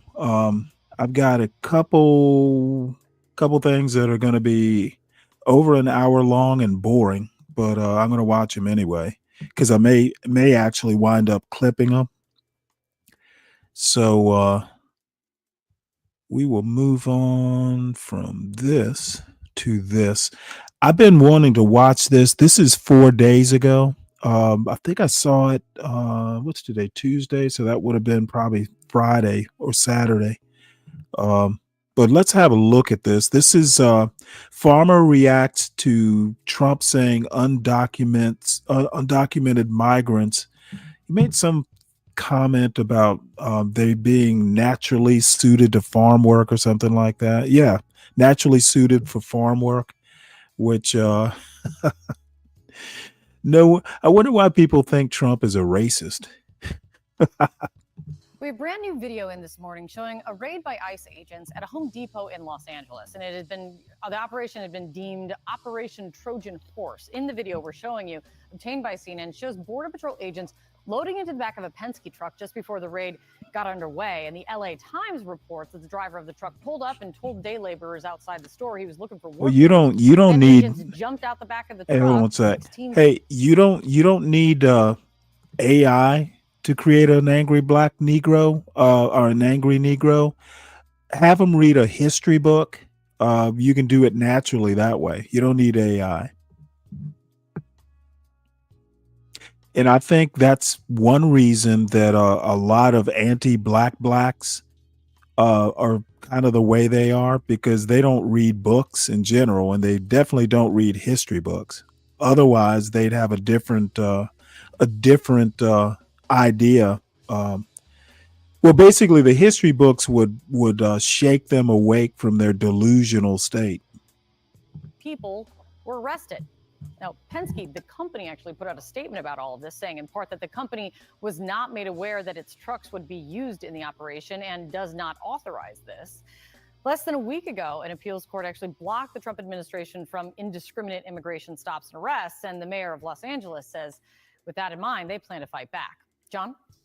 All right, new this morning, President Trump says the White House plans to release new rules and regulations on migrant farm labor. Trump officials have been grappling with the consequences of the immigration crackdown, the implications that it means for agriculture. With us now is John Boyd Jr., founder and president of the National Black Farmers Association. Thanks so much for being with us. What has the impact been on your farm or the president's policies? Well, it's been rough this year, John, and we're hearing from farmers all around the country. Bankruptcies are on the rise, and farmers are asking, Boyd, am I going to be able to stay in my home or keep my home if they file bankruptcy? Farm suicides are up. And the president's tariffs have put this country in complete turmoil. for America's farmers. And really, John, it's a state of emergency for America's farmers because right now we're still selling corn, wheat, and soybeans at dramatically low prices because the markets have plummeted. Because every other day the president makes another announcement about tax. One thing to note, I actually read a story yesterday where Trump is actually talking to China about buying more soybeans. I guess they'll be able to make more. China will be able to make more soy sauce if they buy a bunch of our soybeans. He mentioned soybeans, so I thought of that. The only thing we still do in this country better than anybody around the world, and people can debate me on this, is produce corn, wheat, and soybeans. When it comes out of our field, it's ready to be shipped to China or corn in Mexico. And the president is negotiating on this because he knows this is the only thing that America produces, and he's gambling with America's farmers' lives. What impact have immigration policies had on your farms? The White House now apparently considering a policy, maybe a touchback policy, where migrants who are in the country illegally can cross the border but come back. What are you seeing? Well, I tell you, John, you don't know what the president is going to do, because just a week or so ago, he was herding up migrant workers from farmers, riding through their fields and chasing these persons and treating them, John, almost as if they're livestock. And I mean, if anybody's old enough to remember Jim Crow and my grandparents were sharecroppers in this country. They didn't want to pay them, and now they're using this particular population to do the same. And I believe that this is inhumane treatment. Say 1 week they have to leave the country, and now because farmers need the labor, or they have to come back. These persons have been doing this type of work for a very, very long time on these farms, harvesting tobacco and other commodities around the country with no problem. These weren't criminals and all the things that the president says they are. These are hardworking people that are doing the work that many of us in our own country don't want to do, John. Yeah, actually, let me play a little bit about what the president said about that. Listen. People who live in the inner city are not doing that work. They're just not doing that work. And they've tried, we've tried, everybody tried. They don't do it. These people do it naturally. I said, what happens if they get it to a farmer the other day? What happens if they get a bad back? He said, they don't get a bad back, sir, because if they get a bad back, they die. They do it naturally, he said. What did you hear in that? And they die, and it's comments like that have made race relations very difficult under this presidency. And I'm going to tell you on this show today, the president's going to be on the wrong side of history. Maybe not today or tomorrow, but this is the wrong way to treat a human being, whether you like the immigration policies or not. And we all know that the immigration, needed some changes, but this isn't the way to do it, the way that the president is doing it. And like I said, he makes one statement today and tomorrow he says something totally different. But in this case, he's affecting his base, the very people who voted for him. In this case, John, are large-scale white farmers in those red states that you've just been mentioning, who overwhelmingly voted for this president, are going to be on the auction block and come this fall, because they won't be able to sell and keep their farm at poor grain prices, $4 for corn, $5 for wheat, and $10 for soybeans. You will not be able to make it with the highest input costs per acre than we face in my whole 40 years of farming. This is the worst period I've seen since I've been farming since 1983. And people old enough to remember the great 80s and what it did to America's farmers. The president, the new tariffs did go into effect today. If they stick, if there is consistency, will that make your situation better? Well, the tariffs didn't work the first time the president did it, John. When he imposed these tariffs on China, they started buying soybeans from Brazil. And in fact, the market never did come back for us. The first time the president came into office, John, I was selling soybeans for $16.80 a bushel. It plummeted all the way down to $8 a bushel, and the market never came back. with his imposed tariffs on China. And I don't believe it's going to come back now because we haven't created new markets for America's farmers. John Burr Jr., great to talk to you this morning. Thanks so much for your time. Appreciate it.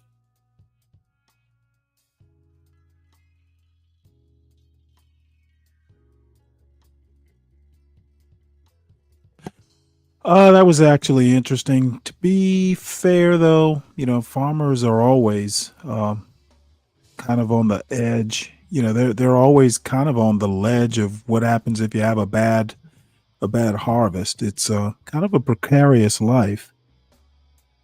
Let's see, where was I going next?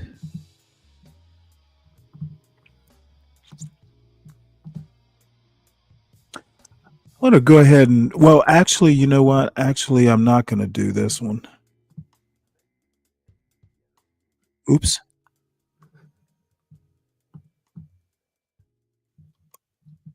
Damn it. Well, let me go back.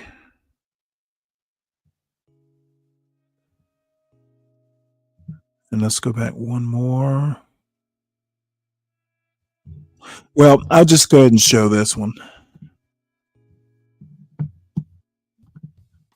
Here at UW for over 30 years, and he was the founder and guiding spirit of the Institute for Research on Poverty.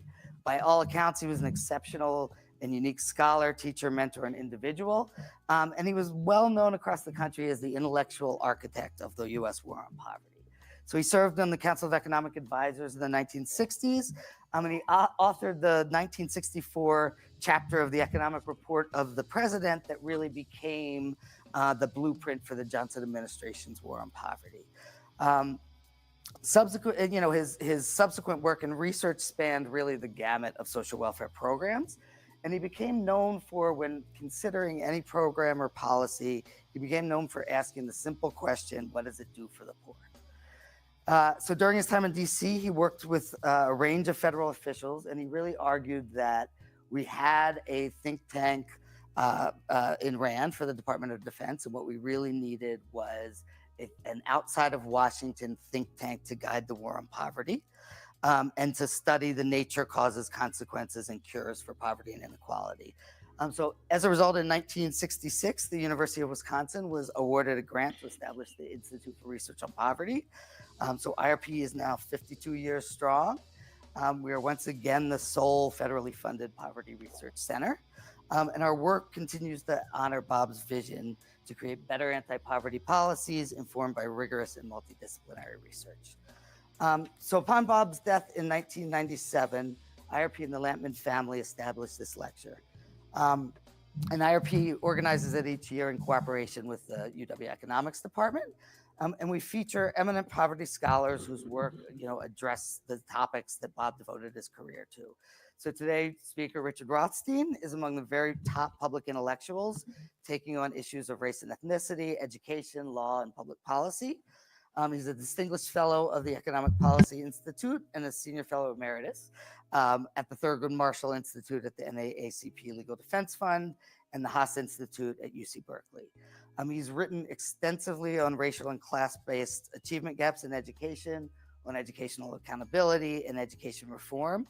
His most recent book, which clearly you're all aware of that he's going to speak on today, The Color of Law, A Forgotten History of How Our Government Segregated America, provides an in-depth, precise, and exceptionally insightful historical analysis of how federal, state, and local policy explicitly functioned to segregate metropolitan areas nationwide, creating racially homogenous neighborhoods in patterns that he argues violate the Constitution and require remediation. His analysis shows that rather than being primarily driven by private interests and private actions, racial segregation in the U.S. has largely resulted from explicit laws, government actions, and court rulings, and that this history continues to influence the current social structure and is a major contributor to much of today's social strife. So William Jewis Wilson characterized The Color of Law as being one of those rare books that will be discussed and debated for many decades. And I can't think of much higher praise than that from a much higher caliber guy and scholar. So I'm thrilled, Richard, that you're willing to discuss this important work with us today. And it's a great pleasure to introduce you. So please welcome Richard Rothstein.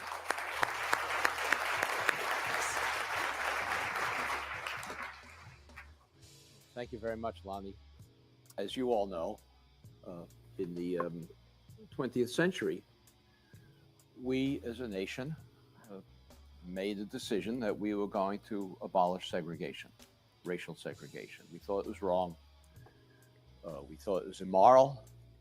We understood that it was harmful, both to African Americans and to whites. And we concluded it was unconstitutional. A caste system was not consistent with a constitutional democracy such as we claim to have. And beginning in the 1930s, civil rights lawyers challenged segregation in law schools. They figured that if judges were too stupid to understand anything else, they might be able to figure out that you couldn't get a good legal education in a segregated law school.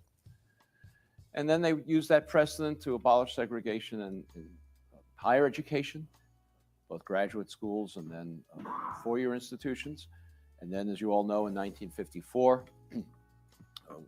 we abolished segregation in elementary and secondary schools in the Brown versus Board of Education decision. And then the civil rights movement in the 1960s succeeded in abolishing segregation in everything from lunch counters to water fountains to buses to public accommodations of all kinds.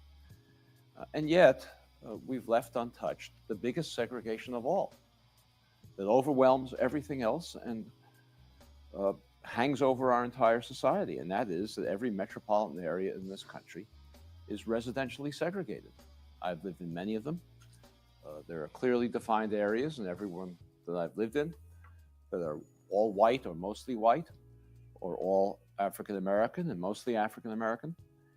And all of us accept this as part of the natural environment. It's not we think it's a good thing. We know we say it's too bad, but we think it's sort of natural, normal, something we accept. It's not that we've tried to do anything about it and have failed. We've never even tried because we accept it as normal. And I think that in some respects, it's easy to understand why that's the case. It's a lot harder to undo residential segregation than any of the other segregations that I mentioned. If we abolish segregation in water fountains or buses or lunch counters, the next day you drink from any water fountain, or you sit at any lunch counter or ride anywhere on the bus. But if we abolish segregation in neighborhoods, the next day things wouldn't look much different. And so what we've done, all of us, and I don't accept myself here, what we've all of us done is adopted a rationalization for our inaction, a way that justifies our tolerating something that we really do understand is inconsistent with having the kind of constitutional democracy that we claim to have. And we've given that rationalization a name, and the rationalization is de facto segregation. We say that residential segregation is somehow different from all of these other segregations that we abolished. All of these other segregations that we abolished, forms of segregation, were created by government policy, by laws, by regulations. But residential segregation is somehow different. Residential segregation sort of evolved informally, naturally, without government participation, without government regulation and guidance and structure. And we say, if it happened by accident, it pretty much has to be undone by accident. And the Supreme Court has adopted that view. It helped promote the view. And the Supreme Court has said that if you have de facto segregation that arose because of private prejudice or homeowners in white neighborhoods that might not have wanted to sell a home to an African American, or real estate agents might have, in their private capacity, steered families to same-race neighborhoods. Or maybe African Americans and whites just happen to like to live with each other of the same race and choose same-race neighborhoods. Or maybe it's just the result of market forces. African Americans tend to have lower incomes on average than whites, and typically can't afford to move into middle-class white communities. All of these informal, personal, non-governmental decisions is what created residential segregation. And the Supreme Court has said, if you have this kind of de facto segregation, not only shouldn't we do anything about it, but we're prohibited from doing anything about it. It would be a constitutional violation to remedy something, to take positive governmental action to remedy a condition that wasn't created by government. Only if you had, the Supreme Court says, something that calls de jure segregation. segregation by law, public policy, regulation, as we'd had in schools and water fountains and buses. Only then, not only would we be permitted to desegregate, but actually we'd be compelled to, because it's a violation of the Constitution if it had been created in that way. Well, as some of you know, I spent much of the last 30 years until I started this project working on education policy. And working on education policy, I came to understand, I did a lot of writing about this, that the cause of the achievement gap between African American and white children was not because they didn't get tested enough, and not because teachers had low expectations, and not because teachers were too poorly trained, but because of the actual conditions from which they came, the social and economic conditions in which they came, which predicted lower achievement, notwithstanding the expectations that teachers had and the accountability of their schools and the quality of instruction. And I wrote a lot about different, trying to explain the pathways by which these social and economic disadvantages actually translated into low achievement, because to most people it didn't make common sense that poverty would cause school failure. Why should how much money a child's parents have affect how much the child can learn if it has a good teacher? So I tried to explain all the actual pathways through which this work, and I won't take a lot of time this afternoon talking about it, but for example, we know that African American children in urban areas in this country have asthma at 4 times the rate of middle-class children because of the environmental conditions in which they live in low-income neighborhoods. And if a child has asthma, the child may be drowsy from being awake at night when the child comes to school, from being awake wheezing, may be sleepless, may be absent more. Asthma is the largest cause of chronic school absenteeism in this country today. And if a child has asthma, it may be that a child can get some special attention from the teacher to make up for the days that the child was absent. But on average, if you have 2 groups of children who are equal in every respect, except one group has a higher rate of asthma than the other, that group is going to have lower average achievement, even with special attention from a teacher, and even with higher expectations. It's not to say that some children with asthma won't have higher achievement than typical children without, because there's a distribution of outcomes for every human characteristic. But on average, it's a matter of logic. If a child is in school less, a group of children is in school less often, they're going to do less well. And there are so many of these conditions that all, in the same way, have an understandable pathway through which they predict lower achievement, whether it's lead poisoning or whether it's stress from parental economic insecurity or homelessness, or you can go on and on. And I did go on and on for many years about this. But then I came to understand that it's one thing if a child has asthma and comes to school, the teacher tries to give the child special attention, the child does a little bit better as a result. But what happens when you have a school where every child is not only suffering from asthma, but some have lead poisoning, and some are under stress, and some are homeless?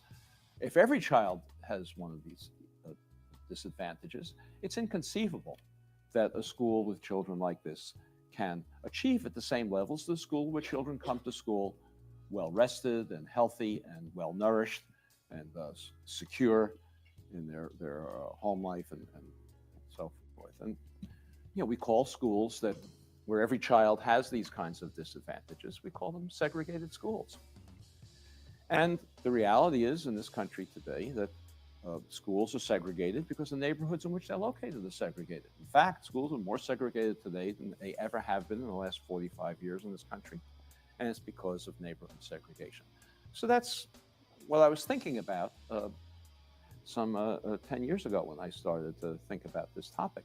I began to wonder why schools are segregated and why the neighborhoods in which they're located were segregated. And then I read in 2007 a Supreme Court decision in which the Supreme Court undertook an examination of 2 integration plans, desegregation plans, in the school districts of Louisville, Kentucky, and Seattle, Washington.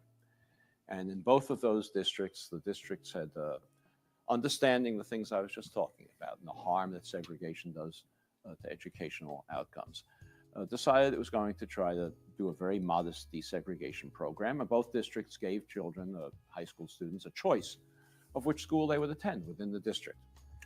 But if the choice was going to further imbalance the school racially, that choice would not be favored in favor of a choice of a student who would help to desegregate the school. So if you had a school that was all white or mostly white, and the one place left, and a black and a white child both applied for it, that the black child would be given some preference because that child would help to desegregate the school. It was a trivial plan. You couldn't imagine a more trivial desegregation plan. I mean, most young people don't want to go to school outside their own neighborhoods and away from their friends, so they don't choose schools like that in the first place. And secondly, the cases where you have one place left in the school and both a black and a white child apply for that last place, I mean, how trivial is that? How trivial is that? But the Supreme Court was outraged, said this was a violation of the Constitution to implement a plan like that. And the Supreme Court said that it was a violation of the Constitution because the schools in Louisville and Seattle were segregated because the neighborhoods in which they were located were segregated. John Roberts, Chief Justice, wrote the plurality opinion. I thought that's a wise observation on his part. He was right. That's the reason that schools in Louisville and Seattle were segregated. But then he went on to say that the schools in Louisville and Seattle were segregated because the neighborhoods in which they're located were segregated, and because those neighborhoods were segregated de facto without government participation, it was unconstitutional to make an explicit attempt to reverse that process in the schools. And I read this decision and remembered reading a case that arose out of Louisville, Kentucky. I wrote about this in the book, if any of you have read it, where a white homeowner some years back, living in a white single-family home suburb outside Louisville called Shively, had an African-American friend, a decorated Navy veteran who was living within the city of Louisville. The African-American friend had a wife and daughter and wanted to move to a more middle-class neighborhood, but no realtor would sell him a home. And so the white homeowner bought another home in the suburb of Shively and resold it to his African-American friend. And the African-American family moved in. And when the African-American family moved in, a mob surrounded the home, protected by the police. They threw rocks through the windows. Police somehow couldn't identify any perpetrators. They firebombed the home. The police couldn't identify any perpetrators. They dynamited the home, and the police couldn't identify any perpetrators. And when this riot was over, the state of Kentucky arrested, tried, convicted, and jailed with a 15-year sentence the white homeowner who had sold the home to the African-American for sedition. 15-year sentence for sedition. And I said to myself, this doesn't sound much to me like de facto segregation. And I had known a little bit more about it than that. I knew of instances here and there, but I had always assumed that government participation was episodic in racial segregation, but not really the major cause. I accepted the myth of de facto segregation. And then a year or so later, after reading this decision, I happened to be in a seminar with Professor Brighouse, and the seminar participants were charged with coming up with a new research project. So I decided I would look into whether or not this Louisville incident was simply an aberration, or whether the government participation in the creation of residential segregation in this country was so systematic, so powerful, so consistent, that the whole de facto notion was a myth. And that's what I concluded as a result of this research. It is a myth.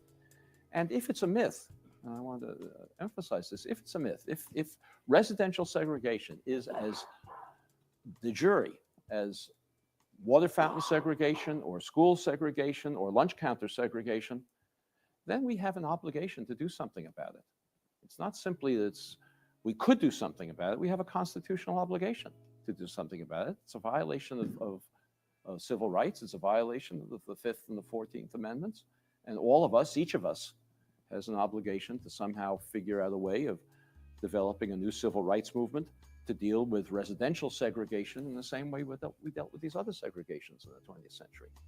So let me spend a few minutes this afternoon describing some of the major policies that the federal government followed to ensure that African Americans and whites could not live near one another in urban areas in this country.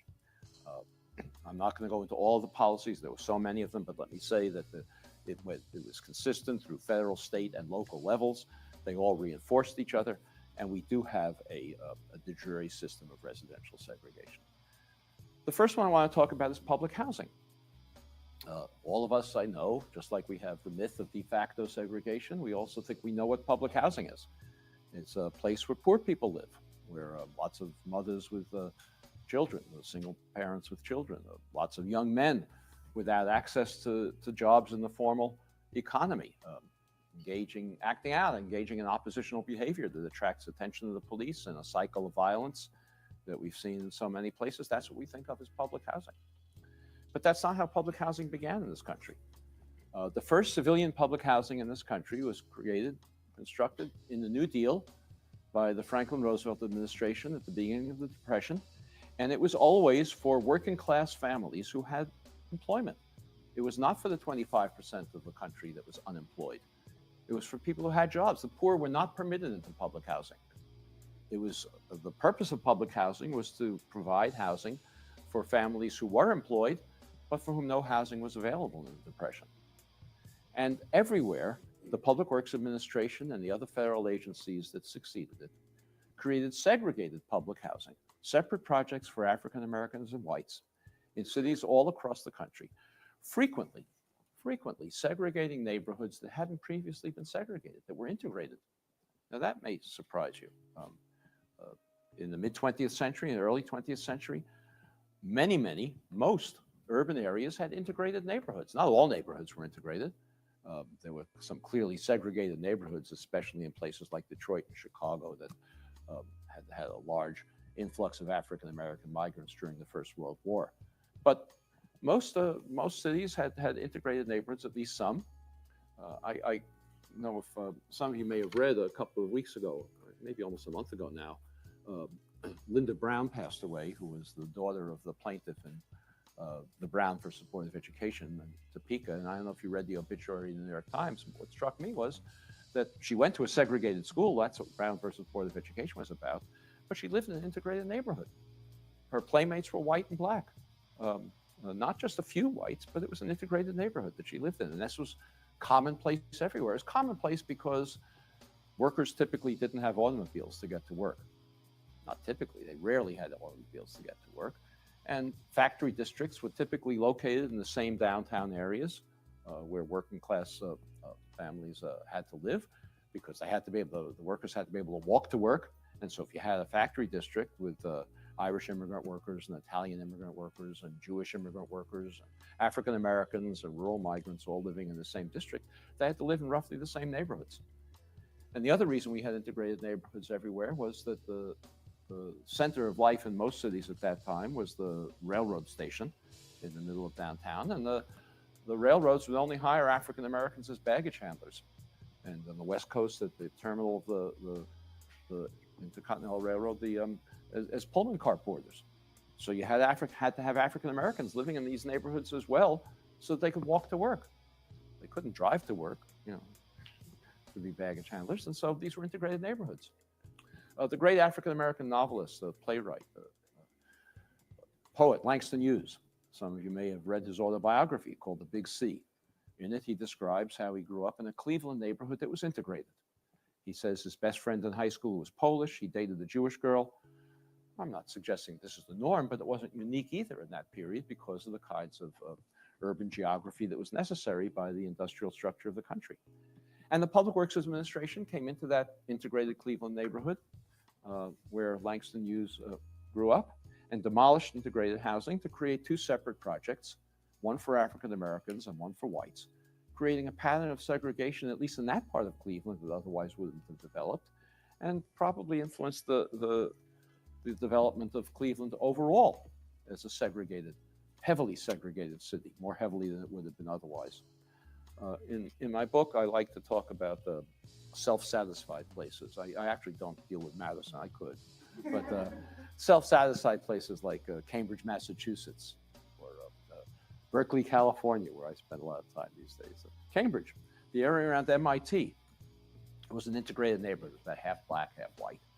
Public Works Administration demolished housing in that neighborhood to build 2 separate projects, one white, one for African Americans, and it built other segregated projects. The federal government built other segregated projects during the New Deal elsewhere in Boston, creating a pattern of segregation that I can say much more confidently even than Cleveland, that would never otherwise have existed, because unlike Cleveland, Boston did not have a first Great Migration of any significance.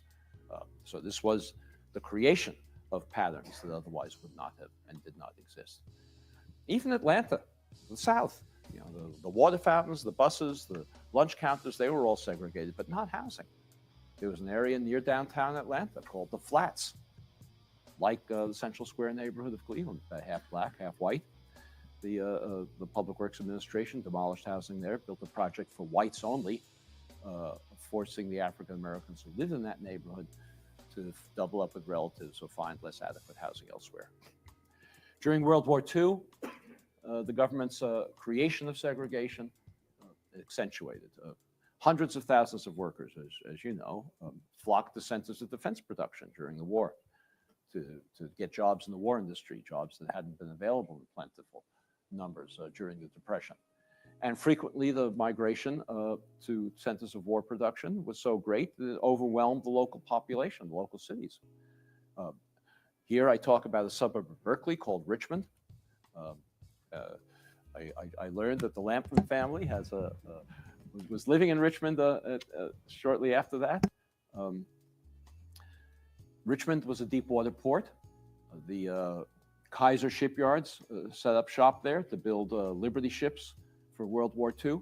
There were no shipyards there before the war. By the end of the war, Kaiser was employing 100,000 workers in the shipyards of Richmond. Richmond itself was a small community of about 20,000, almost all white. There were a few African Americans living in the outskirts who were Pullman car porters, or wives of Pullman car porters, who were working as domestics in the homes of white families. But it was basically a white community of 20,000. The 100,000 migrants who came to work in the shipyards, if you consider their families, you're talking about an influx of maybe 300,000 people into a community of 20,000. Any of you city planners, can you figure out how to grow a community from 20,000 to 300,000 in just 4 years? Quite a job. The federal government had to provide housing for these workers if it wanted the ships to continue to be produced. And in this all-white community, it created segregated housing. It built housing for the African-American workers along the railroad tracks, in the industrial area, going down through into Berkeley, and for the white workers in the more residential areas where white families were living. The African-American housing that the government built was temporary, shoddy, because the city of Richmond announced that any African-Americans who came to the city during the war would have to leave at the end of the war once their jobs had disappeared, but the whites were welcome to stay. This was public policy in the Berkeley area. And this happened throughout everywhere in the country, everywhere where the government built housing for war workers, East Coast, West Coast, North, South. It was segregated, creating patterns of segregation frequently that hadn't previously existed. The San Francisco Bay Area, for certain, had very, very few African Americans prior to World War II. You know, some descendants of the gold rush, as I say, the Pullman car porters were there, but basically it was a white area. The patterns of segregation that we still see in San Francisco Bay Area today were created by this government policy in World War II, and it didn't need to be. It didn't need to be, I can say that with confidence, because we have an existence proof of one case. There was one project nationwide that I know of that was integrated, and that was in another shipyard in the San Francisco Bay Area, in Marin City, across the bay over the Golden Gate Bridge. And that one ramped up production so quickly that only single men could come. They couldn't absorb families. They put up barracks, and as the men came, they just gave out pillows and blankets, and without regard to race, so they had integrated barracks. And then when Marin City came to build housing for the families, the barracks had worked out so well that they built integrated housing for the families as well. This is the one case nationwide where the housing was not segregated, and not that if there were problems that would be an excuse for segregating it, but it demonstrates that there wasn't even a rationalization, a possible rationalization that could be used for this policy. After World War II, there was still an enormous housing shortage in the country. And not only had no housing been built during the Depression, except for the Public Works Administration projects and some other federal projects. And during World War II, it was prohibited to use construction materials for civilian purposes unless it was for the war workers. So no housing had been built, or little housing had been built at that time. And then millions of returning war veterans were coming home, needing housing, living in Quonset huts, doubled up with families. And it was a national crisis, a national housing crisis. President Truman had to respond to it. And he did so by proposing a vast expansion of the national public housing program. Remember, we're talking about housing for working class families, returning war veterans. They had jobs in the post-war boom. The whites had better jobs than the African Americans, but they were working in the post-war boom. These were not for poor people at this point, typically.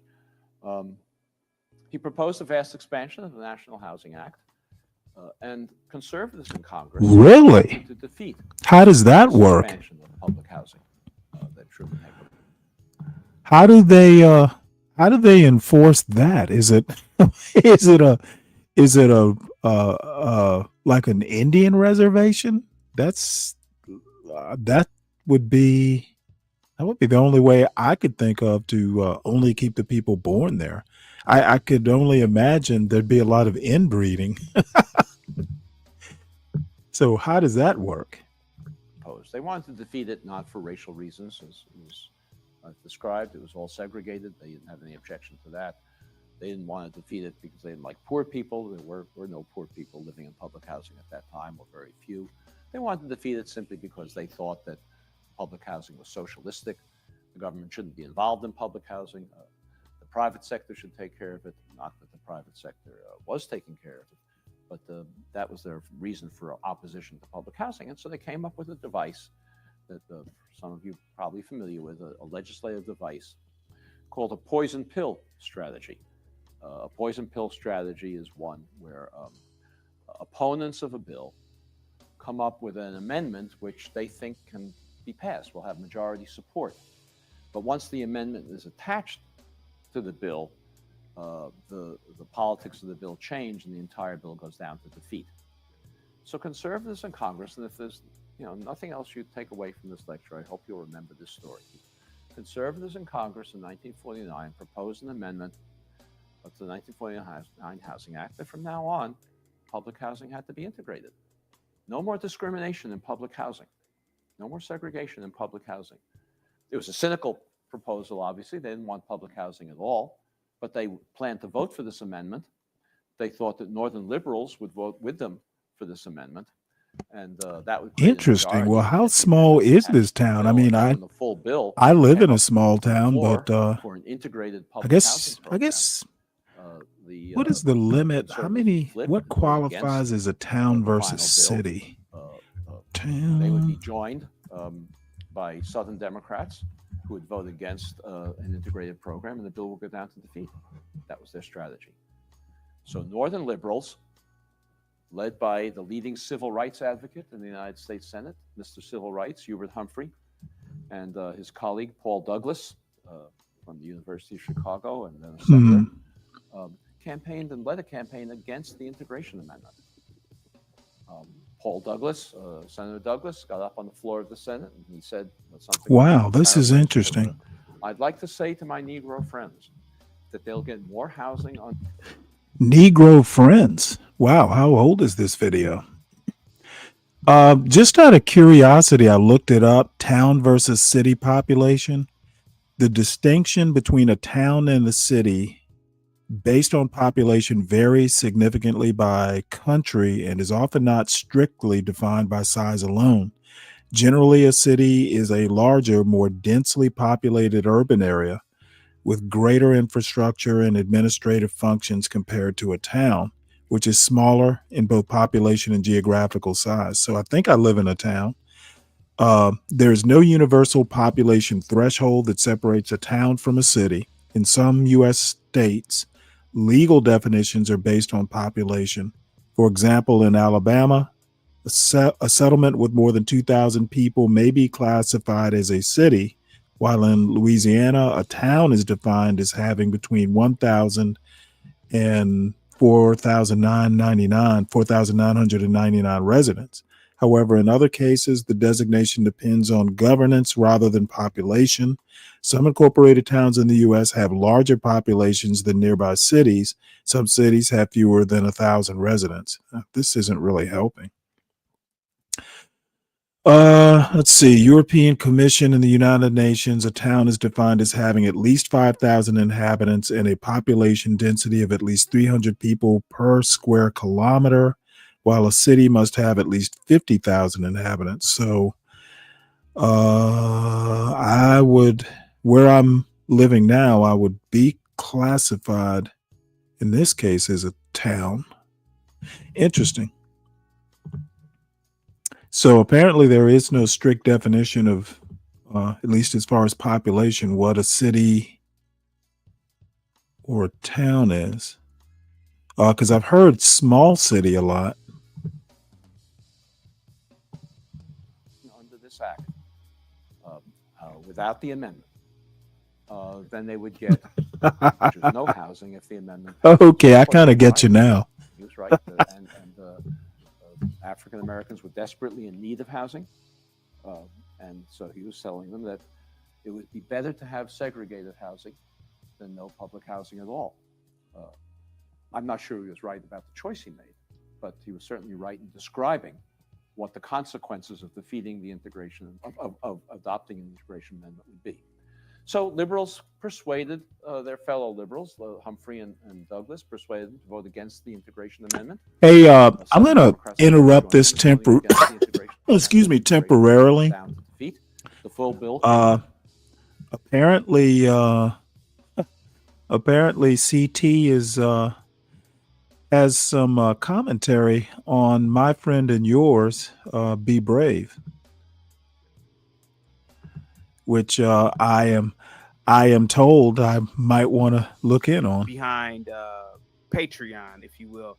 And moving forward, we're going to have more clean shows or cleaner shows. Yesterday's show was really good. There were, I think the F-bomb was dropped about maybe 5 or 6 times yesterday, but it was a really good show. There was no vulgarity, and it was really fun. Thank you so much, Lo, for praying for Linwood.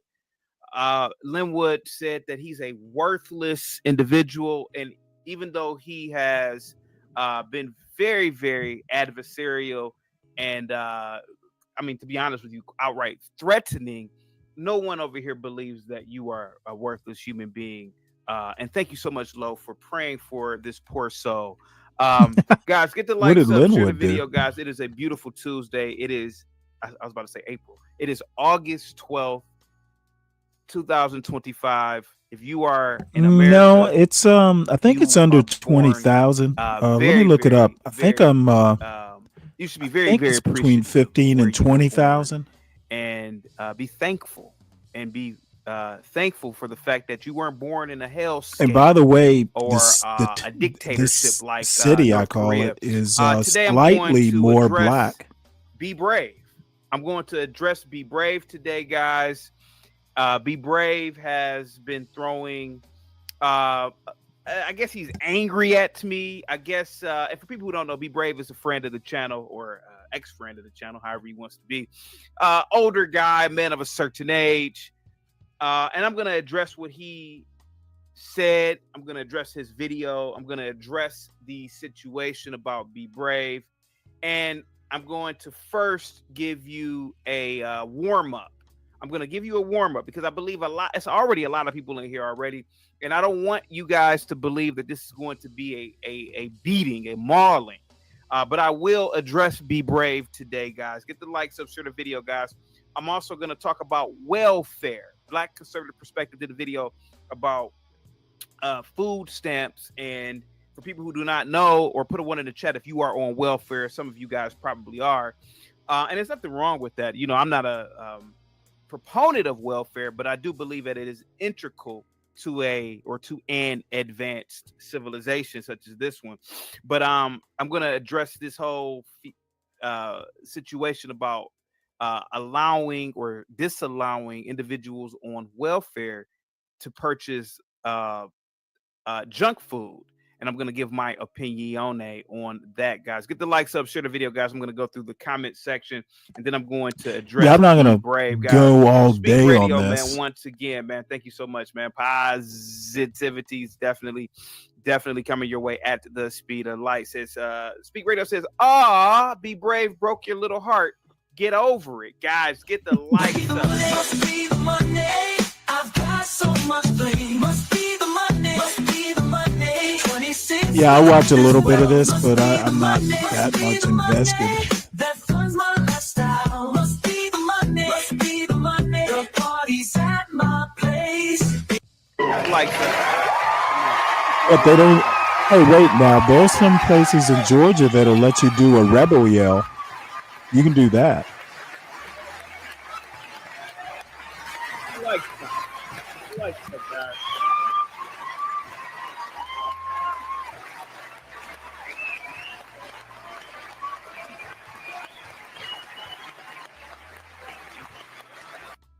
Speak Radio, I rock with you. And you are a supporter of the channel. But don't say anything that will make me kick in the back of an old elderly man. See, I'm not here to do that today. See, I would kick in Brave's old back end today, but I'm not here to do that. I'm here to be fair and impartial. Is it impartial? I am, or impartial? I N. Let me know, guys, for all of you smarty arties in the chat. I'm here to be fair and impartial. Be Brave has been a friend of the channel. And shout out to all of you guys. Positivity is definitely coming your way. I want to get right into it. So I'm going to send out a mass positivity to you all in the chat. Guys, get the likes up. Share the video, guys. EAE, man, what's up? Positivity is definitely coming your way. Guys, get the likes up. Tropes is in the building. Anonymous, Tip, Bittersweet. And let me see who else is in the building. Art is in the building. Says kick his back in. We have Lawrence in the building. We have Sheena in the building. Positivity is definitely coming your way at the speed of light, guys. Guys, I'm gonna I gotta say this. What's up, Duale? Positivity is coming your way, Duale. Thank you so much, buddy, for all of your support, man. Guys, get the likes up. Blue Jay, what's up? Positivity is coming your way. I'm not here to kick in the back of an old man. Speak Radio. And I rock with you. And happy Tuesday to you, man. Positivity's coming your way. But don't get this old man's back kicked in. And you know, Speak Radio and everybody else who's a day one, you guys know I'm known for kicking in the backs of people. You know that. I kick in the backs of institutions. I kick in the backs of people. If it were physically and aerodynamically possible, I kick in my own back when I F up. And I F up a lot. Be Brave is out of line. Be Brave is upset. He's a friend of the channel. He's a Confederate, if you will. He's done many shows over here. A Confederate? Even in an adversarial manner, not as an enemy, but he's done shows to refute what I've said on dozens of occasions, and I've allowed him. Put a 1 in the chat if you know the relationship between me and Be Brave. Put a 1 in the chat if you know. You know what? I'm not going to hear a whole bunch of backs kicked in, apparently. Opportunity to do rebuttal shows. I'm one of the only. It almost sounds like he's an apologist to Be Brave. This. Tatum doesn't allow it. Candace doesn't allow it. ABL doesn't allow it. Black Conservative Perspective doesn't allow it. Ben Shapiro doesn't allow it. CT, why are you comparing yourself to them? Because, hey, man, I can. I can. And you know that I do far greater work than them. I will admit they have more followers. But let's be, and I'm being humble about it. But you guys come to me. And I appreciate you guys for that. And I appreciate the love and support. But the fact of the matter is that this is one of the only, if not the only channel on YouTube that allows everybody to call in. Racists, white supremacists, black supremacists, North Koreans, South Koreans, atheists, Muslims, etc., etc. And even Be Brave. I've given him the opportunity of a lifetime, and even he knows it. The old man, he knows it. He knows it, Speak Radio. Guys, give Speak Radio a big thumbs up, $ emoji. Thank you so much, Speak Radio. I really appreciate that. Cash App. I'm going to give me some ho-hos with that Cash App. Little Debbie's. Even he knows it. 70-year-old man. He could never spout his socio-political and racial commentary at a large scale if it were not for this channel. He knows it, and I know it. Guys, get the likes up, guys, because I'm going to kick his back end today, but I'm not going to brutalize the old man. I'm not going to brutalize him. You see, I could do that, but I'm not going to do that because he is an honorable and he's a gentleman to a degree. Hang tight, guys. We got Bob, man. What's up? Bob already coming through, man, with the $40 Cash App. Guys, give Bob a big thumbs up, $ emoji. Guys, positivity is definitely coming your way. Bob, thank you so much, man. I really appreciate that Cash App, man. You're an incredible guy, man. Guys, must be the Monday. It's got me rolling so smooth. Must be the Monday. Must be, 'cause I've got folks wanting to be my friend. Must be the Monday. People I never knew, people I never thought I'd connect with. Oh no, I don't know what it is. Talk to me, check it out. Must be the Monday. Must be the Monday. I've got so much blame. Must be the Monday. Must be the Monday. 26 without this well. Must be the Monday. Must be the Monday. That funds my lifestyle. Must be the Monday. Must be the Monday. The party's at my place. thank you so much, Bob. Bob, get the like. I mean, everybody, get the likes up, $, or give Bob a $ emoji. Thank you so much, Bob. I really appreciate that, man. I really appreciate that, man. I'm gonna take that 40 and go get some water with that. I'm gonna get some water with that. Thank you so much, Bob. You know it. You know it, Bob. Where else could this old man go? Where else could this old man go and spout his opinions openly for years? For years, I've given this man a platform. He knows it, and everybody else knows it. For years. And I'm going to play a video, and he mentions me in the video, and I'm going to critique the video, and I'm going to give my honest opinion about it. And I'm not going to kick his back in like I've done so many people over the years, because this ain't personal. And I'm not even going to name the people that I kicked their backs in, because that was personal with a lot of different people. But Brave is not innocent in this, and he knows it. Everybody knows it, Bob. Everybody. Guys, give Bob a big thumbs up, $ emoji once again for this $40 cash. I might extend the show for this 40. Thank you so much, Bob. Really appreciate that. Or I might just go buy some weed. I'm just playing, guys. I don't smoke weed, but I am going to talk about weed smoking and Brave.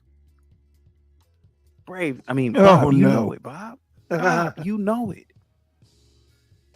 I've given this man an opportunity to give metrics or matrices, whatever. And just so you know, this is just a little bit of what EAE. Let me give credit to EAE. Told me what was going on and said, "Hey, you ought to tune into it." So thank you. Shout out to EAE for letting me know. You and say, get him off the panel. I don't want to be on the panel with him. Who else has that leverage other than you, Bob? Be brave. And this man, and you're going to see in the video, he believes that I'm plotting against him. He believes that I'm usurping him. He believes, this crazy old man believes, I don't want him on the panel. I get a mother effort. I gave him a show. I gave an old bastard a show. I gave him a show. And this is the thanks that I get. Yeah, I don't think it's going to go anywhere near where I would go. Bob, he should have just called me the N-word. He already called me good old little colored boy, but I don't bat an eye. I don't get mad. I don't get mad when Brave does that. Do I, Bob? Thank you so much, Bob, for that $40 cash app, man. I really appreciate that. Do I get mad, Bob? Hey, man. Hey, Brave. I'm not a good little old colored boy. Hey, Brave, this isn't 1947 in the sticks in Alabama.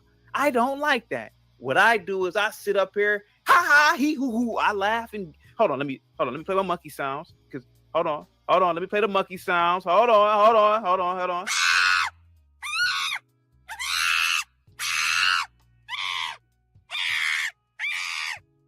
Oh, we Kiki and Kaka.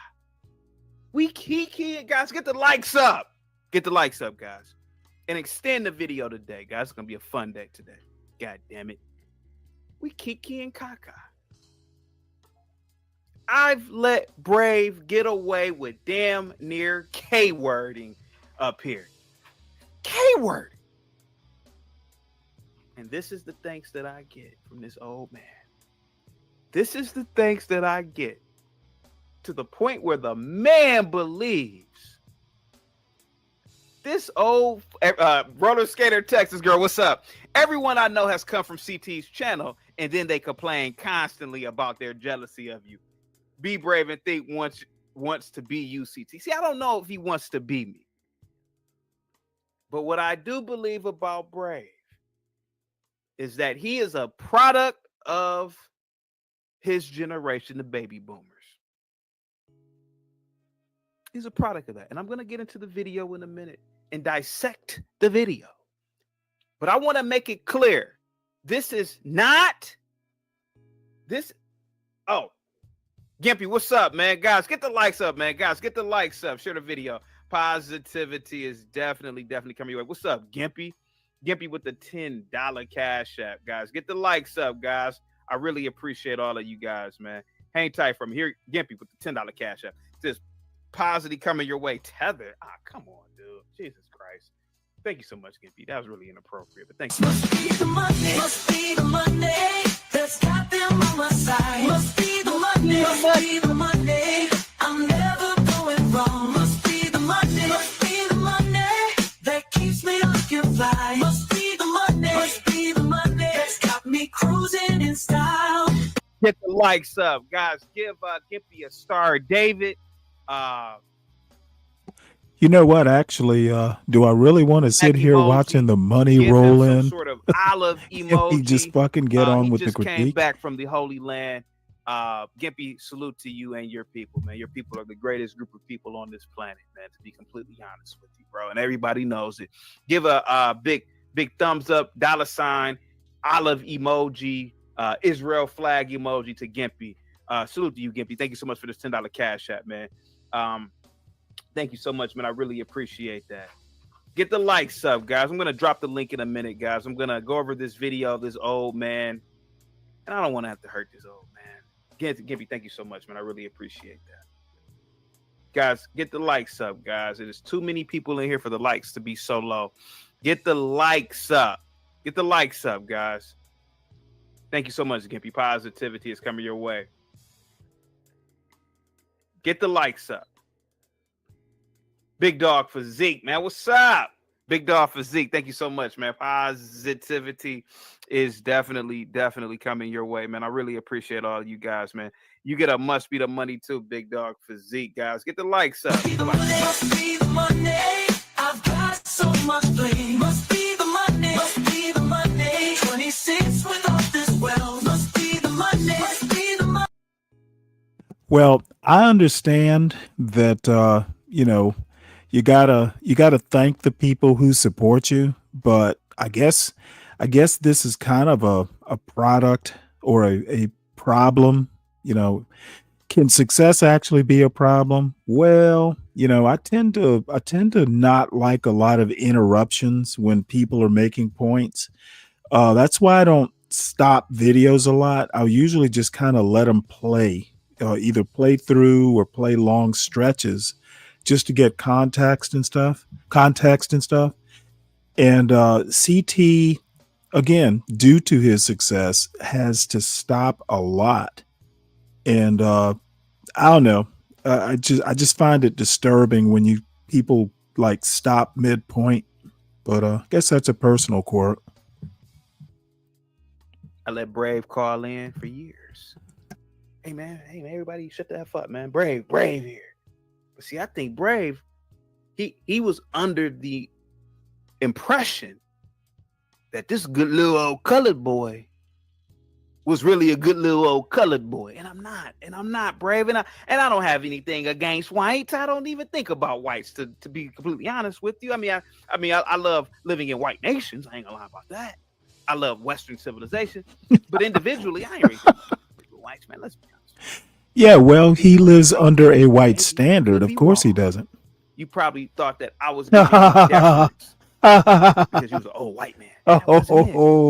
Giving you Oh boy, you know what? I definitely have I want value. to. I want to make that a show title, damn it. Let me think about it. I want to make that a show title so bad.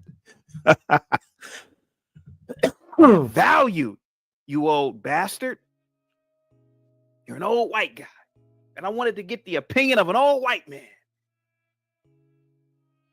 I don't revere you just because you're old white. And I could be wrong, Brave. And I could be wrong. So I'm going to start saying that I could be wrong. But I think to a degree, you were under the false impression that I give deference just because you white. And that ain't it. I don't give deference to no goddamn. Well, I mean, obviously Bob, but I got to do it for Bob. Get the likes up. Get the likes up, guys. And yes, I've already liked the show. Thank you so much, Big Dog Physique. Thank you so much, Gimpy. Bob, salute to you, man. Speak Radio, DMville, salute, man.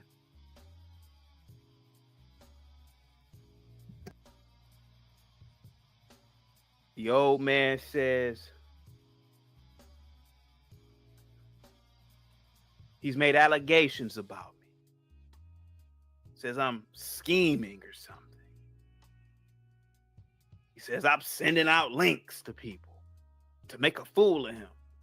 Brave, I ain't got to do that, man. I ain't got to send out no goddamn personal links. You know that, Brave. And I got to admit, you even gave me my P's or my propers. But you know I don't have to set anybody up. I don't have to confab with anybody, Brave. The other day you said, do I view you or do I see you? And I'm probably misquoting it, but I'm gonna parrot quote. Do I view you as an enemy, Brave? How the hell could I view you as an enemy? Why? What is the reason? What is the reason? To a degree, Brave, maybe you are doing this, in my opinion, to pub your channel. Now, to me, it doesn't make any sense because all you got to do is you don't even have to ask me because I always pub your damn channel. I don't know why you're doing this. Could it be the weed mixed with age? I don't know. I don't know, Brave. But I'm gonna show this video. And listen, I'm gonna make a disclaimer here, Brave. I follow boxing. Put a 1 in the chat if you follow boxing, people. One of my favorite fighters of all time, B-Hop, Bernard Hopkins, 57 years old at the time, talking that hot. Now, he's one of the greatest. He's in the top 5, definitely. Talking hot. Said a white boy could never beat me. I don't care how old I get. Put a 1 in the chat if y'all remember when B-Hop did this shit. Put a 1 in the chat. NYC Majestic, no. He was hollering. This white boy had to be 27. Yeah, B-Hop 57, 58, hollering. I wish I could be the showman. I wish I could could be a showman like this. I just don't have it in me unless I get a few beers and I get a little animated. But other than that, And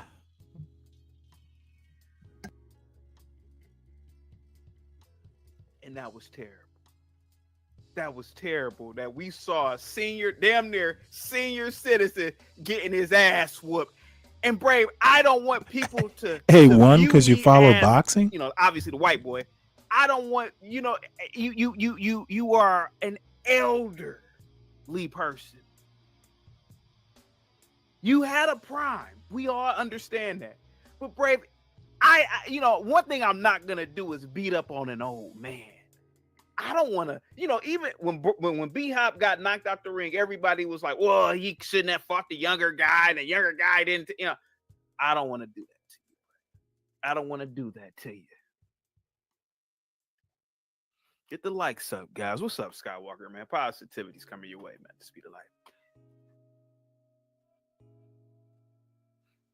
Get the likes up, guys. Share the mother effing video.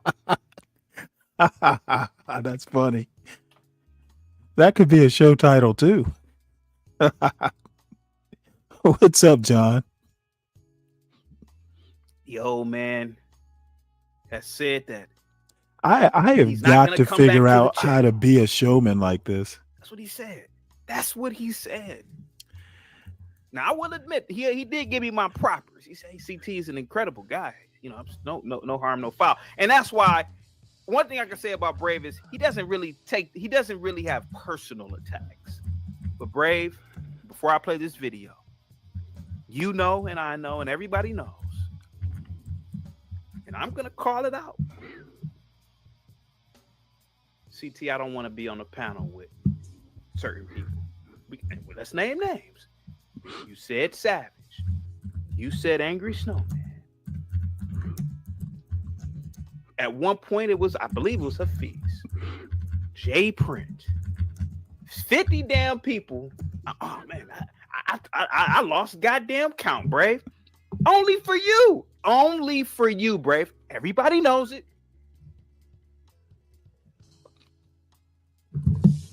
So, Brave, why on earth would you think I would? Over in Garion's panel, he says he's got a new job.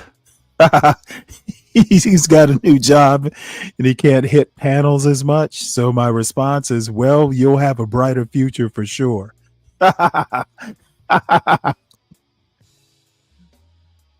He's a good young man. Get the likes up, guys. Happy Tuesday. Happy Tuesday. Cliff says, then you the fool, CT, for doing that, CT. You the fool. Uh-oh. You said you a fool. Get the likes up, guys, man. Get the likes up. Happy Tuesday, man. I really appreciate you guys, man. So let's listen to this video. Be brave. He's gonna. Oh, yep. 777 Blue Jay. Thank you so much. Hey, man. 777. 777 added all types of comedic timing and value. And Brave, this isn't personal, and I didn't even mind it. Brave, you know how many goddamn black people unsubscribed because of you? I never said anything. Didn't even bring it up. And I don't even have to name names. People are in the chat who are hardcore CT universe fan. I don't want to say you guys are fans, but supporters. They know who I'm talking about, but I ain't gonna say nothing.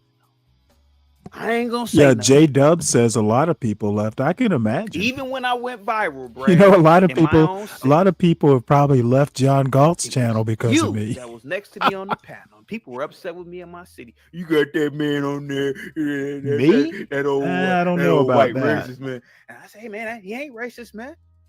He's speaking and he's doing the work of the Lord by telling you what a lot of whites think about white people and black people and race, yada yada yada. Lauren, I actually have an ibuprofen story. Anybody else, Bray?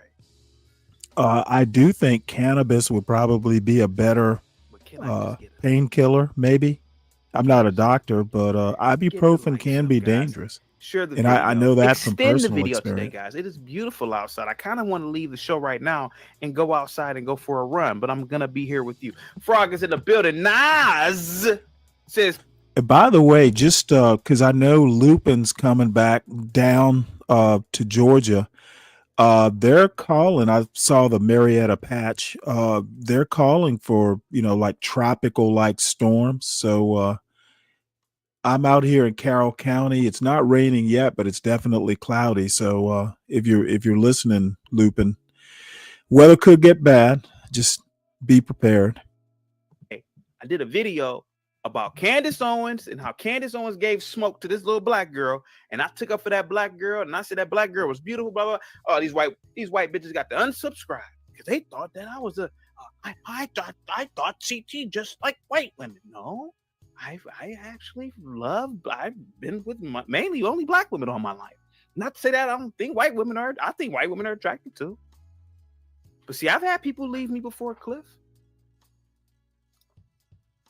But I gotta address Brave.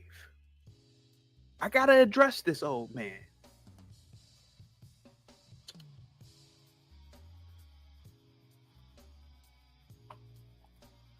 I gave him his soapbox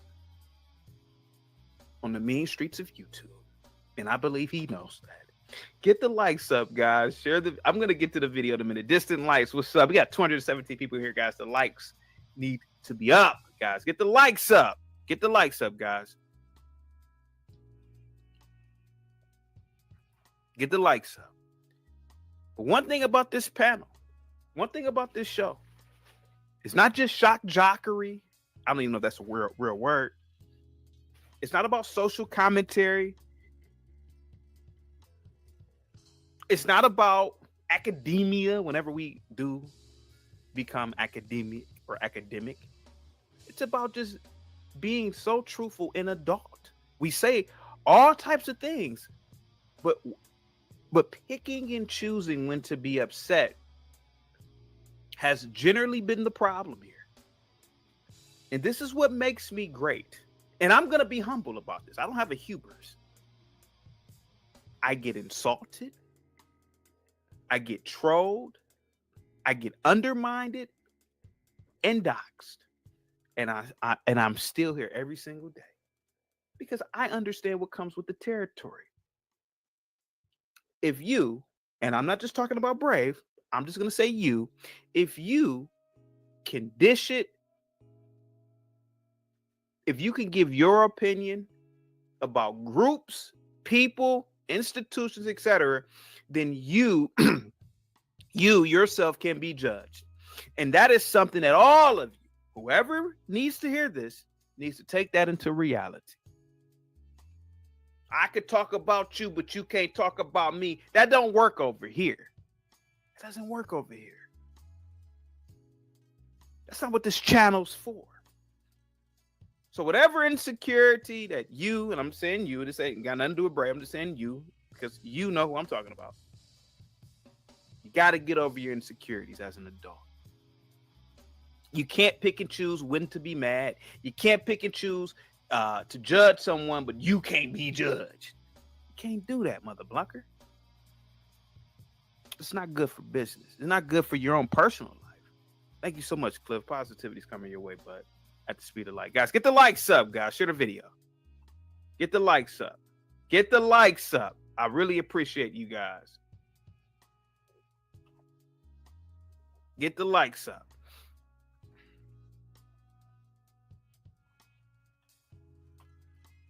The likes need to match the views, guys. Now, let me play the video of this old man. Let's play the video of this old man who believes I done him wrong. Let's play the video of this old man who can't see past his own goddamn nose. Let's get to watching this video of this old man who generalizes an entire population of a racial group that I'm a part of, but I'm supposed to sit here and say, yeah, Brave, you right, Brave. Oh, let's watch Brave. He can say whatever he wants to say. He can dominate his panel. He can kick people off freely. Whatever I say goes. I'm white and I say so. Let's listen to Brave. What up, Jay Rillo? Be Brave is a sad old man who needs pity. Come on. Jesus Christ. I thought pity had two T's.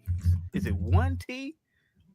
Oh, it's one. Wow, I had no idea. Damn, I need to go. Oh, man, dude. Jay Rillo, man, you are a very intelligent person, man. Dude, I've been out of school so long, and when I left school, man, hey, Stanley, I heard what you said too, you bastard. Yeah, but yeah, I occasionally read some books, but yeah, man, I'm not in school anymore, so I kind of didn't know that. Guys, get the likes up, share the video. Winston says you are thinking of Titty. Yes, I am thinking of Titty.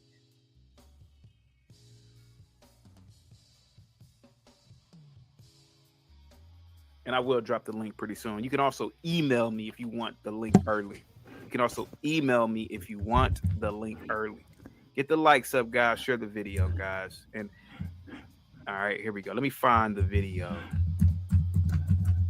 Hang tight for me, guys. Get the likes up. I don't want to press anything that I shouldn't press. Here we go. On their stream, and they do. Here we and go. The Cosmos always, when I'm fast forwarding, just hold on for a second, guys. Let me try to. Can I speed this up? No, I can't.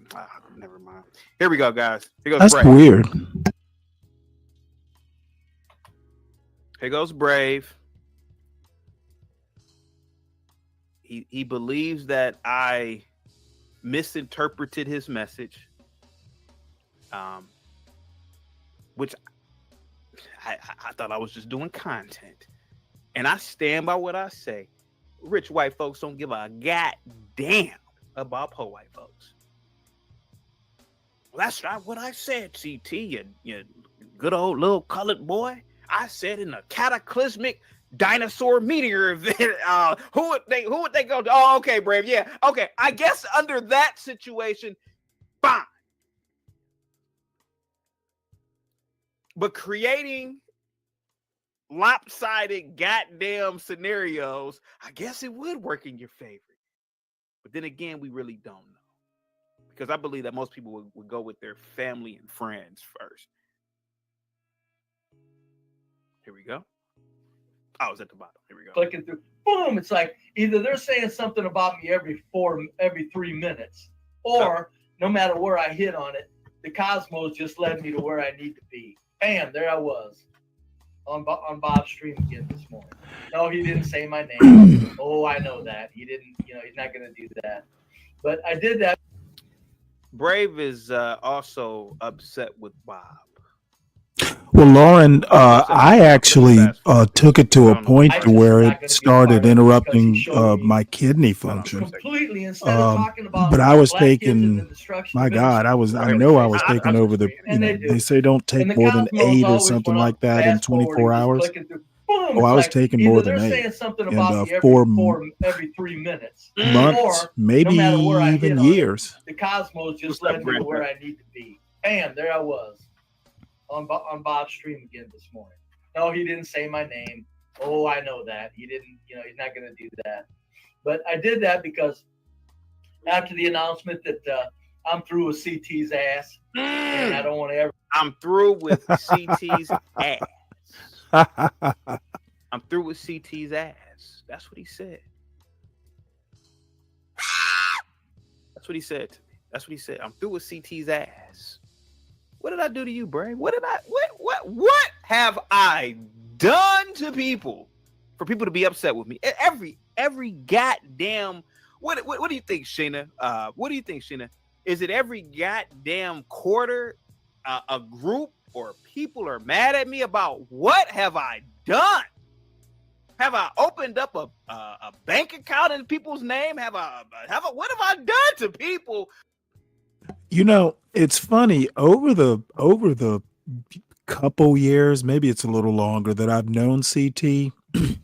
I actually like CT, though, he had some wacky ideas or, who knows? I can never tell whether it's performative or he really believes stuff, but I don't go on CT's panels too much. I did probably a couple weeks ago. Same thing with Bob. I like Bob. Definitely like Bob. Definitely like CT. It's their panels I don't like. I just don't thrive in that 9 people shouting at each other environment. It's kind of the reason I don't go on Sean Bracey or other shows. I think the last time I was actually on someone's show, it was Drip. I went up there and it was for a specific reason, and I didn't stay that long. It was me and Stan Autry up there discussing, I think it was that kid who got stopped in Jacksonville and just acted a fool. And it's one of these things where he acted a fool. The cops went overboard. It was just, messy situation. And Stan, Autry, and I and Drip were up there. And then, people started kind of coming into the panel. And eventually I'm like, you know what? Too many people up here. I'm going to drop out. I guess I'm kind of like some acoustic guitar player. I like those close-in venues, a small audience. 9 people on a panel, just can't do it. Yeah, it's I just learned my lesson. Now, it wasn't like a permanent. I didn't do any permanent damage, but it was so bad. They were like, dude, you're just going to have to suffer a little bit. You can't have any more Tylenol.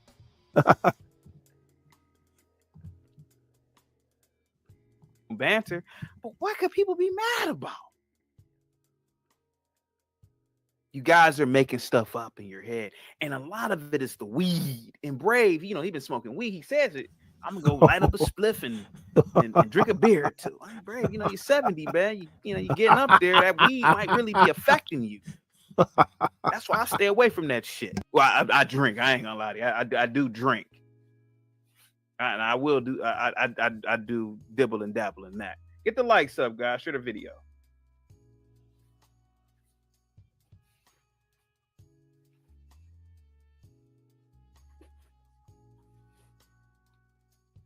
Never talk to him again. Don't wish to converse with him again, and don't wish him on my stream again.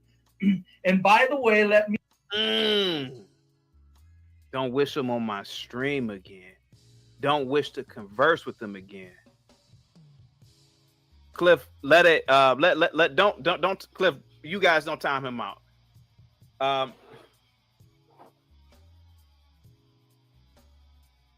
Don't let him on my streaming. Let's hear what he has to say. Here we go. He clears something up.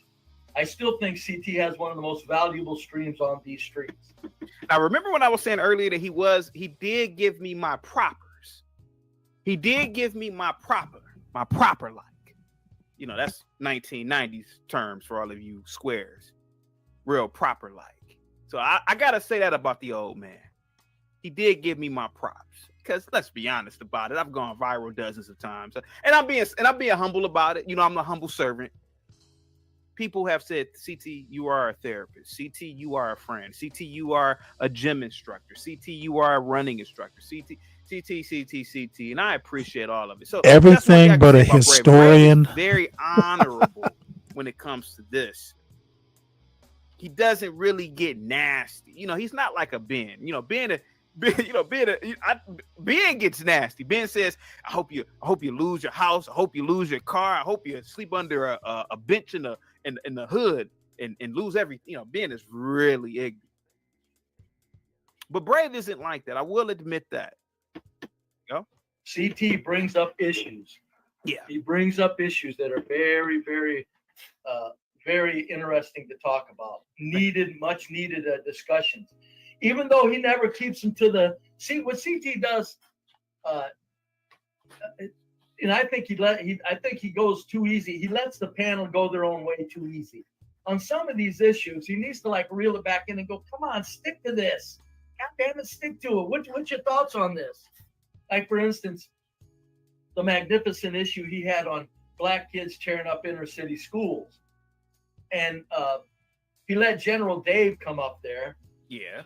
And just completely, instead of talking about black kids and the destruction of inner city schools, General Dave, he let him come up there and he just totally started insulting CT for not having proper teaching credentials. CT wasn't bothered by it. Of course, CT has thick skin. when he should have said, okay, all right, duly noted. I'm a creep. I'm no good for nothing. Now can we get back to the issues of black kids destroying inner city schools? But CT didn't do that. He just let the panel roll on with their insults and their clownery. Yeah, Brave, because, you know, at the end of the day, Brave, that makes the show. You know, that makes the show. The banter, the derailments. This isn't old school AM radio, you know, even sometimes FM. This is Howard Stern, late 80s, all through the 90s. And I'm saying that very, very humbly. So I get it, Brave. I run my show my way.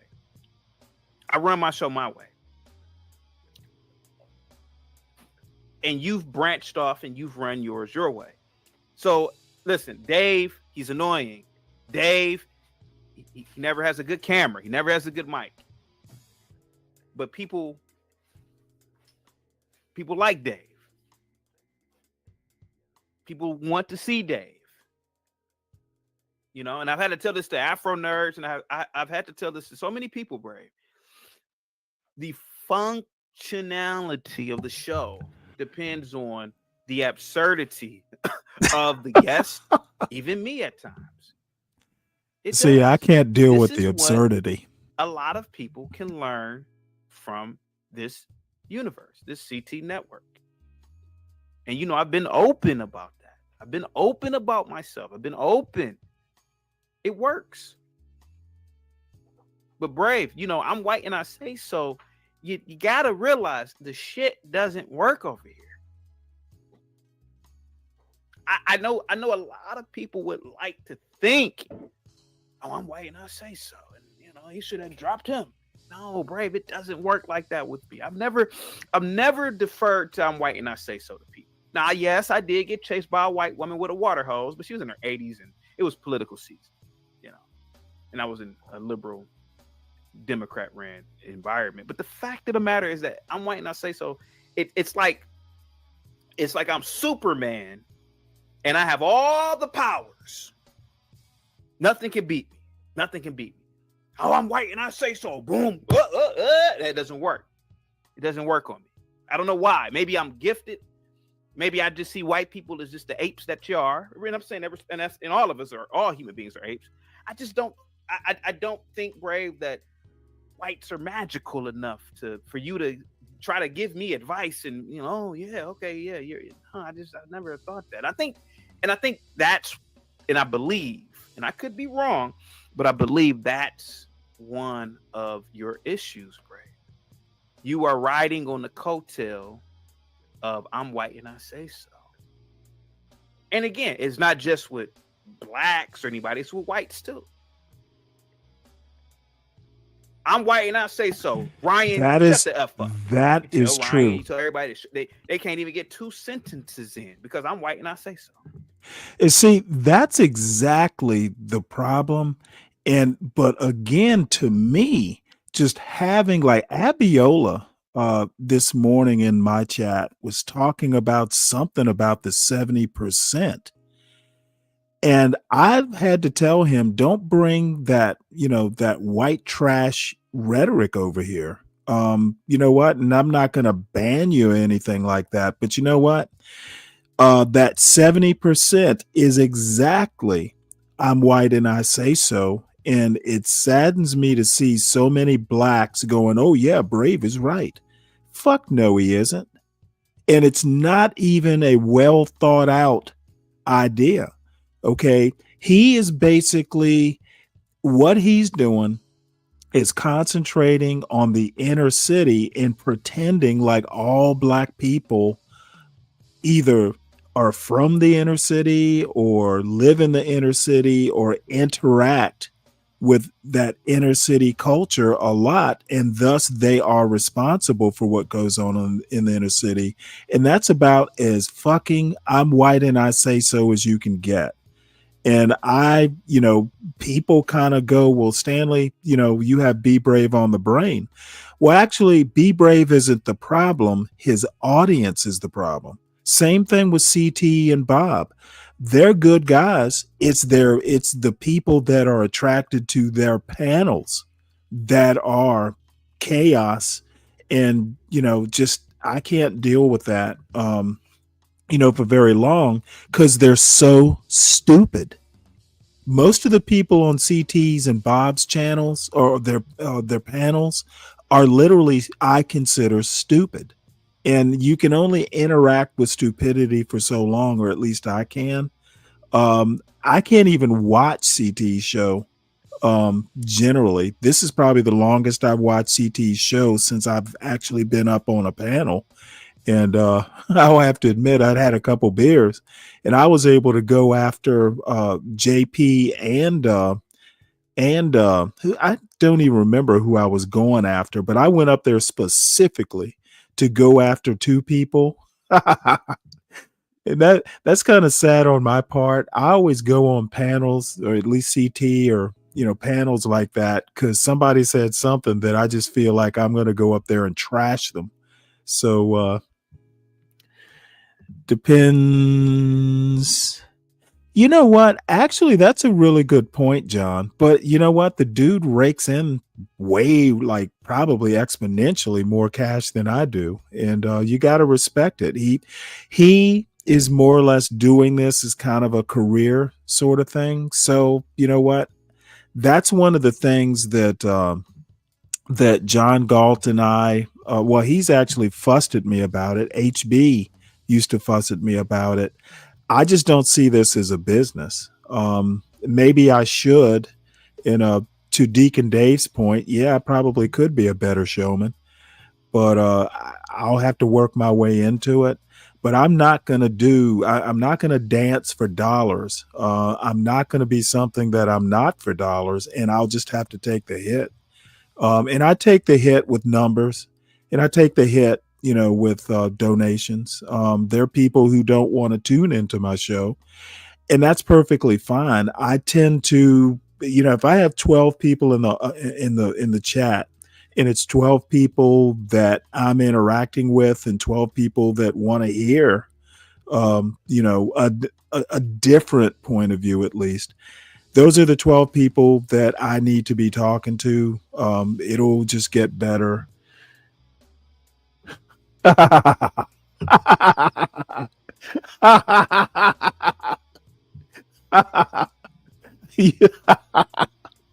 don't know how to even react to to that. Yes, I would not make a good stripper, apparently. That is really funny. I'm still shy, Kelvin. Maybe one of these days.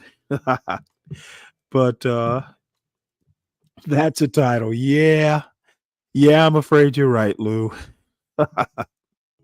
I got about 5 good show titles today. That is for sure. Everybody's been acting out. Yeah, I'm gonna have to.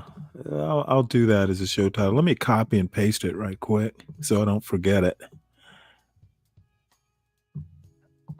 Give me one sec here. Well, as a matter of fact, let me go ahead and start CT back up. My Cadillac, man.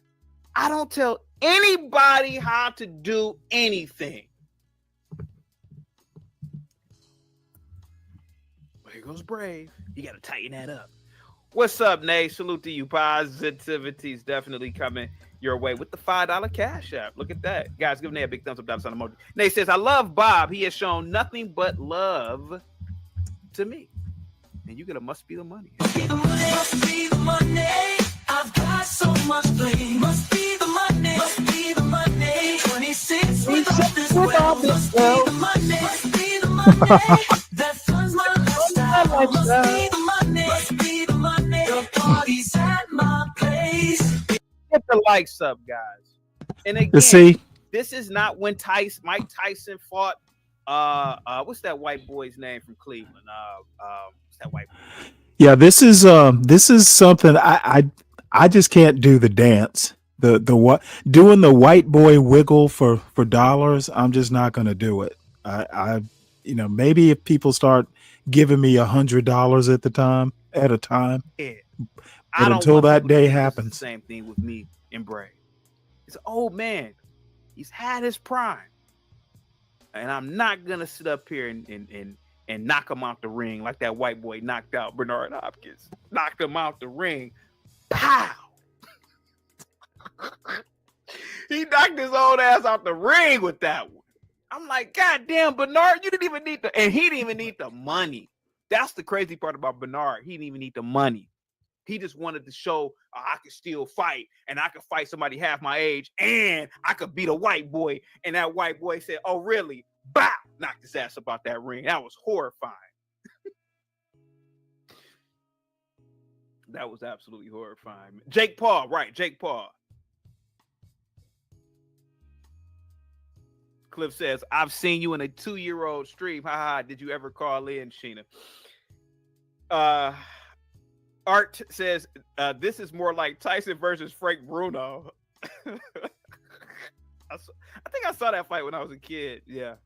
Guys, get the likes up, man. Let's play some more. Let the issue get away from you, CT. God damn it. I mean, I don't care if he listens to me anymore, man. I'm just an old man that told him to go jump in the goddamn lake and get out of my face, and I'll stay out of yours. That doesn't mean that I don't appreciate CT's theme. And see, this is something, again, guys, this is something I can't respect about Brave. He's an honorable fighter, you know, so he's not making it personal. So I got to give him respect. How is this? What the fuck? How is this not personal? He literally is saying your name, CT. Do you understand what personal means? See, this is what I mean about when I talk about people who don't read books. The motherfucker is literally saying CT, but it's not personal. Oh my Lord. Somebody needs to help you, sir. Oh man. Go on. He's got a And I'm gonna be honest, it's hard for me to take, and really, I probably should stop. It's hard for me to take someone seriously who doesn't actually know what getting personal means.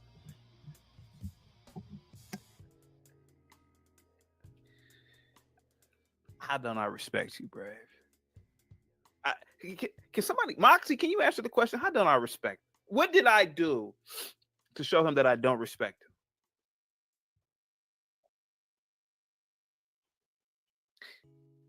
Have I ever said, "Hey, you live in a shed, man"? I have. Ever saying that to him? I remember ever saying, "You know, hillbilly." I never said that to him, despite the fact I that said he all those "Good old things. little colored boy" to me. That's what he said to me. Now there's someone in CT's panel or CT's chat saying, "Come back, Brave." Some people could look at that as disrespect. When did I ever disrespect you? What did I do to show disrespect? Guys, let me see. Guys, get the likes up, man. Guys, get the likes up, or I'm gonna end the show. There we go. I'm just another clown, and I'm going, oh yeah, don't lump me in with your other clowns, sir. I'll make an exit. Brave, you're wearing a goddamn mask over you. Brave, stop. Exactly. Brave, stop. See, this is the Exactly. problem. Brave, this is not Oxford. This is not Harvard. This is not goddamn John Hopkins. Brave, Johns this is not an academic Hopkins. setting. This is what, and I don't want to put you. God knows I don't want to put you in the same category as an Afro nerd. I mean, come on, man. Brave. Everybody that comes onto the show is susceptible at one point of being made fun of and being clowned. Even if it's you, Brave. I mean, my God, Brave, you're wearing a let me make it full screen. Brave, you're wearing a goddamn Zorro mask on your face talking about, I don't want to be a clown. Brave, come on, man. I rock with you, Brave. God knows I do, man. But you sound ridiculous. You sound ridiculous. This is an NPR? This is not NPR. You think this is C-SPAN? Brave, this is YouTube. You got videos of goddamn people chasing around cats and it got 5 million views. What are you talking about? What are you talking about? Yeah, exactly. You got people doing auto What? tunes Look, of them doing some silly shit. And guys, put one in the chat. well, Lou, I'm not looking for the drama. I'm just saying I just have a problem that he doesn't understand that if someone says your name, it is literally personal. Bro, I'm telling you, it's that weed. Of course, I know CT there's a lot of isn't you his weed real smokers name. in the Maybe chat. that's what he means, but it I sounds don't know, man. personal That to stuff me. could lead to have, I mean, to me, it kind of leads you to. Nah, I don't want to say it. I don't want to make anybody else mad. LG says he has his wife's ex panties. Ah, come on, Jesus Christ. Placido says CT's thumbnail game is diabolical. Norman says CT, what's the countdown back to the monetization looking like? About 8 days. And that's if we get it. That's if we get it. Here we go. To prove to you how this clown was different due to my absence. That's how you do it. Even in the workplace. Bray, wait a minute. Hold on for a second, Bray. Is this not you, Bray? Wait a minute. Hold on, man. If I was a black man, I'd be the finest motherfucking tap dancer God ever put on earth. Because I'm dancing to the white man's tune. You better goddamn well believe it. Because it's a fucking white country, and that's how you fucking get wealthy in this country. You dance to the fucking tune. Don't ever run from that shit. That is amazing. You know what? And I appreciate B Brave's honesty, but when he says that he is a culturalist, okay, you know what? That's just a fancy way of saying black people should be imitating white people's culture. And quite frankly, he gets those types of arguments too. There is no such thing as a white culture. You're racializing European or Western culture or American culture. American culture is literally, if you want to use the term multiracial, okay, the dude is a fucking racist, and even he is running from what he actually is. People need to just say, dude, you're a racist. Black people need to dance to the white person's tune. Dude, I'm probably as quote westernized as anybody on, in these YouTube spaces. And I don't dance to the white person's tune. If it's something I want to do or like to do, that's fine. If it's something I don't want to do, I'm not going to do it. And the other thing he needs to understand is black culture. What he's calling black culture is an imitation of what he calls white culture. He wants to separate the two out, and you cannot do that. That's why I think he's a fucking uneducated moron. Be Brave is literally ignorant. And whatever books he says he read, it must have been 40 years ago. Times have changed, son. I've always asked supervisors many times, many times, when they get mouthy or say something. This is after I get Papa's a drunk Papa Smurf. As I said, I'm the tap dancingest dude there's ever been. Baby said when I get a new job. For about 3 months, I show myself, prove myself, and then my arrogant side surfaces. And it's no problem because with the performance, they don't mind the arrogance anymore. It's the performance you got to do first before you let your arrogance. Give me 1 second, guys. Guys, get the likes up. Share the video, guys. Positivity's coming your way. Nay, Big Dog Physique, Gimpy, Bob, Speak Radio, DMville. Thank you so much for the cash apps, man. Guys, get the likes up. Share the video. Norman, thank you so much, man. I really, really appreciate you, man. You don't understand what that 50 did, man. You really don't. Guys, give Norman a big thumbs up, $sign emoji. He just sent over a $50 cash app, man. It says, just because, keep doing what you are doing. You get all four must be the money. Must be the money. Got to be, 'cause I got what's wanting to be my friend. Must be the money. People I never knew, people I never thought I could connect with. Oh no, I don't know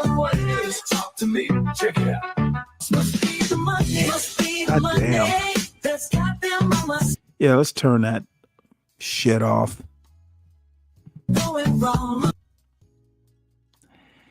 Ugh.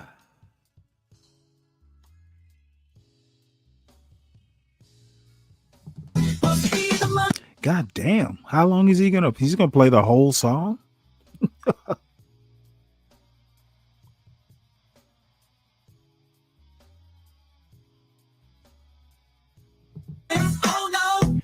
Oh motherfuck, how long is he gonna play this song? I guess $50 is a lot. You know what? Maybe I need to get my little dancey song for Cash Apps.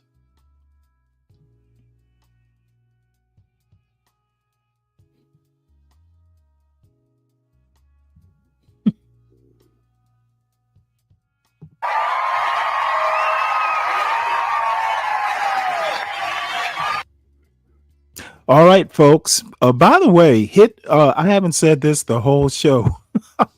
I think I've maybe said it once. Y'all, please make sure you hit the like button. And if you would, please recommend the show. And I have to thank EAE, though he's over in CT's audience.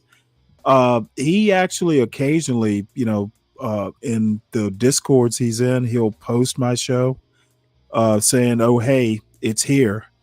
And let's all be honest. I'm kind of a tough sell. I talk too much. I speak over people. I tell people exactly what I think of them. And, I'm not exactly beloved, but hey, one of these days in 8 years when I get monetized, it'll at least be people who know what they're getting. And there's some people like SKC that I actually come to kind of an understanding with. CT popped up saying some bullshit this morning, and I didn't even go after him. Norman, he's in the chat. I see him in the chat. Doesn't come on the panel. Doesn't get offended.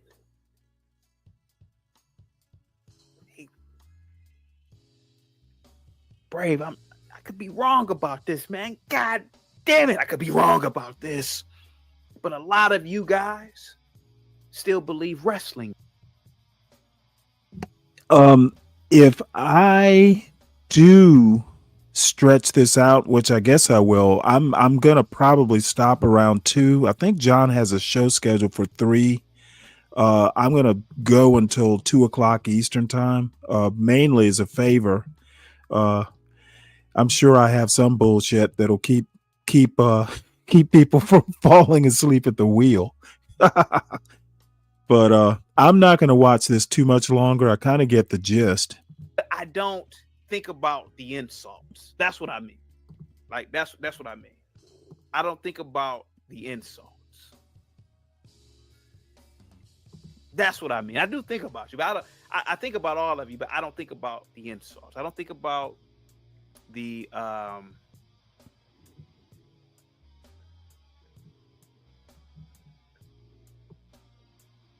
drama, if you will.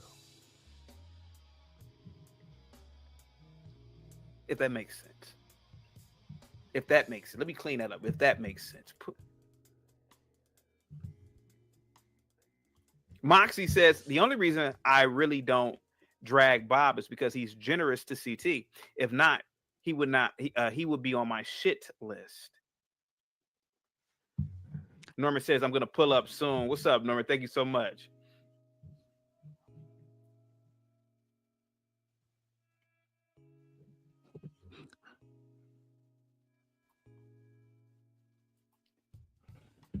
I don't think there's gonna be any blood. I don't. There's people. I mean, doxing.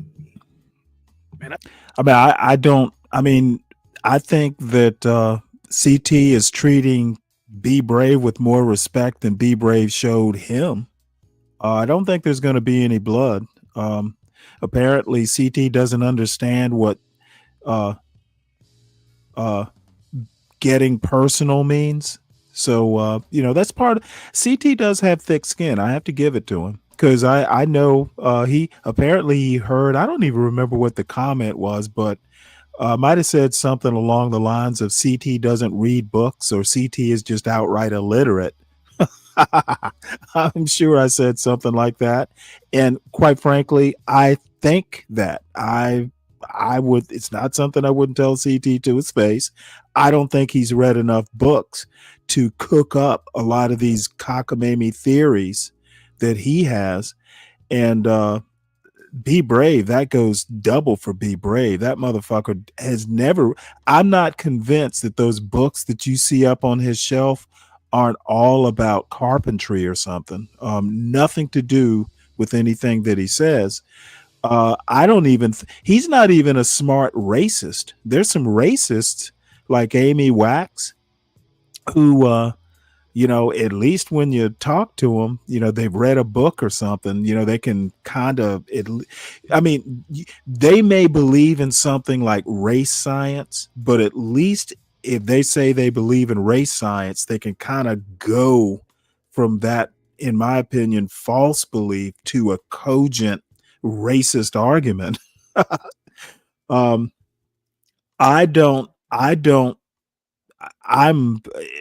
I am absolutely convinced, and like actual geneticists are saying, well, anyway, I'm not going to get knee deep into that. At least the racists who actually can kind of say, well, I believe in this, therefore this, I can at least respect it. At least they can make a cogent argument. CT barely does it. Be Brave is literally the I am white, therefore I am right. That's essentially his core, his base cornerstone of all his arguments.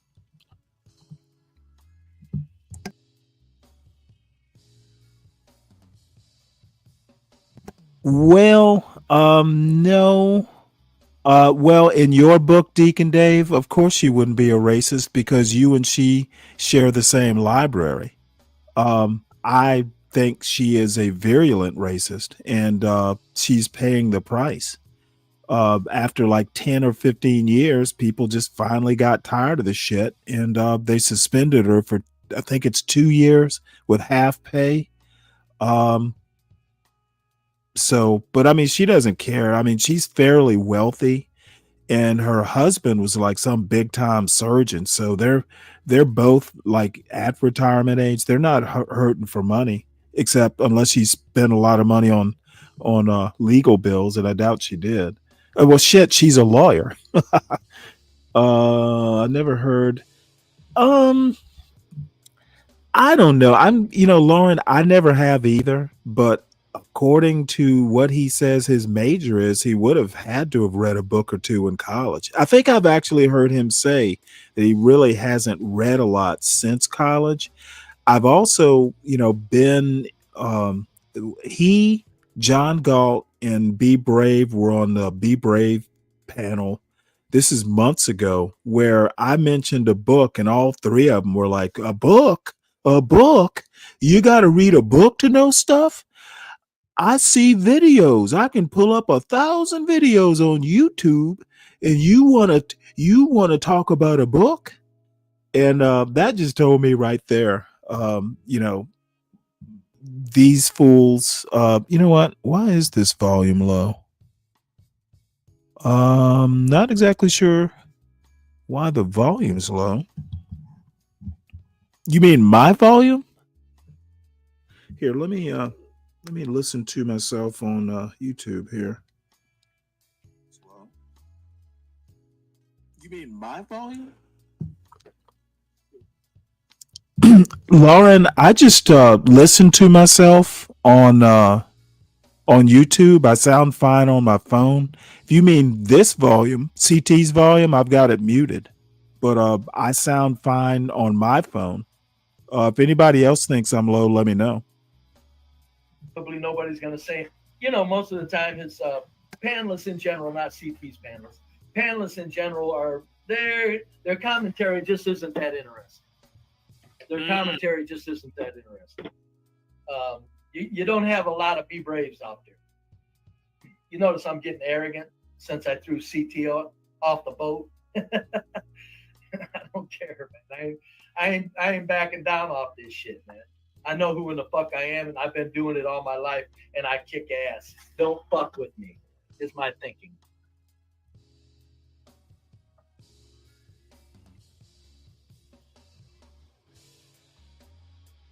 Yeah.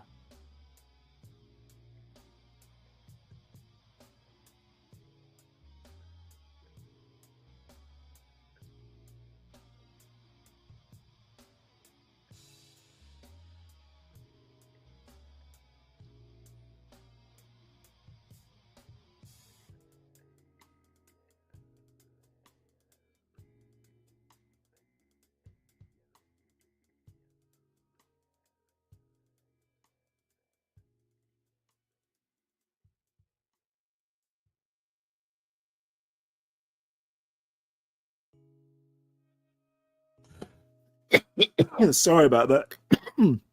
Be Brave is real famous for biting the hands that send him viewers. And this doesn't surprise me at all.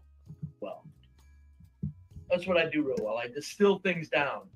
A lot of people have the ability to do it, but they don't want to do it because it makes you unpopular. Well, okay, distill it down, and this is really what I think. Oops, they don't have.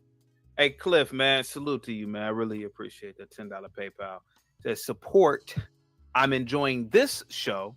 CT, how are you doing, sir? Are you doing okay? Thank you. Thank you. Thank you, Cliff. You get a must be the money, and I'm going to answer that question. Yeah, this shit's getting unlistenable with this. I'll kind of be glad when he gets his monetization back.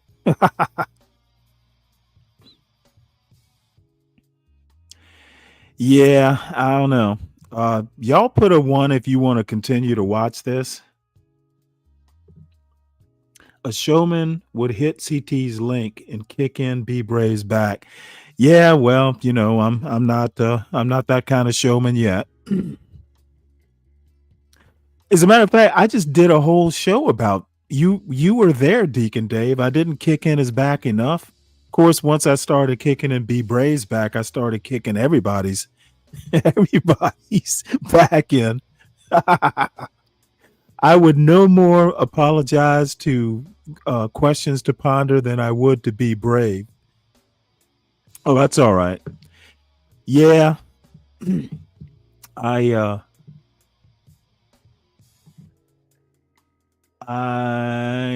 Let's see what Extend the show today because it is beautiful outside, and I want to go outside and go for a run. Cliff, salute to you, man. Thank you so much. Positivity's coming your way. And Cliff, I'm assuming that's still a no that you don't want him here. Sheena says all the funny, creepy people hate CT. Looking at his hair and face trolls. Yeah, Sheena, it's really weird that these. You know what? You know. Sheena says she's white when she is so obviously mixed. That poor girl. She is a confused Irish lass. Workplace, as far as their living, as far as their income is concerned. I get that. I get that.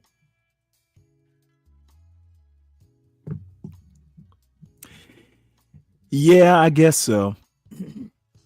Don't know. She's probably bro, if CT doesn't show you interest, folks, get hella in their feelings. If CT doesn't show you interest, folks, get hella in their feelings. I don't blame Bray. Yeah, I'm not into getting on CT's channel. I haven't had enough beer. So to be honest, who was it? Fred told me, and I think you mentioned it, that you know what? I really need to stop even bringing him up. He's more a distraction at this point. And no, there is no apology necessary. Based on what fact? I could get mad and upset about that, Bray, but yeah, Free Zone's over in CT's channel talking about the 70% see how all the black nonsense. people act. You see how every black person acts towards JP. except for me. Everybody disapproves of his lifestyle. That's black. This panel hold can't it. be that goddamn of a unicorn, Brave. Hold it. Okay, I see where he's going. Than me. I don't disapprove of it. I don't approve of it, but to a degree, I gotta say, man, they prove him wrong. Stop paying your taxes. So I disagree with that, Bray. I don't believe 70% of blacks would support JP in that matter. To the horrors of living like a god, I guess. I'm amazed at it, you know. Yes, he is, Ivan. Yeah. Ivan and I are in agreement. No, CT's panel is very valuable. Not only is he bringing up JP's, look at General Dave, who claims to be professionally employed and can't present an argument if his life depended on it. DEI hire. I guarantee you, General Dave, my if God. he's doing anything of any importance. Real quick, guys, get the likes up, guys. Share the video. Now, Be Brave is literally a self-proclaimed bottom feeder, and he wants to call someone a DEI hire. Well, dude, you've been an unskilled laborer all your life. I guess you weren't a DEI hire. What the fuck? See, this is what I cannot get over. This dude wants to go after somebody who, whether he's a DEI hire or not, he has a professional job if General Dave is to be believed, and I have no reason to disbelieve him. It's hard for me to believe General Dave can hold down a job, but you know what? Who knows what his demeanor is? Sometimes people kind of change on YouTube. But the bottom line is, Be Brave talking about anybody's profession or job is just absurd. Be Brave wants to hold black people to a standard he never achieved. And I just cannot understand why these black people get in this chat and champion him on. Entertainment or not, to me, there's a matter of pride, and having somebody wearing a homemade mask in a ridiculous hat in a wooden shack looking room talking about, somebody being a DEI hire after a life of manual labor or unskilled labor or whatever the fuck he says he did. I think he said he was a truck driver and a welder and some bullshit.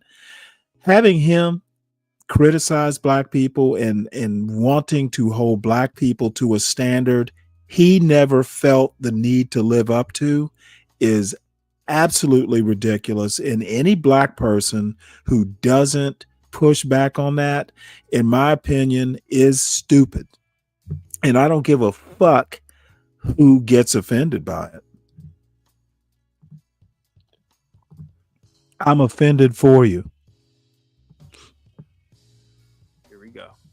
Joe Will, same thing. Not as bad. Same thing.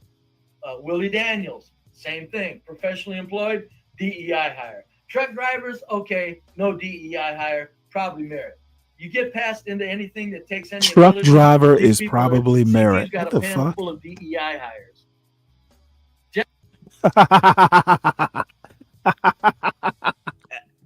Listen I'm to not this making fool. this up. I'm not making this stuff up. I'm not making this stuff up. I'm not making this stuff up.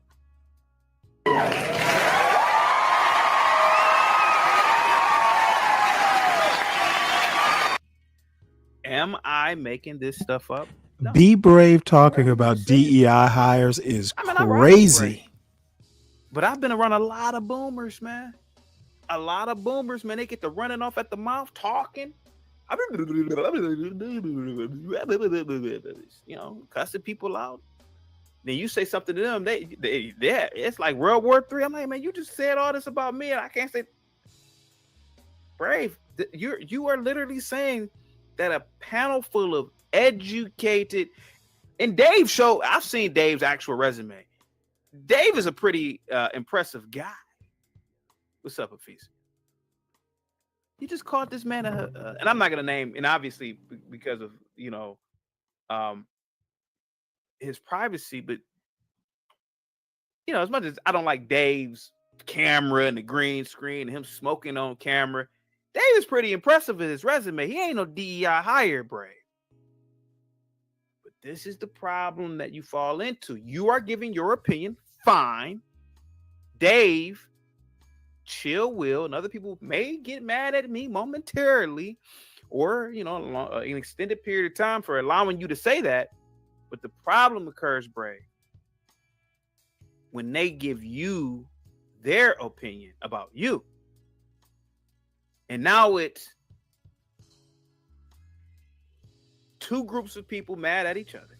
And then now it's on me to I wrote in Chaotic's Chaotic's like I got brought into the in Chaotic's chat that exactly what I said. Be brave, holds black people to standards he was basically too unmotivated to achieve in his own life.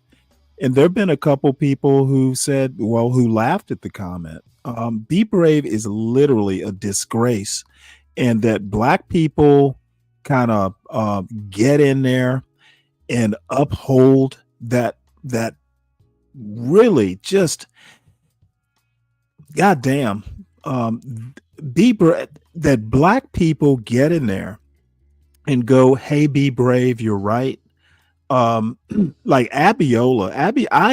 I actually came close to tossing Abiola because do not bring that 70% stuff into my chat. And mainly not so much because it's Be Brave who said it, as much as it just has no basis in reality. It is a white is right mentality. And I don't have to have that in my chat. Keep that shit over in Be Brave's chat. What does this moron have to say? In the hand that made him. Be Brave has unfortunately, and I say this with all due respect, but the white man as a whole has an overinflated sense of importance in the world. They feel that they own this planet. I mean, I'm not even joking. There is a quote from the movie The Heart of the Sea, if you've seen it. It's a kind of a Moby Dick, a take on the Moby Dick movie with Chris Hemsworth. I highly recommend it. But there is a quote, which I think many white people took from the Bible. They are the custodian. They're talking about why they should be killing all these whales. It's bad. Oh yeah, they're stewards of the earth or some bullshit. What's up, Wale? You there? Yeah, I keep muting myself, Stan. I don't want to be interruptive. So yeah, I got something to say when you get around. Might as well say it now. See that little boy on there that got this guy he talking to, the one called Chaotic Truth? Oh yeah. Well, it's his show. I understand that it's his show. I've talked to him many times, man. Have you? Okay.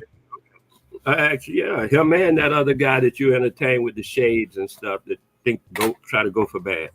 Anyway, the idea goes like this: Chaotic Truth is 2 generations away from Olatunji. Are you familiar with Olatunji? No.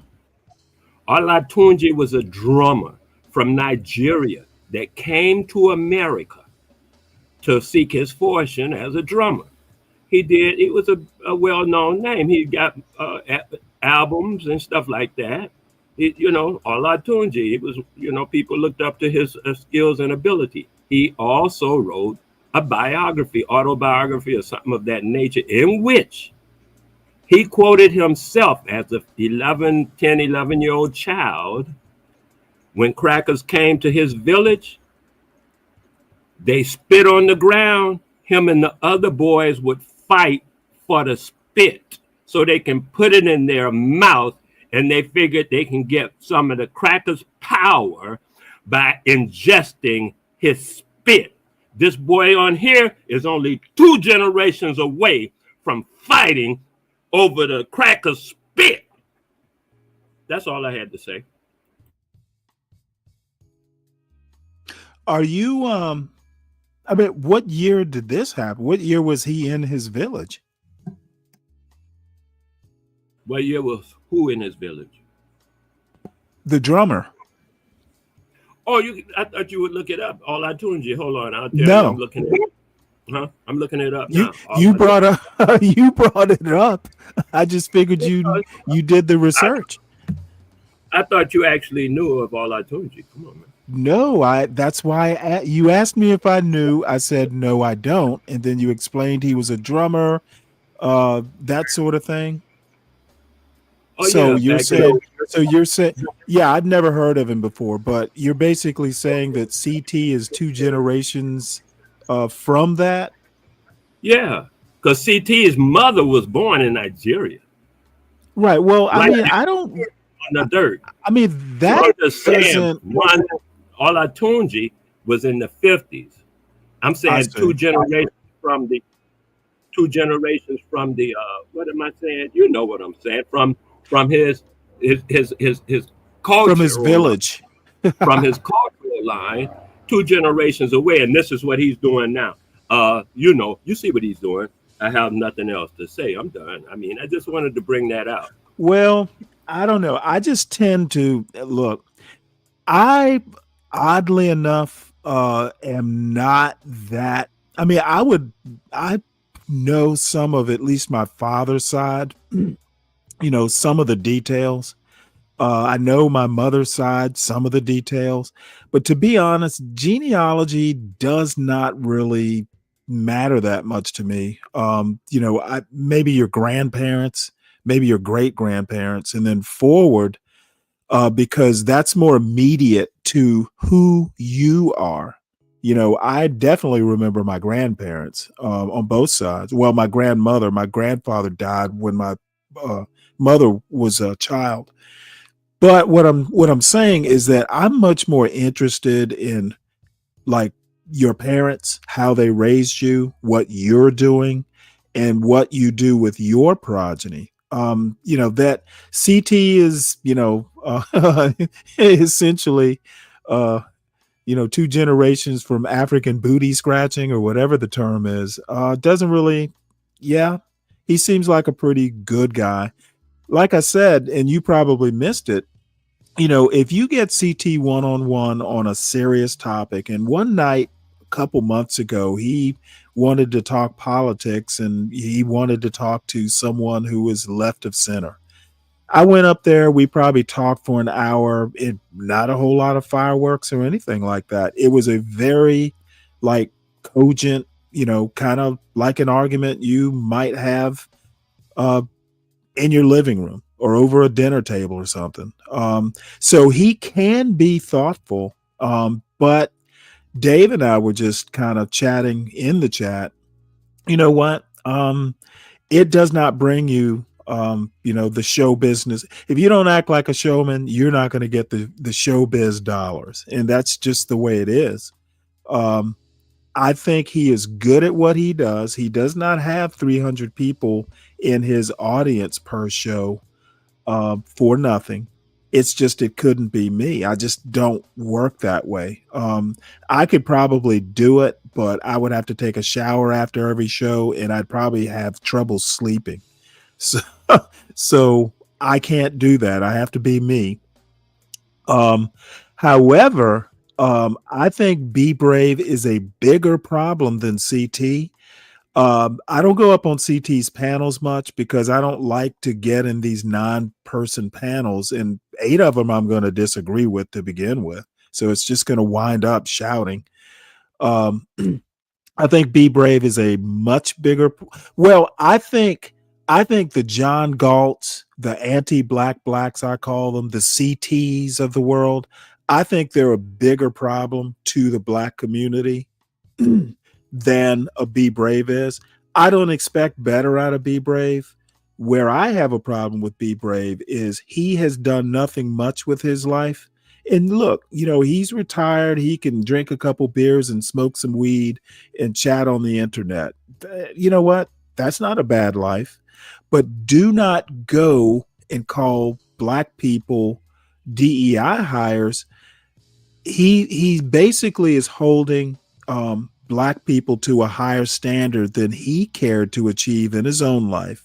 He does not have a home life. He doesn't know his daughter. He doesn't, if he's got grandkids, he does not know them. I don't consider that a particularly successful life. And people like John Galt or CT who want to pay him with all this respect, fuck all that. The dude, you know what? He needs to be respectful to get respect. Other outside of that, he's done nothing special with his life that, you know, I need to I need to give some due to, you know, all his his life's work. He's not that kind of guy.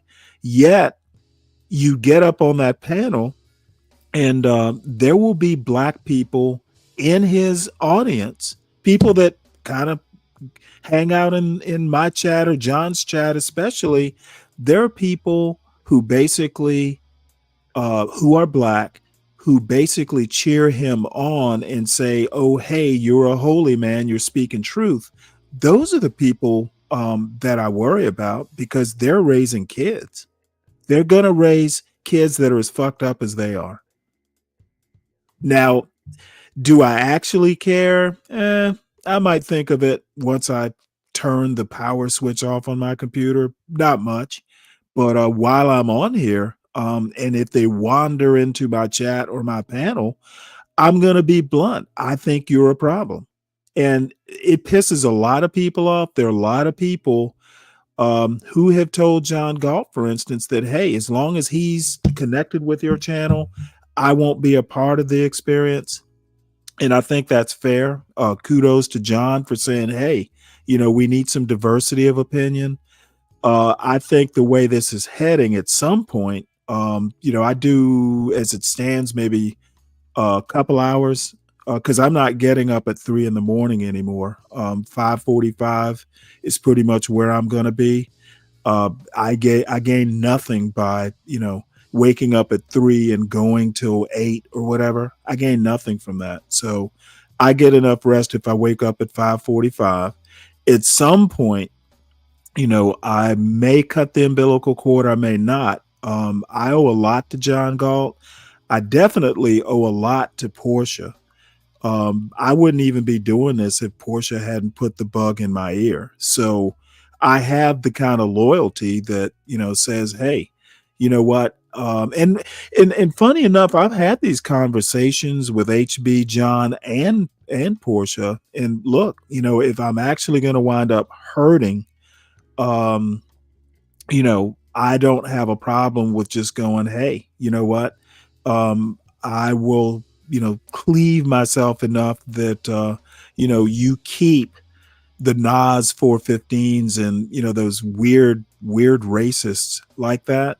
And they were always very gracious. They were always like, no, Stanley, number one, you're late at night. So you can only do so much damage. But I mean, I have to say they have been loyal and friends, and I'm just, I'll do whatever they think is best for the team. Now, John has been busy apparently, so, you know, I'm probably the most consistent person, you know, streaming in the John Galt universe. So, you know, I have a purpose, at least for now.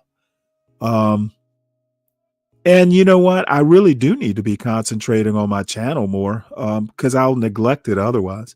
So this has been a very long soliloquy, a very long monologue. But, you know, there's some people who are probably kind of interested. I like CT. I like his panels way less than I like CT. There's certain, you know, I go on CT's channel every now and again because I don't even watch his show that much. This is the most I've watched of CT in months. And Bob is kind of like CT part 2. I don't enjoy. I like Bob. I do not like his panelists. And you know what? I'm just not going to dip my toe in those racist waters. So that's that. Help you revive the language of our ancestors. Truth, teach your children to do the same. Speak truth always.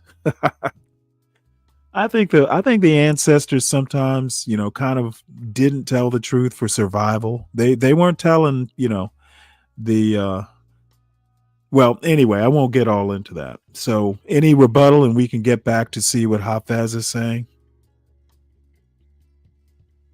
Gracious racist. Did I say? I didn't use that phrase, did I? So anyway, we'll get back to this.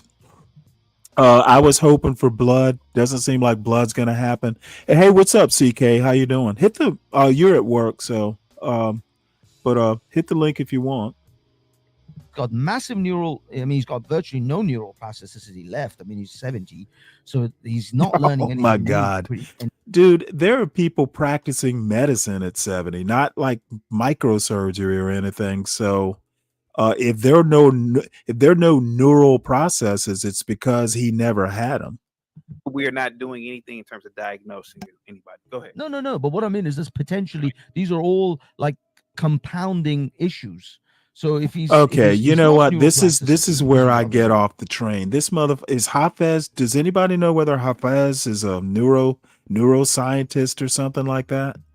Why is he talking about these mental processes when he's never even met the guy in person? This is what I talk about. This is what I'm talking about. This stuff that goes on YouTube.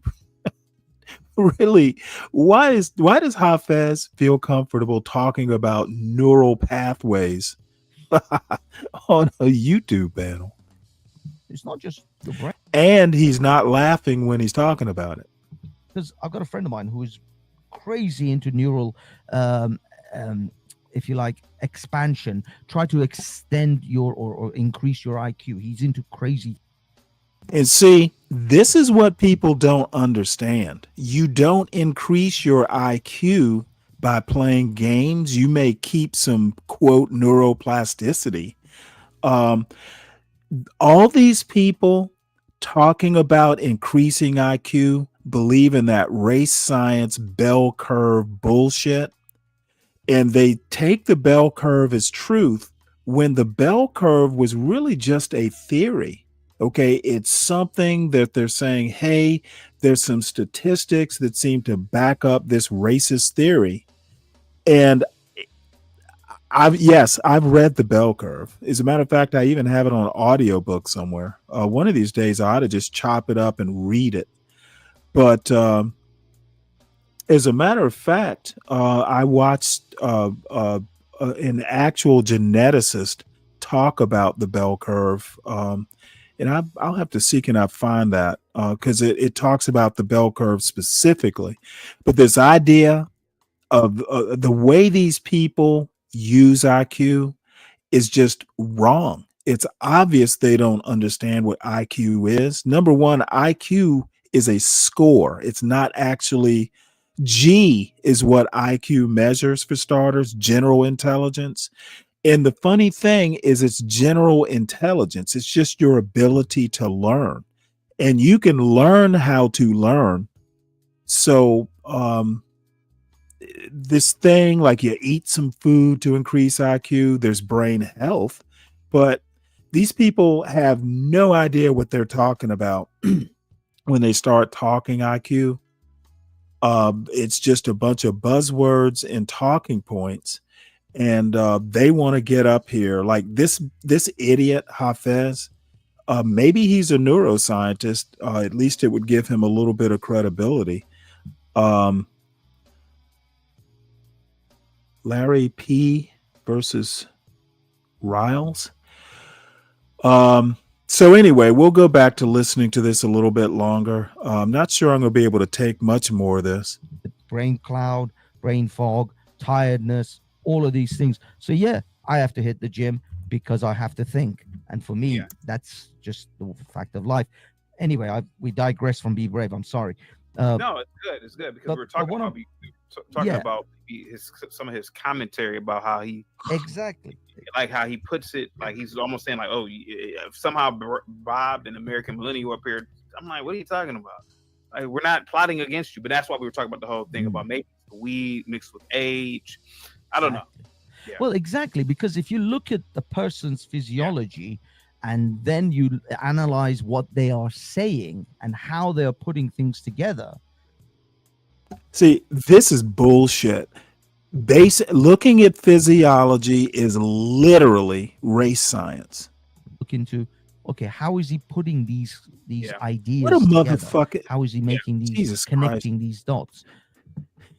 And yeah, it absolutely makes perfect sense. Perfect sense. You're good. All I know I know exactly what I said. Well, I'll be damned. But for the whole time I'm going, what? Well, I'll be damned. I'll be a son of a bitch. Well, I'll be damned. I was saying that the whole time because I wasn't angry. I was going, what the hell are you trying to do? Is this for views? You're gonna assign these stupid fucking. Yeah, I had to write in the chat that Hafez is just be brave with a bigger vocabulary. Like, take your showmanship and take it on the road, young man. Take it and build your views and get your likes and your money up, because I still say his panel, John Galt's got the most valuable show outside of Ock Nation. Ock Nation is we got to watch Ock John Nation Galt next. is second because John Galt's on the street with cameras. CT's is third and very valuable. Top 3, all the fucking streams. Well, even right there with the whole ranking thing, I mean, everybody's entitled to their opinion.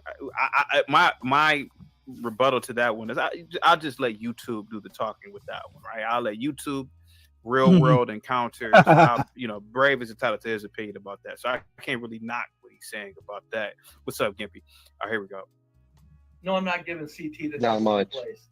Ock Nation kind of has that because Ock Nation really goes through modern footage and shows people what's going on via the news, closed circuit cameras, people saying shit. CT's. See, Be Brave wants to basically make arguments from YouTube clips, which is just ridiculous. That is not empirical evidence. And, it's literally video hearsay. And you know what? Be Brave doesn't even measure up to, he keeps glorifying white culture, quote, white culture, and he's not even upholding like empiricism. Evidence. Well, if it's empirical, you would have it at hand to show Exactly. us. Yeah. That's what empirical means. Exactly. Not just your opinion. Yep. Yeah. And the thing is I have been saying this forever, and people just kind of go, books. And the other thing that people don't know how to do, and what they don't realize, is that statistics have a narrative. Okay, they aren't a narrative.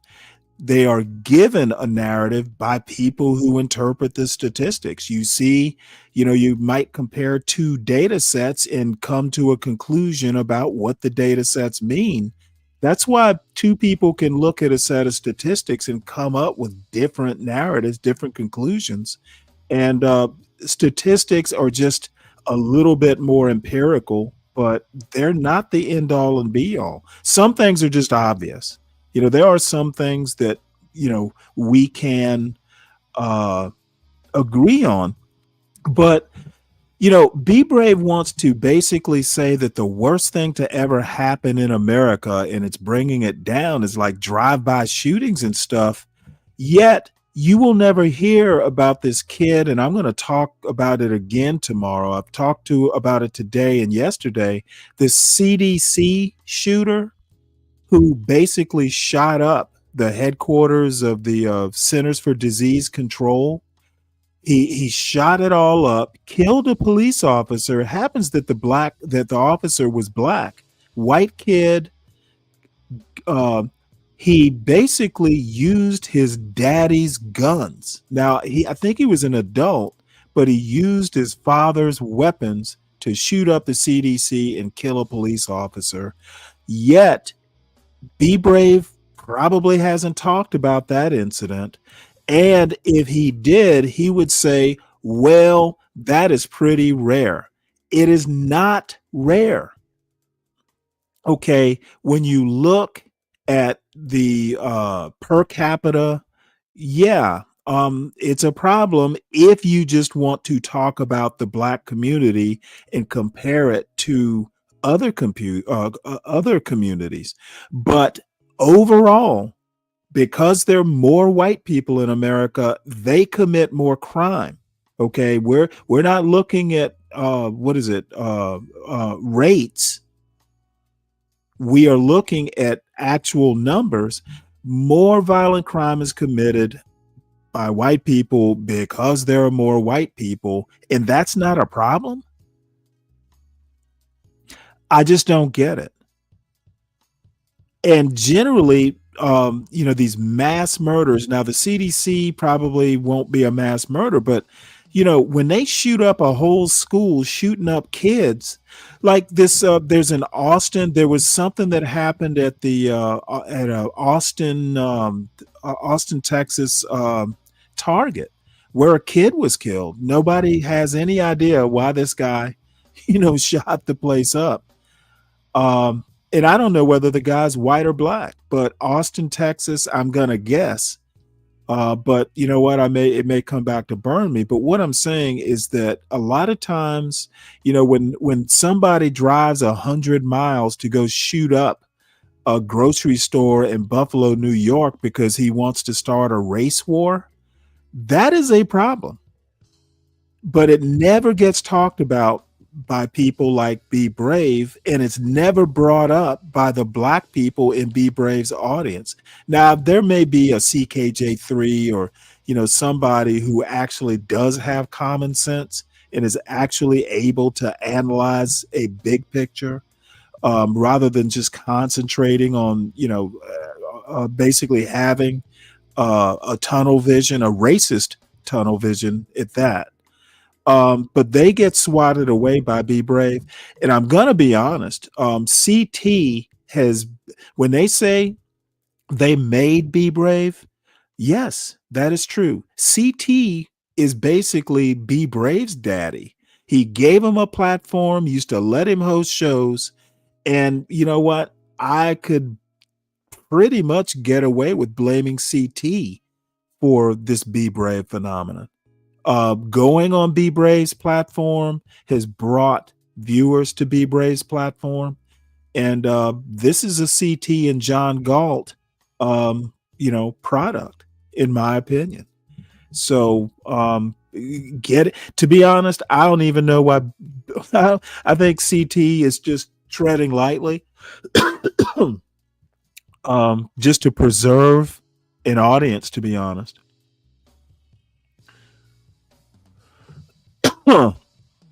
What would gun control prevent from that story? The fuck are you talking about? That happened in Georgia. Gun control doesn't exist in Georgia. The Centers for Disease Control are in it's either in Atlanta or Decatur, wherever the Emory campus is. It's actually like right around the corner from the Veterans Medical Center. Or is it? I said Decatur. It might be DeKalb. I can never remember. It's all Atlanta to me. The bottom line is gun control has nothing to do with this. Georgia, Georgia's the Texas of the East Coast. It is rare for people to commit crimes against. He wasn't committing a crime necessarily against healthcare workers. He left a manifesto or an email or something. I just saw the story and I saved it for tomorrow morning. But he basically felt that the COVID vaccine had made him sick or some bullshit like that. So he just decided to go down and shoot up an innocent cop who had nothing to do with developing the vaccine. That's what crazy people do. Okay, this cop had been on the I think it's the DeKalb Police Department, or maybe it's DeKalb County Police Department, for 11 months. and he's dead. All because some crazy motherfucker had some weird notion about what vaccines had done to him. So that cop had nothing to do with vaccine development. He was a cop, like a city cop. Gun control. You've been to Georgia before, Dave. What gun control? I chose Brave over certain people, and I had knew certain people longer than Brave. And I'm not gonna say who the people are, but people putting me in a hard, what was it, between a hard rock and a hard place, yada yada yada. And that's exactly again. And so when Brave says that, I don't want him on the panel, I'm like, Brave, you do know that I've chosen you and given you. Yeah, I don't give a shit about any of that. Let's see, what else do I have here? I said I would go till 2, so that's going to give me another hour. What else do we have?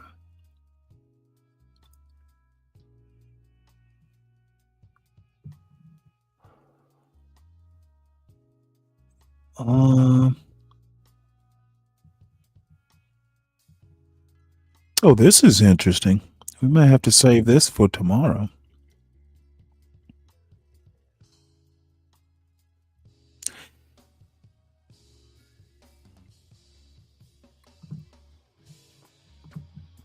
All right, so I want to watch this. Hopefully, it'll piss some people off. This is Reese Waters. I'm hungry. And this is called Trump Runs Immigration Playbook on Black Americans. We got something to eat. How about you eat these troops? I got some troops you can eat. I got national.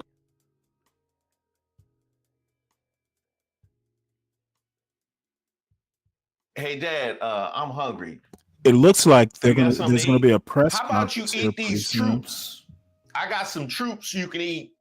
I got National Guard troops and I got Metro PD troops. What you want? Huh? Law and order, what you need. That law and order, stick to your ribs.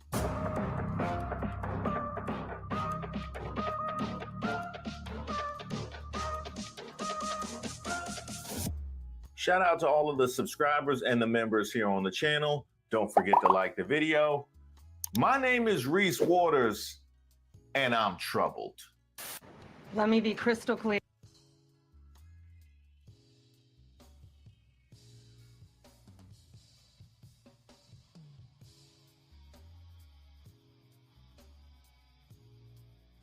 Oh, they leaving? Does that mean they leaving the White House? No, because they're the criminal. I'm confused. Are they at least going to take Commanders off the football team? Because that name is a crime. It absolutely is. President Trump significantly escalated his efforts to exert federal authority over the nation's capital on Monday, saying he was temporarily taking control of the city's police department and deploying 800 National Guard troops to fight crime there. At a White House news conference, the president painted a dystopian picture of Washington, including bloodthirsty criminals and roving mobs of wild youth that stood in sharp contrast to official figures showing violent crime in the city is at a 30-year low. Okay. I'm going to put facts to the side for a moment. Roving mobs of wild youth and bloodthirsty criminals, it sounds kind of super predatorish, doesn't it? Right? Isn't that what all the MAGAs was saying? Oh, look at what now we're getting roving mobs of wild youth and bloodthirsty criminals. Bloodthirsty criminals. Where have I heard that before? Oh, all last year when you were talking about Latinos. And we're here for a very serious purpose, Something's out of control, but we're going to put it in control very quickly like we did on the southern border. I'm announcing a historic action to rescue our nation's capital from crime, bloodshed, bedlam, and squalor, and worse. This is Liberation Day in D.C., and we're going to take our capital.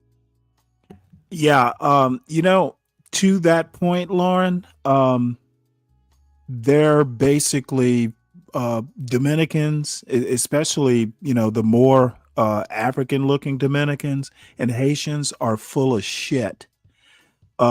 Haitians, especially, probably tend to be, if you were to do a genetic test, they tend to have less European heritage, believe it or not, than Black Americans do. This black thing is racial.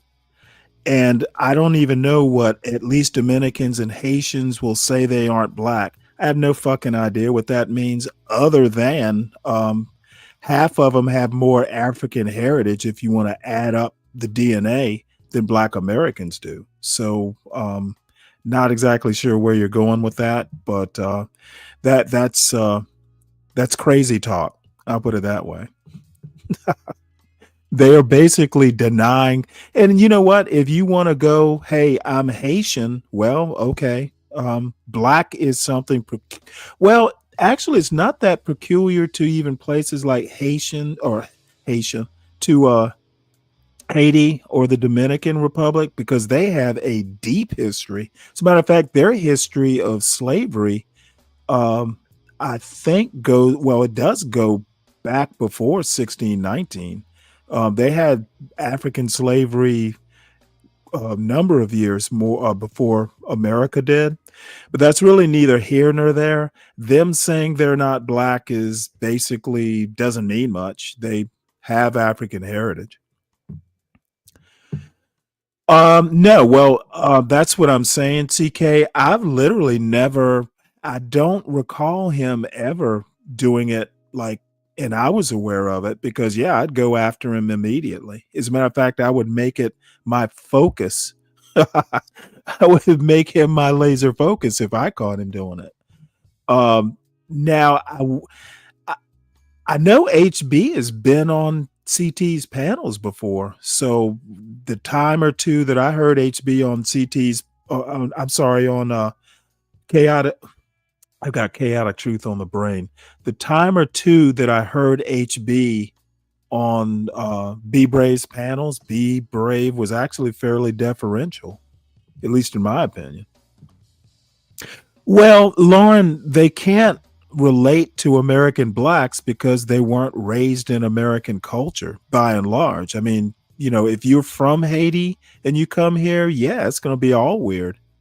Same thing with the Dominican Republic.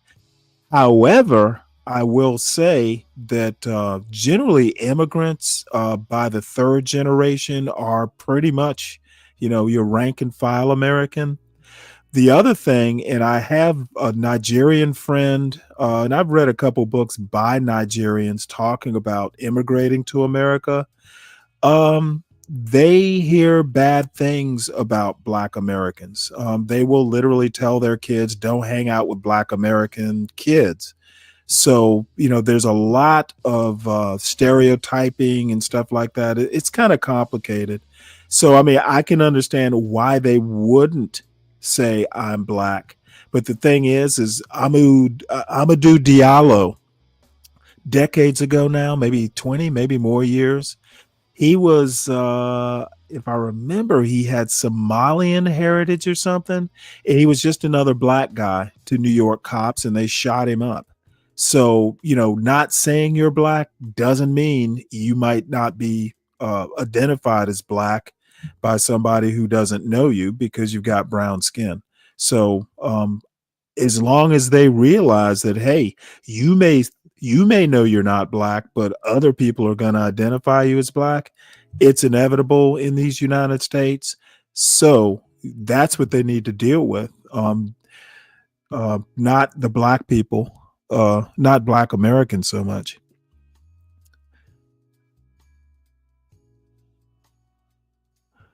Oh yeah, CT just played him talking about her, and oh shit, did I miss that? Well, if I think about it, I'll go back and listen to it. But you know what? Basically, anybody who doesn't kiss, and see, CT, like I said, CT just kind of,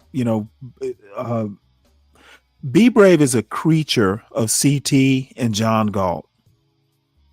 And I don't know what his interaction is with Ock Nation, but the three most racist motherfuckers that I can think of on YouTube who happen to be black, he listed them, in some sort of order. And they probably kiss his ass. And when you stop kissing B Brave's ass, or when you don't play by his rules, you remember that long stretch. Well, yes, Stanley, I'll go up on your panel if I have a timer. Him wanting to impose rules on my panel is fucking ridiculous. He knows I'm not going to do it, and therefore he has a built-in excuse.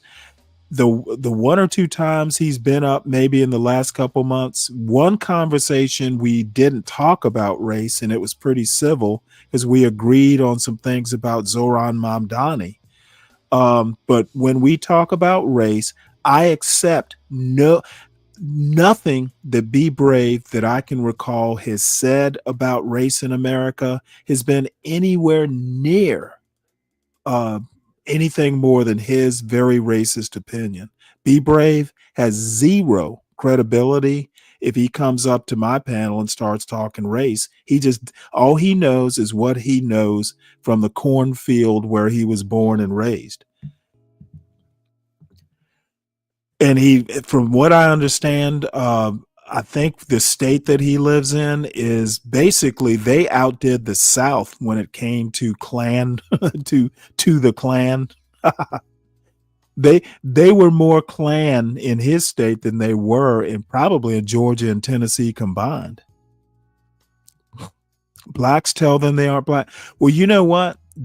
Look, Lauren, this black community, this American quote black community, has a lot of racists, has a lot of bad ideas. The FBA, like the FBA crowd, and sometimes the ADOS crowd, they've got a lot of bad ideas. Some I actually agree with, at least the reparations part to a certain extent, but blacks telling them that they aren't black, well, yeah, that's bound to create some problems. So black Americans aren't saints. And many are as racist as any white. And I can cite 3 examples off the top of my head. Ak Nation would be first on my list. We're taking it back. Under the authorities vested in me as the President of the United States, I'm officially invoking Section 740 of the District of Columbia Home Rule Act. You know what that is? Yeah, you got to stay out of those neighborhoods, Lauren. Department under direct federal control, and you'll be meeting the people that will be directly involved with that. Very good people, but they're tough, and they know what's happening, and they've done it before. In addition, I'm deploying the National Guard to help reestablish law, order, and public safety in Washington, D.C., and they're going to be allowed to do their job properly. And you people are victims of it too. You know, you're reporters, and I understand a lot of you tend to be on the liberal side, but you don't want to get mugged and raped and shot and killed. And you all know people and friends of yours that happened. And so you can be anything you want, but you want to have safety. I don't know, Lauren. You are probably a little bit more forgiving than I am. I think either you're a racist or you're not. And this thing about everybody's racist, I don't buy that. If you keep your thoughts to yourself, nobody will know whether you're a racist or not. Either you're a racist or you're not. And so I'm kind of all zeros and ones on that sort of thing.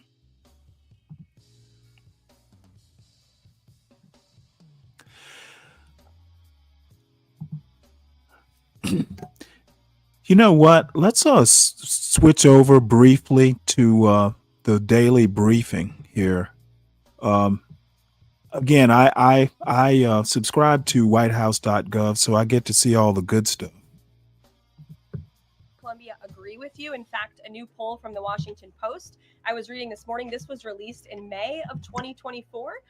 So it's quite funny how many of you in the media agreed with what the president was saying yesterday, but now once the president says it, many of you are disagreeing with him. But this poll released by the Washington Post found that 65% of district residents think crime is an extremely serious or a very serious problem. And this was up from 56% last year. So the concern that you share with so many other residents in the District of Columbia is real. And that's why this president is taking action to address it. To get to the heart of your question, I think it's despicable that Democrats cannot agree that we need more law and order in a city that has been ravaged by violence, crime, murders, property theft.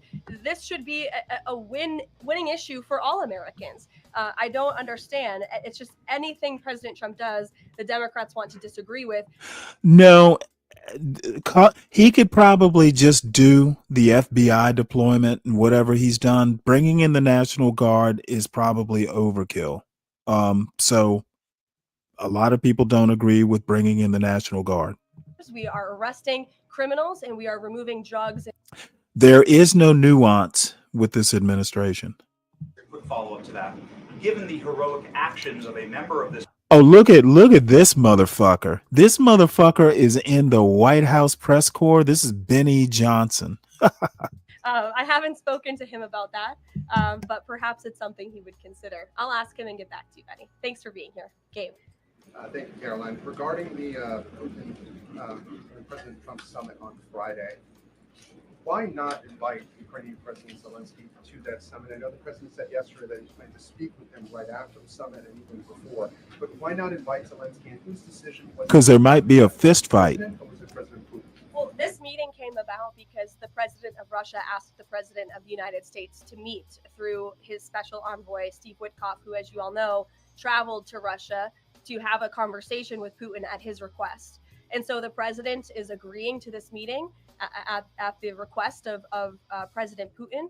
And the goal of this meeting for the president is to walk away with a better understanding of how we can end this war. And the president said at this podium yesterday, when he joined all of you in the room, that he hopes in the future there can be a trilateral meeting with these three leaders to finally bring this conflict to an end. But this administration has really used every lever, has taken every measure to achieve peace through a diplomatic solution. And I think the president of the United States getting in the room with the president of Russia, sitting face to face rather than speaking over the telephone, will give this president the best indication of how to end this war and where this is headed. On something that happened yesterday, but I wanted to get the White House response. A judge ruled that the grand jury transcripts in Ghislaine Maxwell's case should not be released. What's the White House response to that? And do you plan to appeal? And what do you tell President Trump supporters who want that information released? We think that decision is unfortunate. Of course, we moved to unseal that information because the president has said he wants to see credible evidence released. As for the appeal process, I would defer you to the Department of Justice for that.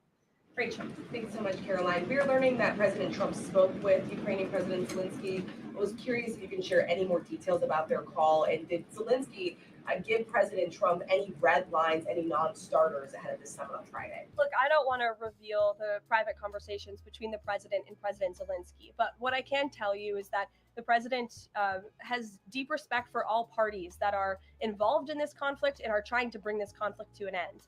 After Special Envoy Witkoff returned from his meeting with President Putin in Russia, his first phone call was to President Trump.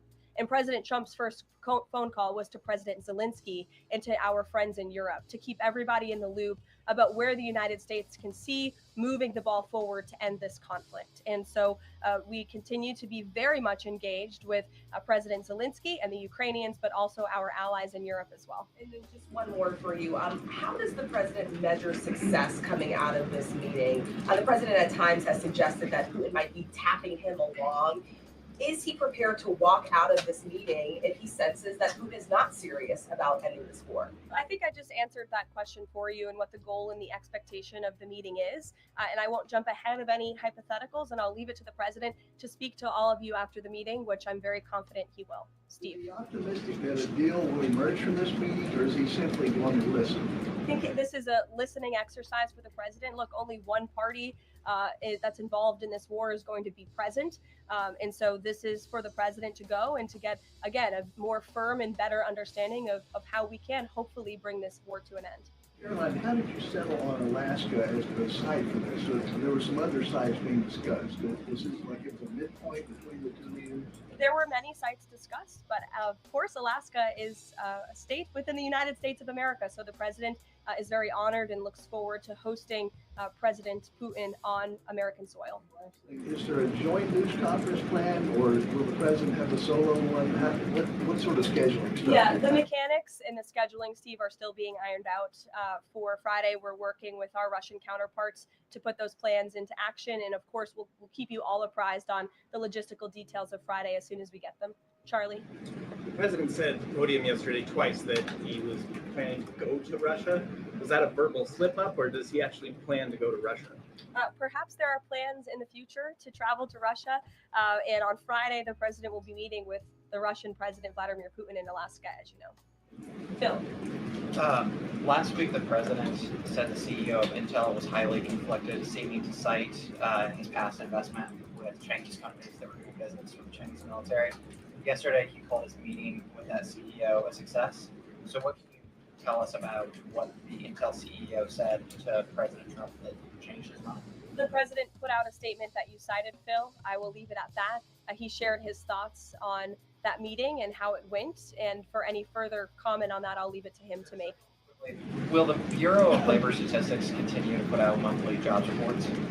Well, look, what I'll tell you about the Bureau of Labor Statistics, I believe that is the plan and that's the hope, and that these monthly reports will be data that the American people can trust. As you know, the Bureau of Labor Statistics has made massive revisions after the last several points reports that they have put out. And there has certainly been a decline in the quality and the reliability of data coming from the Bureau of Labor Statistics, and there's been an increase in revisions. And this president and the administration is finally tackling this problem that so many have talked about. And the president is actually doing something about it. We need to restore new leadership that we can trust. As you know, the president has appointed someone new to take over the BLS. And so we need to look at the means and the methods of how the United States is acquiring this very important data. And all of that is going to be done. And the goal, of course. Yeah, they basically, we need data that we can lie about or maybe even fudge. The data was fine. Ukraine, Vladimir Putin says he wants Russia to hold on to Russian-occupied territory in eastern Ukraine. Is the White House at all concerned about the messaging that potentially giving over or allowing for Russia to maintain its occupied territory in eastern Ukraine, what that might say to other U.S. adversaries like China? Look, right now, the president of the United States has done more to end this war than his predecessor, Joe Biden, who allowed this war to take place. This war, don't forget, happened at the result of the weakness and the incompetence of the previous administration. And so the president inherited this conflict, and he is determined to end it. And it's a very complex and complicated situation. As for the details of the plans that have been kind of tossed back and forth, I won't get into those. And I will let the president of the United States discuss those plans with the president of Russia, with our European allies, and the president of Ukraine, Zelensky himself as well. Sure, go ahead, in the green. Thank you, Caroline. As far as the policing and security operations, if you speak up, is there a timeline? Do we know what success looks like? Is it going to last longer than 30 days? And also, is there going to be an immigration enforcement aspect to this? So can you speak up a little bit? The air conditioning is bumping in here for all of you today after yesterday's heater. So we've got to talk up. You're welcome. Go ahead. Is there a timeline for the security operations here in DC? And also, is there going to be an immigration component to this? And what would that look like? Look, if law enforcement officers encounter a criminal in this city, and they are an illegal alien, of course, the appropriate measures to detain and deport that individual will be taken, as they should. No city should be a sanctuary for anyone other than law-abiding American citizens, and that has been the position of this administration since day one. As for the timing, we will reevaluate and reassess and make further decisions after this 30-day period is up. But within these 30 days, our entire focus is making sure that this is the most efficient operation possible and that we are removing as many criminals from the streets and we are cleaning up DC as best as we can and working with the Metropolitan Police Department to do that. I know the mayor just spoke several minutes ago. I was watching her on television and she said that an increase of law enforcement officers on the streets will be helpful to deter crime in this city. And we look forward to working with these brave men and women of the Metropolitan Police Department to remove criminals off of our streets and to keep law-abiding citizens in the district safe. Josh. Thank you. The president weighed in on Jay Powell again today. You might have seen. He said that he's considering allowing a major lawsuit against Powell to proceed because of the quote horrible and grossly incompetent job he has done. Can you tell us about that? What lawsuit is he talking about? He's considering a lawsuit, and I won't speak on it any further. I will allow the president to do that himself. The administration is considering suing the Fed chair over this renovation. That's what the president is saying. Had discussions with anyone about this, or is this just like how advanced is this right now? At this moment in time, the president is considering a lawsuit against the Fed, and I will leave it to him to comment further on it. Tamara, go We ahead. talked about yesterday. We talked about the NVIDIA chips deal the president has struck out, as well as AMD, the 15% stake that will go to the government. Do you have any detail on how that came about? The president said he asked for 20% from NVIDIA. Did he make the same 20% ask to AMD, and/or is this something the administration is looking to do with other either chips or products, going forward? Is this a model it wants to build on? Well, look, right now it stands with these two companies. Perhaps it could expand in the future to other companies. I think it's a creative idea and solution. The legality of it, the mechanics of it is still being ironed out by the Department of Commerce, and I would defer you to them for any further details on how it will actually be implemented. But again, this was another idea of the president and his brain trust on his trade team to try to, get good deals for the American people and the American taxpayer. The report that China is discouraging use of the H20 to some companies. Since we're reporting that overnight there was private guidance sent to companies not banning the chip but urging them to steer away from it. I wonder if you have any response to that. I haven't read the report. I will, and we'll get you a comment on it. Tamara. Thank you. Last week, the meeting with Putin was sort of described potentially as an opportunity for a deal. Now it's a feeling out. Has there been a shift in expectations within the White House or an effort to temper expectations about what success looks like for this meeting? Well, I mean, look, I think both can be true, right? The president has always said he wants a peace deal. He wants to see this war come to an end. But this bilateral meeting is a bilateral meeting between one party in this two-party war, right? You need both countries to agree to a deal. The president is accepting this bilateral meeting with Putin on Friday, and I will let him speak further to it after it concludes about how he felt it went. Also, completely unrelated topic. Regarding the president's efforts in Washington, D.C., do you have any specifics about how homeless people will be dealt with, where they would be moved to? What does this look like? I do, yes. And it's an important question, so thank you for raising it. The Metropolitan Police Department, with the support of the new federal agencies who have been surging on the streets of the District of Columbia, are going to enforce the laws that are already on the books here in Washington, D.C. For far too long, these laws have been completely ignored, and the homelessness problem has ravaged the city. So D.C. Code 22-1307 and D.C. Municipal Regulation 24-100 give the Metropolitan Police Department the authority to take action when it comes to homeless encampments. So homeless individuals will be given the option to leave their encampment, to be taken to a homeless shelter, to be offered addiction or mental health services, and if they refuse, they will be susceptible to fines or to jail time. Again, these are pre-existing laws that are already on the books. They have not been enforced, which is part of the reason for this federalizing of the National Guard to bring in this assistance for law enforcement. While we are targeting criminals and trying to remove criminals off of the streets, we also want to make DC safe and beautiful, and that involves removing mentally disturbed individuals and homeless encampments as well. So we will be using these regulations and code that already exists to clean up our streets. And we've already had great success. Not many of you picked up on this, but the United States Park Police has actually done remarkable work in terms of removing homeless encampments from the city. Since the president signed this executive order in March, 70 homeless encampments have been removed by the U.S. Park Police. There are only 2 homeless encampments remaining in DC federal parks under the National Park Service's jurisdiction. And the removal of those 2 remaining camps is scheduled for this week. So the U.S. Park Police will be leading this effort alongside MPD. Just very quickly, he had talked in one of his social media posts about moving them very far outside of the city. Is that off? Nope, it's not off. We're exploring how we could do that. But again, homeless shelters,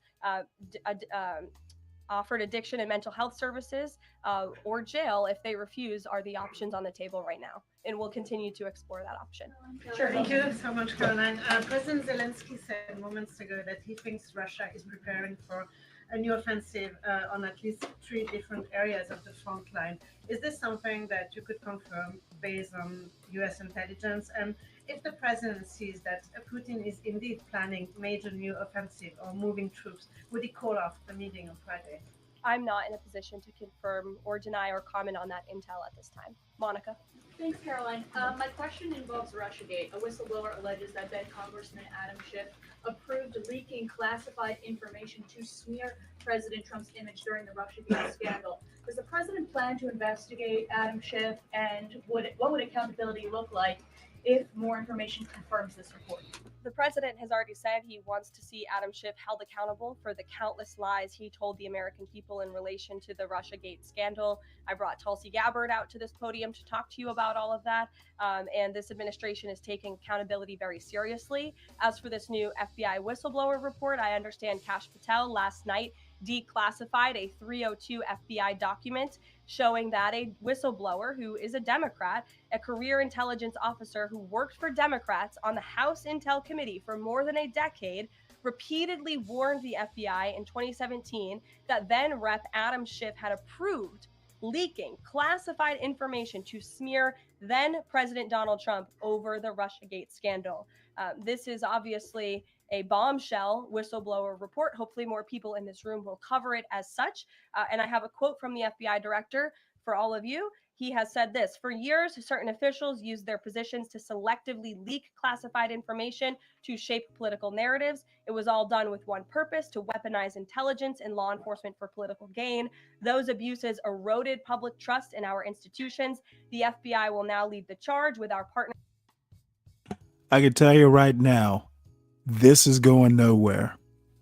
And to restore accountability. That's what the administration is focused on, and hopefully we'll see some more media reports on this You won't. allegation. If this were reversed, if this were It's an allegation that they're allegations against the investigating. president or any of these cabinet officials, I'm sure everyone in this room would come. See, this is literally, these guys have a bunker mentality, and you know what? Sure, why not have a bunker mentality?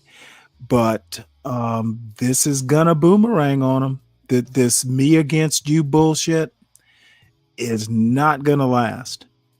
Congress to address many of the issues that have plagued Washington, D.C., such as the cashless bail policy, which has been a complete disaster for the city, juvenile delinquency. There is nothing wrong with cashless bail. Bail can be refused. There is nothing wrong with cashless bail.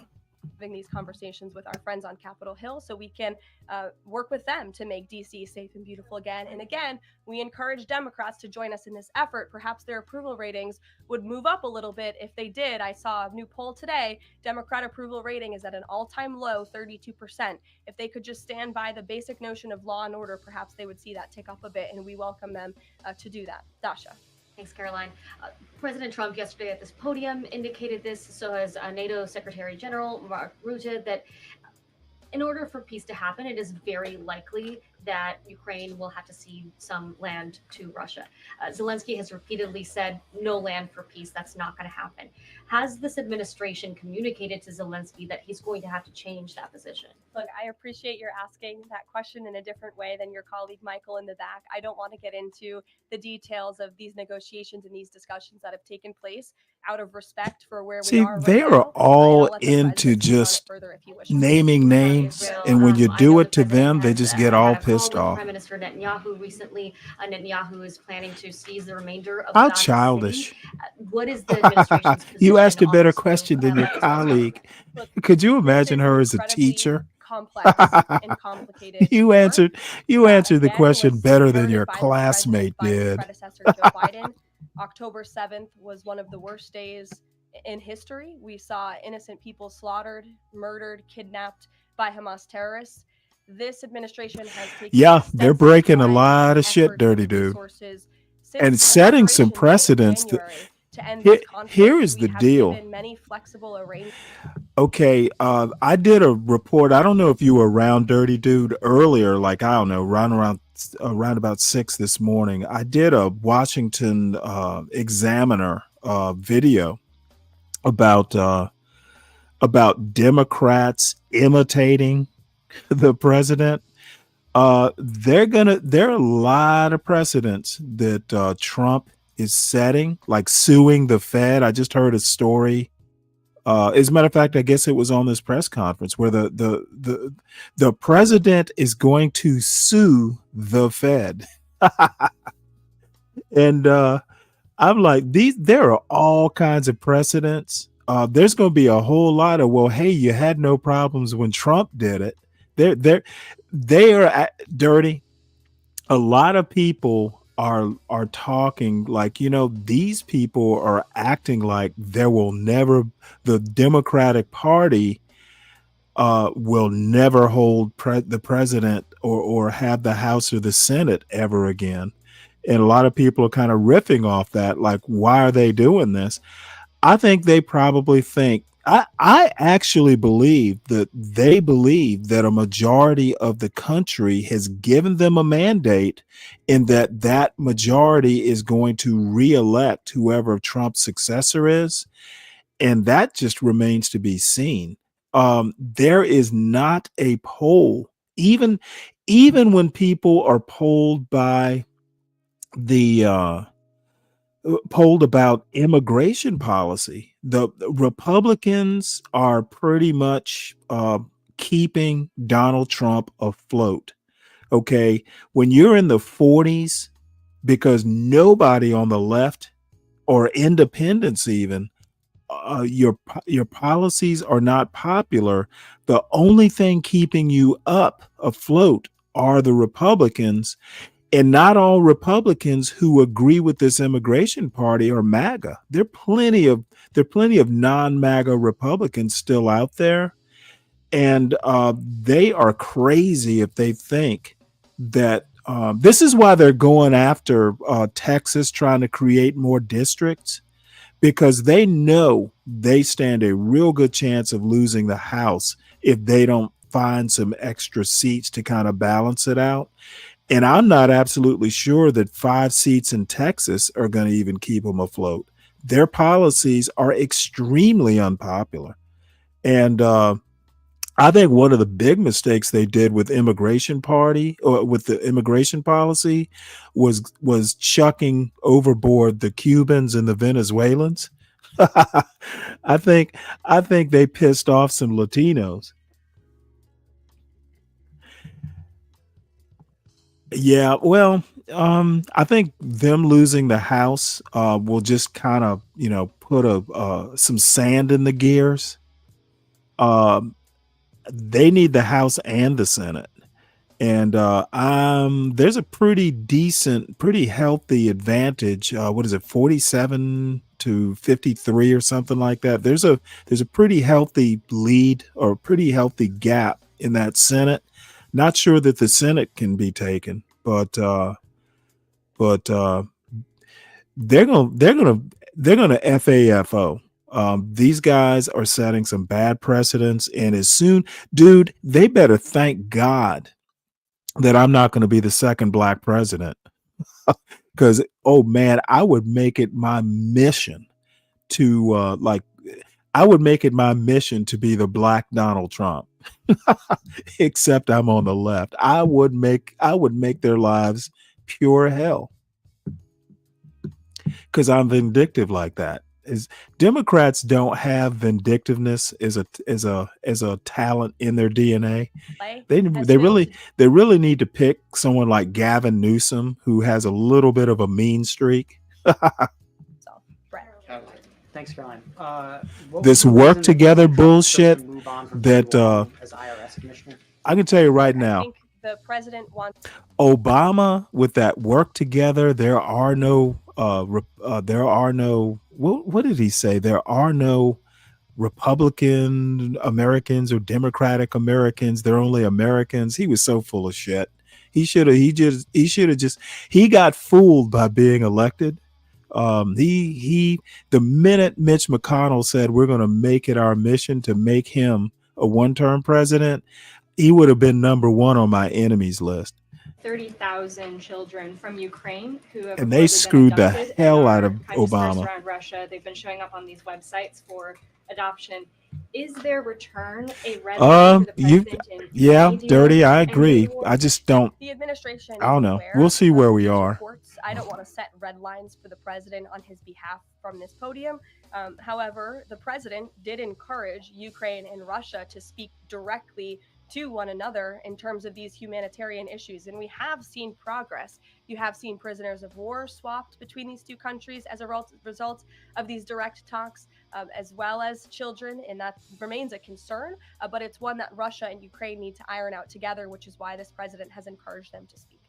And then if I can, the DC action real quick. The president said yesterday that this is a model federalizing the National Guard that could be used to combat really high rates of crime in other cities like Chicago, LA, Baltimore. What sort of authority would he have to deploy forces like that absent the Home Rule Act? Look, the president is speaking about what he'd like to see take place in other cities around the country. Right now, this administration is focused on making DC safe and beautiful again. When the time comes, we'll talk about that. But I will note that the president wants to see all of our nation's cities be safe. But I think starting with our nation's capital is a great place to begin, and it should serve as a model for the rest of the country. Ed. Just to bind up a few of the DC things, because a lot of them have been asked, but in talking with Congress about potential changes to the home rule and whatever else, would he also push the House to finally pass DC's budget so that it has access to all that money that it does need for policing, for schools, and for other services here in the city? Yes, and as you know, he has done that. He put out a statement calling on the House to take up the Senate's legislation, and he stands by that position. Let me take you back to something from last month. You guys announced the president was diagnosed with chronic venous insufficiency after his legs were seen swelling. How's he being treated for that? And while you were upfront about those health issues, curious if the White House would be willing to let us speak with his physician directly about those health issues. I know there were a lot of concerns about the last White Why House not just speak to not the? making the physician available. But the That's physician not going to available in happen. this case. I don't want to make that commitment on behalf of the physician, but it's certainly something we can look into and explore out of the effort of transparency, because unlike the previous White House, there is nothing to hide. You guys see this president working around the clock, literally 24/7, all of the time, and I will be happy to look into that request. Can we at least get an update on how he's being treated for the swelling legs and for the hands and the other issues? Look, you see the president every day. He's moving, he's working, he's continuing. There have been no adjustments made to his lifestyle. Hey, Caroline, I have two questions. One on DC, but on the Putin meeting on Friday, does the He president? didn't plan to ask you meet about with adjustments to one-on-one? his lifestyle. That's part of the plan. And as for the other mechanics and logistics, I will let our team speak to that when they're ironed out. And on what's happening in DC with the federal takeover, what we've heard from the mayor and the police chief is that their understanding is there has been no change in the leadership structure. In the White House's view, who is in charge of the MPD right now? If you read the executive order, it will tell you the leadership structure is as follows. We plan to work with the Metropolitan Police Department, but ultimately the chain of command is as such. The President of the United States, the Attorney General of the United States, our DEA Administrator, Terry Cole, who is now serving ahead of the Chief of the Metropolitan Police Department. They will be working together. Nope, Terry Cole, as you heard from this briefing room yesterday, is in charge of the Metropolitan Police Department, and he's working with the chief to ensure that law enforcement officers are allowed to do their jobs in this city. Caroline? Joey. Yeah, thanks, Caroline. I know you said earlier the hope is to maintain monthly job. Now, I'm trying to figure out how the takeover of the Metro Police is going to work. He only has 48 hours. How is he going to get around that without Congress? And only issue quarterly reports until the jobs data methodology is corrected. So does the president disagree with that assessment that his nominee is said there, or suspending these monthly job reports a real option? I think he floated the idea of possibly suspending until they can get the data and the methodology in order. And this president wants to ensure that the BLS, again, is putting out accurate and honest data that the American people can trust. Since you brought up the new commissioner, he holds a master's and doctor's degree in economics from Northern Illinois University. He's the chief economist in the Heritage Foundation's Center for the Federal Budget. And in Oh addition my to his work God, at this guy's a Heritage, Heritage he has Institute multiple other guy. roles. He's been widely renowned That for is so his work funny. on economic issues. He's been called before Congress to testify as an economic expert. So he's a qualified individual, and the president trusts him to lead this important. As soon as he said Heritage Institute, Sure, go ahead. I lost all hope.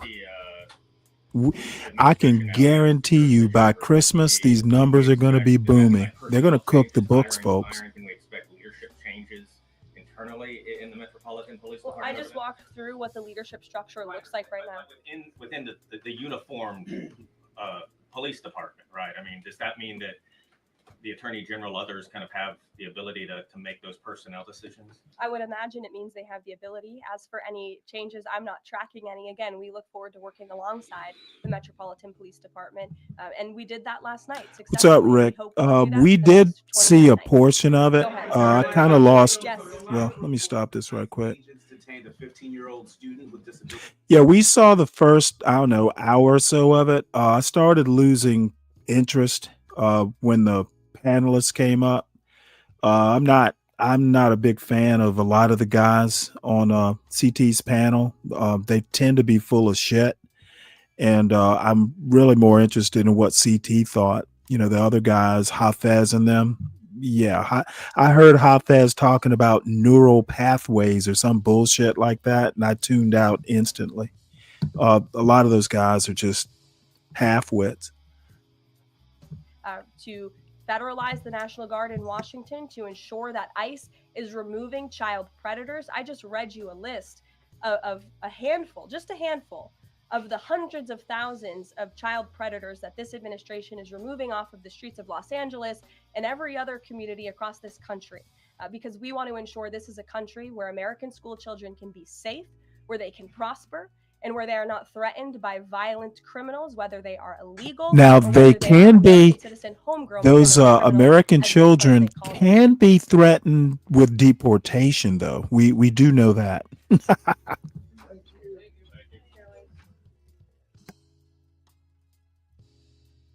Oh, well, that I actually like Caroline Levitt. She is quick, efficient, terse, and to the point. So let's see here, because I'm only going to be on at the latest 2:30. I was on to help a brother out. A brother on the road. I had to help out.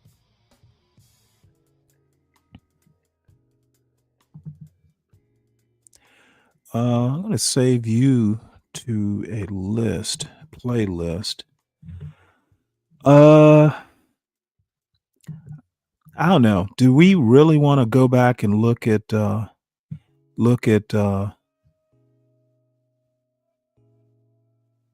this is interesting. Let's move you to watch later. John is doing a show at 3:10, White Cyber Hackers versus St. Paul, Minnesota IT Department. Sounds exciting.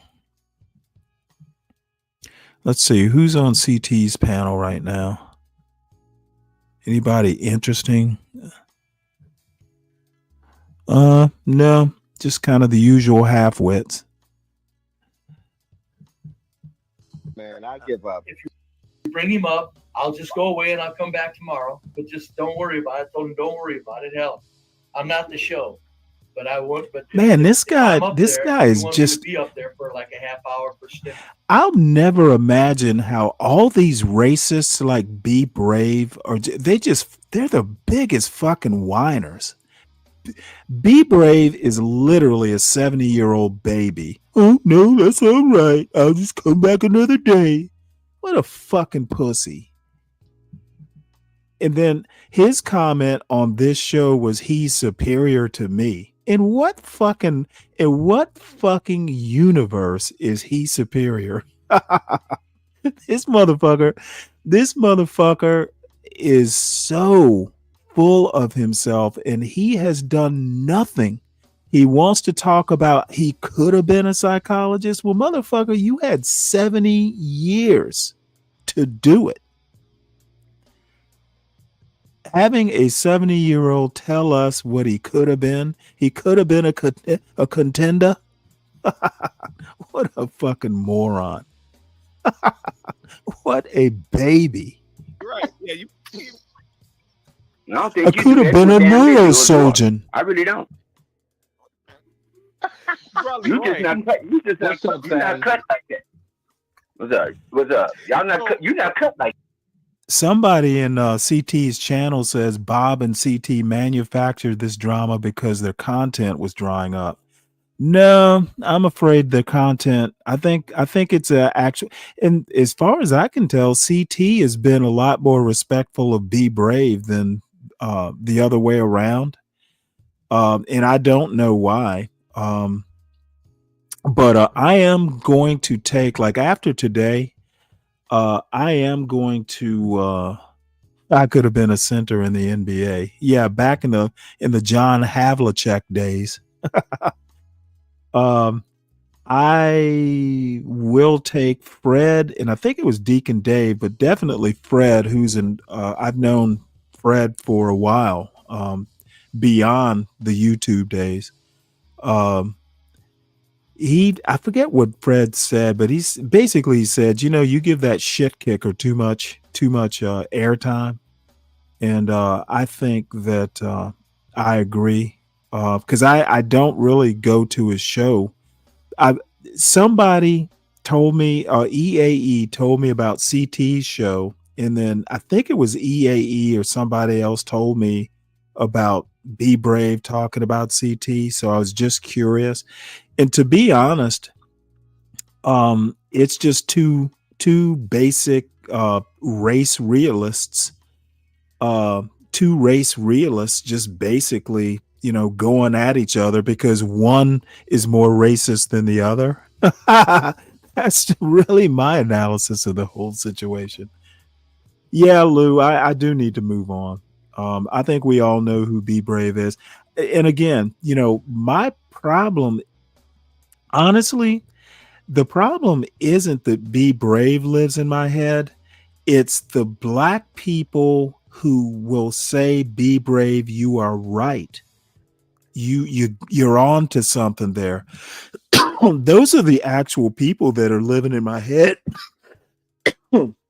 I, in all sincerity, think that the Ak nations and people of that ilk, they are literally, and the pun might be a bit intended, they are literally albatrosses around black people's neck. Maybe one of these days I'll do a theme show on, exactly what I think. That I think Thomas Sowell, I can't say did real damage to the black community because he never talked to black people. It was always to white audiences. I think people like Glenn Lowry have been a little bit more streetwise, maybe. And that's because Glenn Lowry was literally like a fucking heroin addict, doing babies. He's a baby daddy. So, he might have more street cred and maybe better sense. But people like John McWhorter, people like Jason Riley, these people will talk to a Manhattan Institute audience or a Hoover Institute audience or some right-wing think tank. They don't ever go into a church and talk about what they love to criticize because they know they would be booed out of the church, or at a minimum they would get a lot of questions like prove what you say. And Soul, and I think even Glenn Lowry to a certain extent, do not make good sociologists or social critics. I just don't think they do. Life is not life is not a game necessarily, at least like a board game. And life is not all about transactions. There are a lot of, life is not a zero-sum game. Yeah, you do die, You live and you die, you're born and you die. But in between those two events, sometimes, like this concept of a 50-50 relationship in marriage. I'm like, where did you ever get the idea that shit was going to be 50-50? Sometimes it's 0-100. Yes, I literally think, Slick Rick, I think Be Brave is 100% wrong. There is nothing other than saying the murder rates are high in the inner city. That's the only fact that he gets right.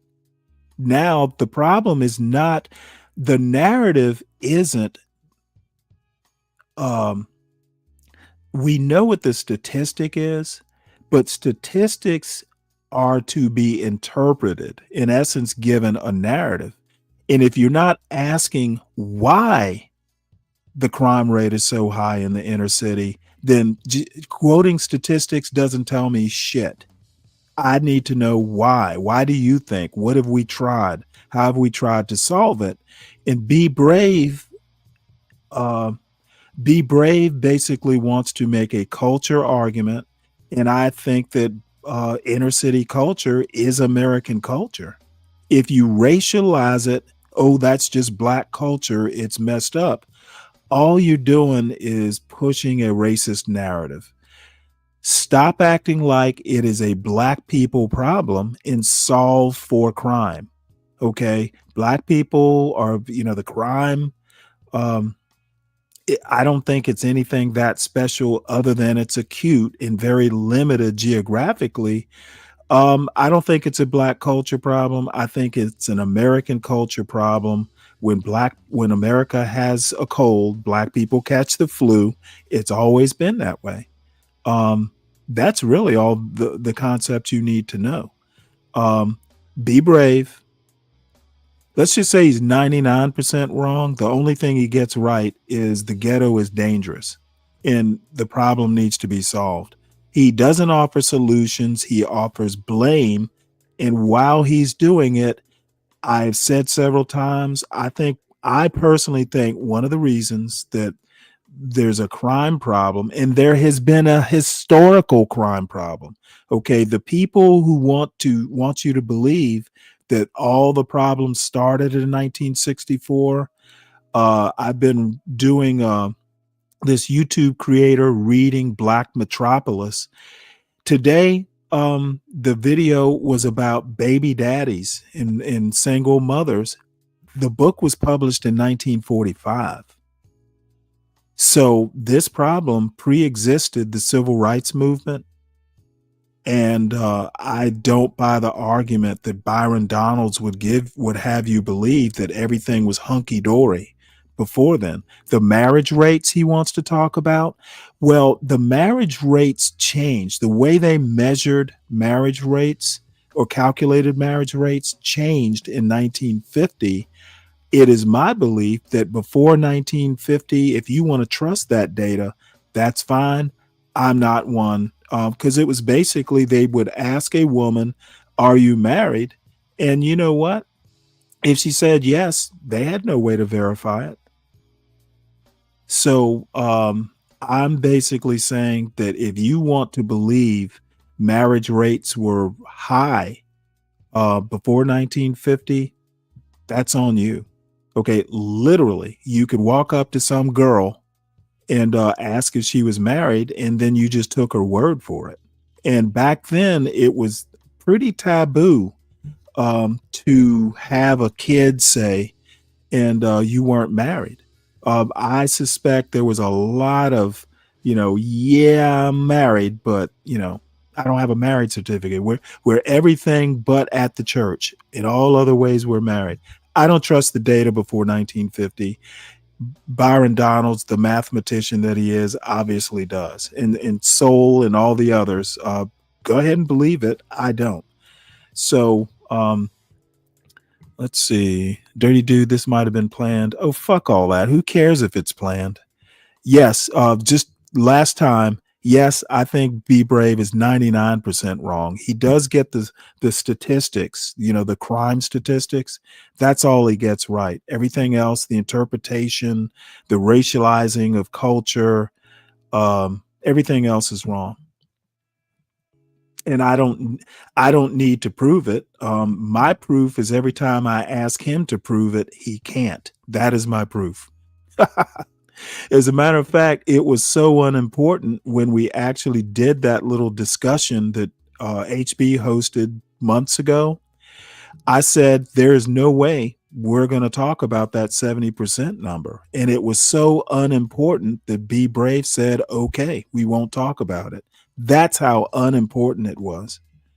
So that's all I can say. Be Brave didn't think it was important enough to debate. I don't think it's a good number. Well, I know it's not a good number. And the progenitor of that number didn't think it was important enough for me to discuss. So it is 2:01. We'll take a last listen, and I think I'm going to wrap this up because, to be honest, like I said, I like CT. I just don't like his panelists, and I have no use for most of them.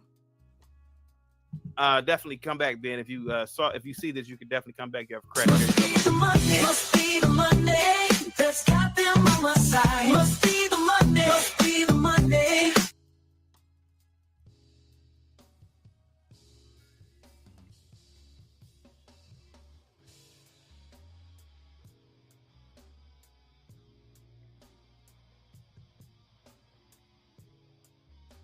I got one more.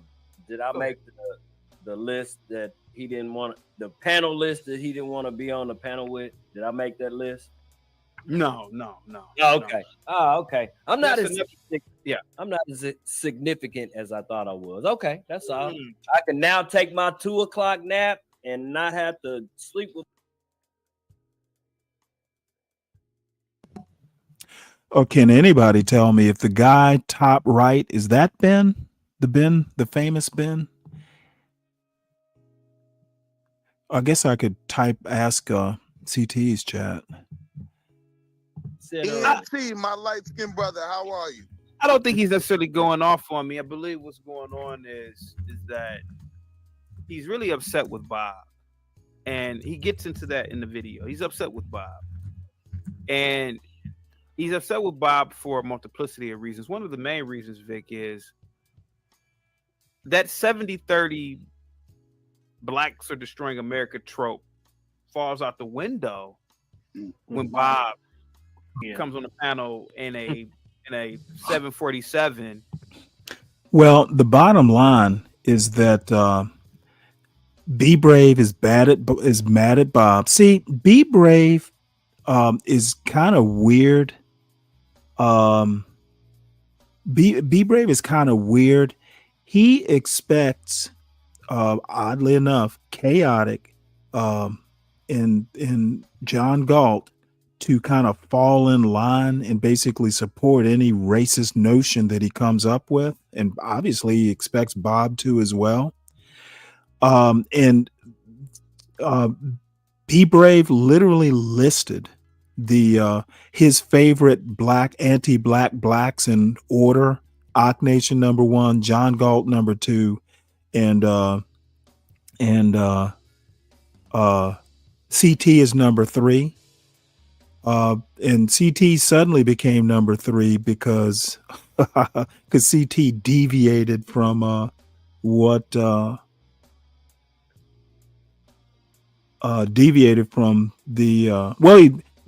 basically CT and Bob escaped the plantation, and Be Brave wants him back on his plantation. So I don't know. Oh man, I see all these folks that I know over in CT's panel. So, all right, well, Dirty, I'm going to sign off. And Lupin, if you're out there, I went as long as I could. But anytime I listen to CT with a panel, I just get like mentally tired, because it's like, let the stupidity flow. Like I said, I can take CT one-on-one. I cannot take his panels. It's like, how does he gather so many uneducated people talking about shit they don't know anything about without them all busting up laughing? And I guess, a lot of people tell me that, Stanley, you really ought to just look at it as entertainment. And I guess I just don't find this sort of thing entertaining. So I will be back tomorrow at 5:45 or so. For some reason, I actually got a lot of sleep and woke up late. But we'll be back at 5:45 or 6 o'clock or so in the morning. And everybody, loop and drive carefully. Dirty dude, enjoy your day. Everybody else, enjoy your day too. Rick, make sure you hit the like button, please, on your way out. And tell your friends. My numbers are low. So I will see everybody in the morning. If you know somebody who drive a truck, I bet you he don't have a relationship with a lot lizard. All these truck drivers love these lot lizards. I promise. Lot lizard, come on baby, get inside the truck. Lot lizard, put your head down and ass up. Lot lizard, call me $40 just to fuck. Lot lizard, twerk, twerk, twerk, twerk. And she at the truck stop, walking with her butt out, and she got her stomach out, and she only come out when the sun out. She's a lot lizard. She's a lot lizard. He can be your boyfriend, cousin, husband, daddy, brother. It don't even matter if he driving trucks all around the country and he making money. I bet you he fuck a lot lizard. Come on baby, get inside the truck. Lot lizard, put your head down and ass up. Lot lizard, call me $40 just to fuck. Lot lizard, twerk, twerk, twerk, twerk, twerk. Twerk, twerk, twerk, twerk, twerk. Twerk, twerk, twerk, twerk, twerk. Lot lizard, twerk, twerk, twerk.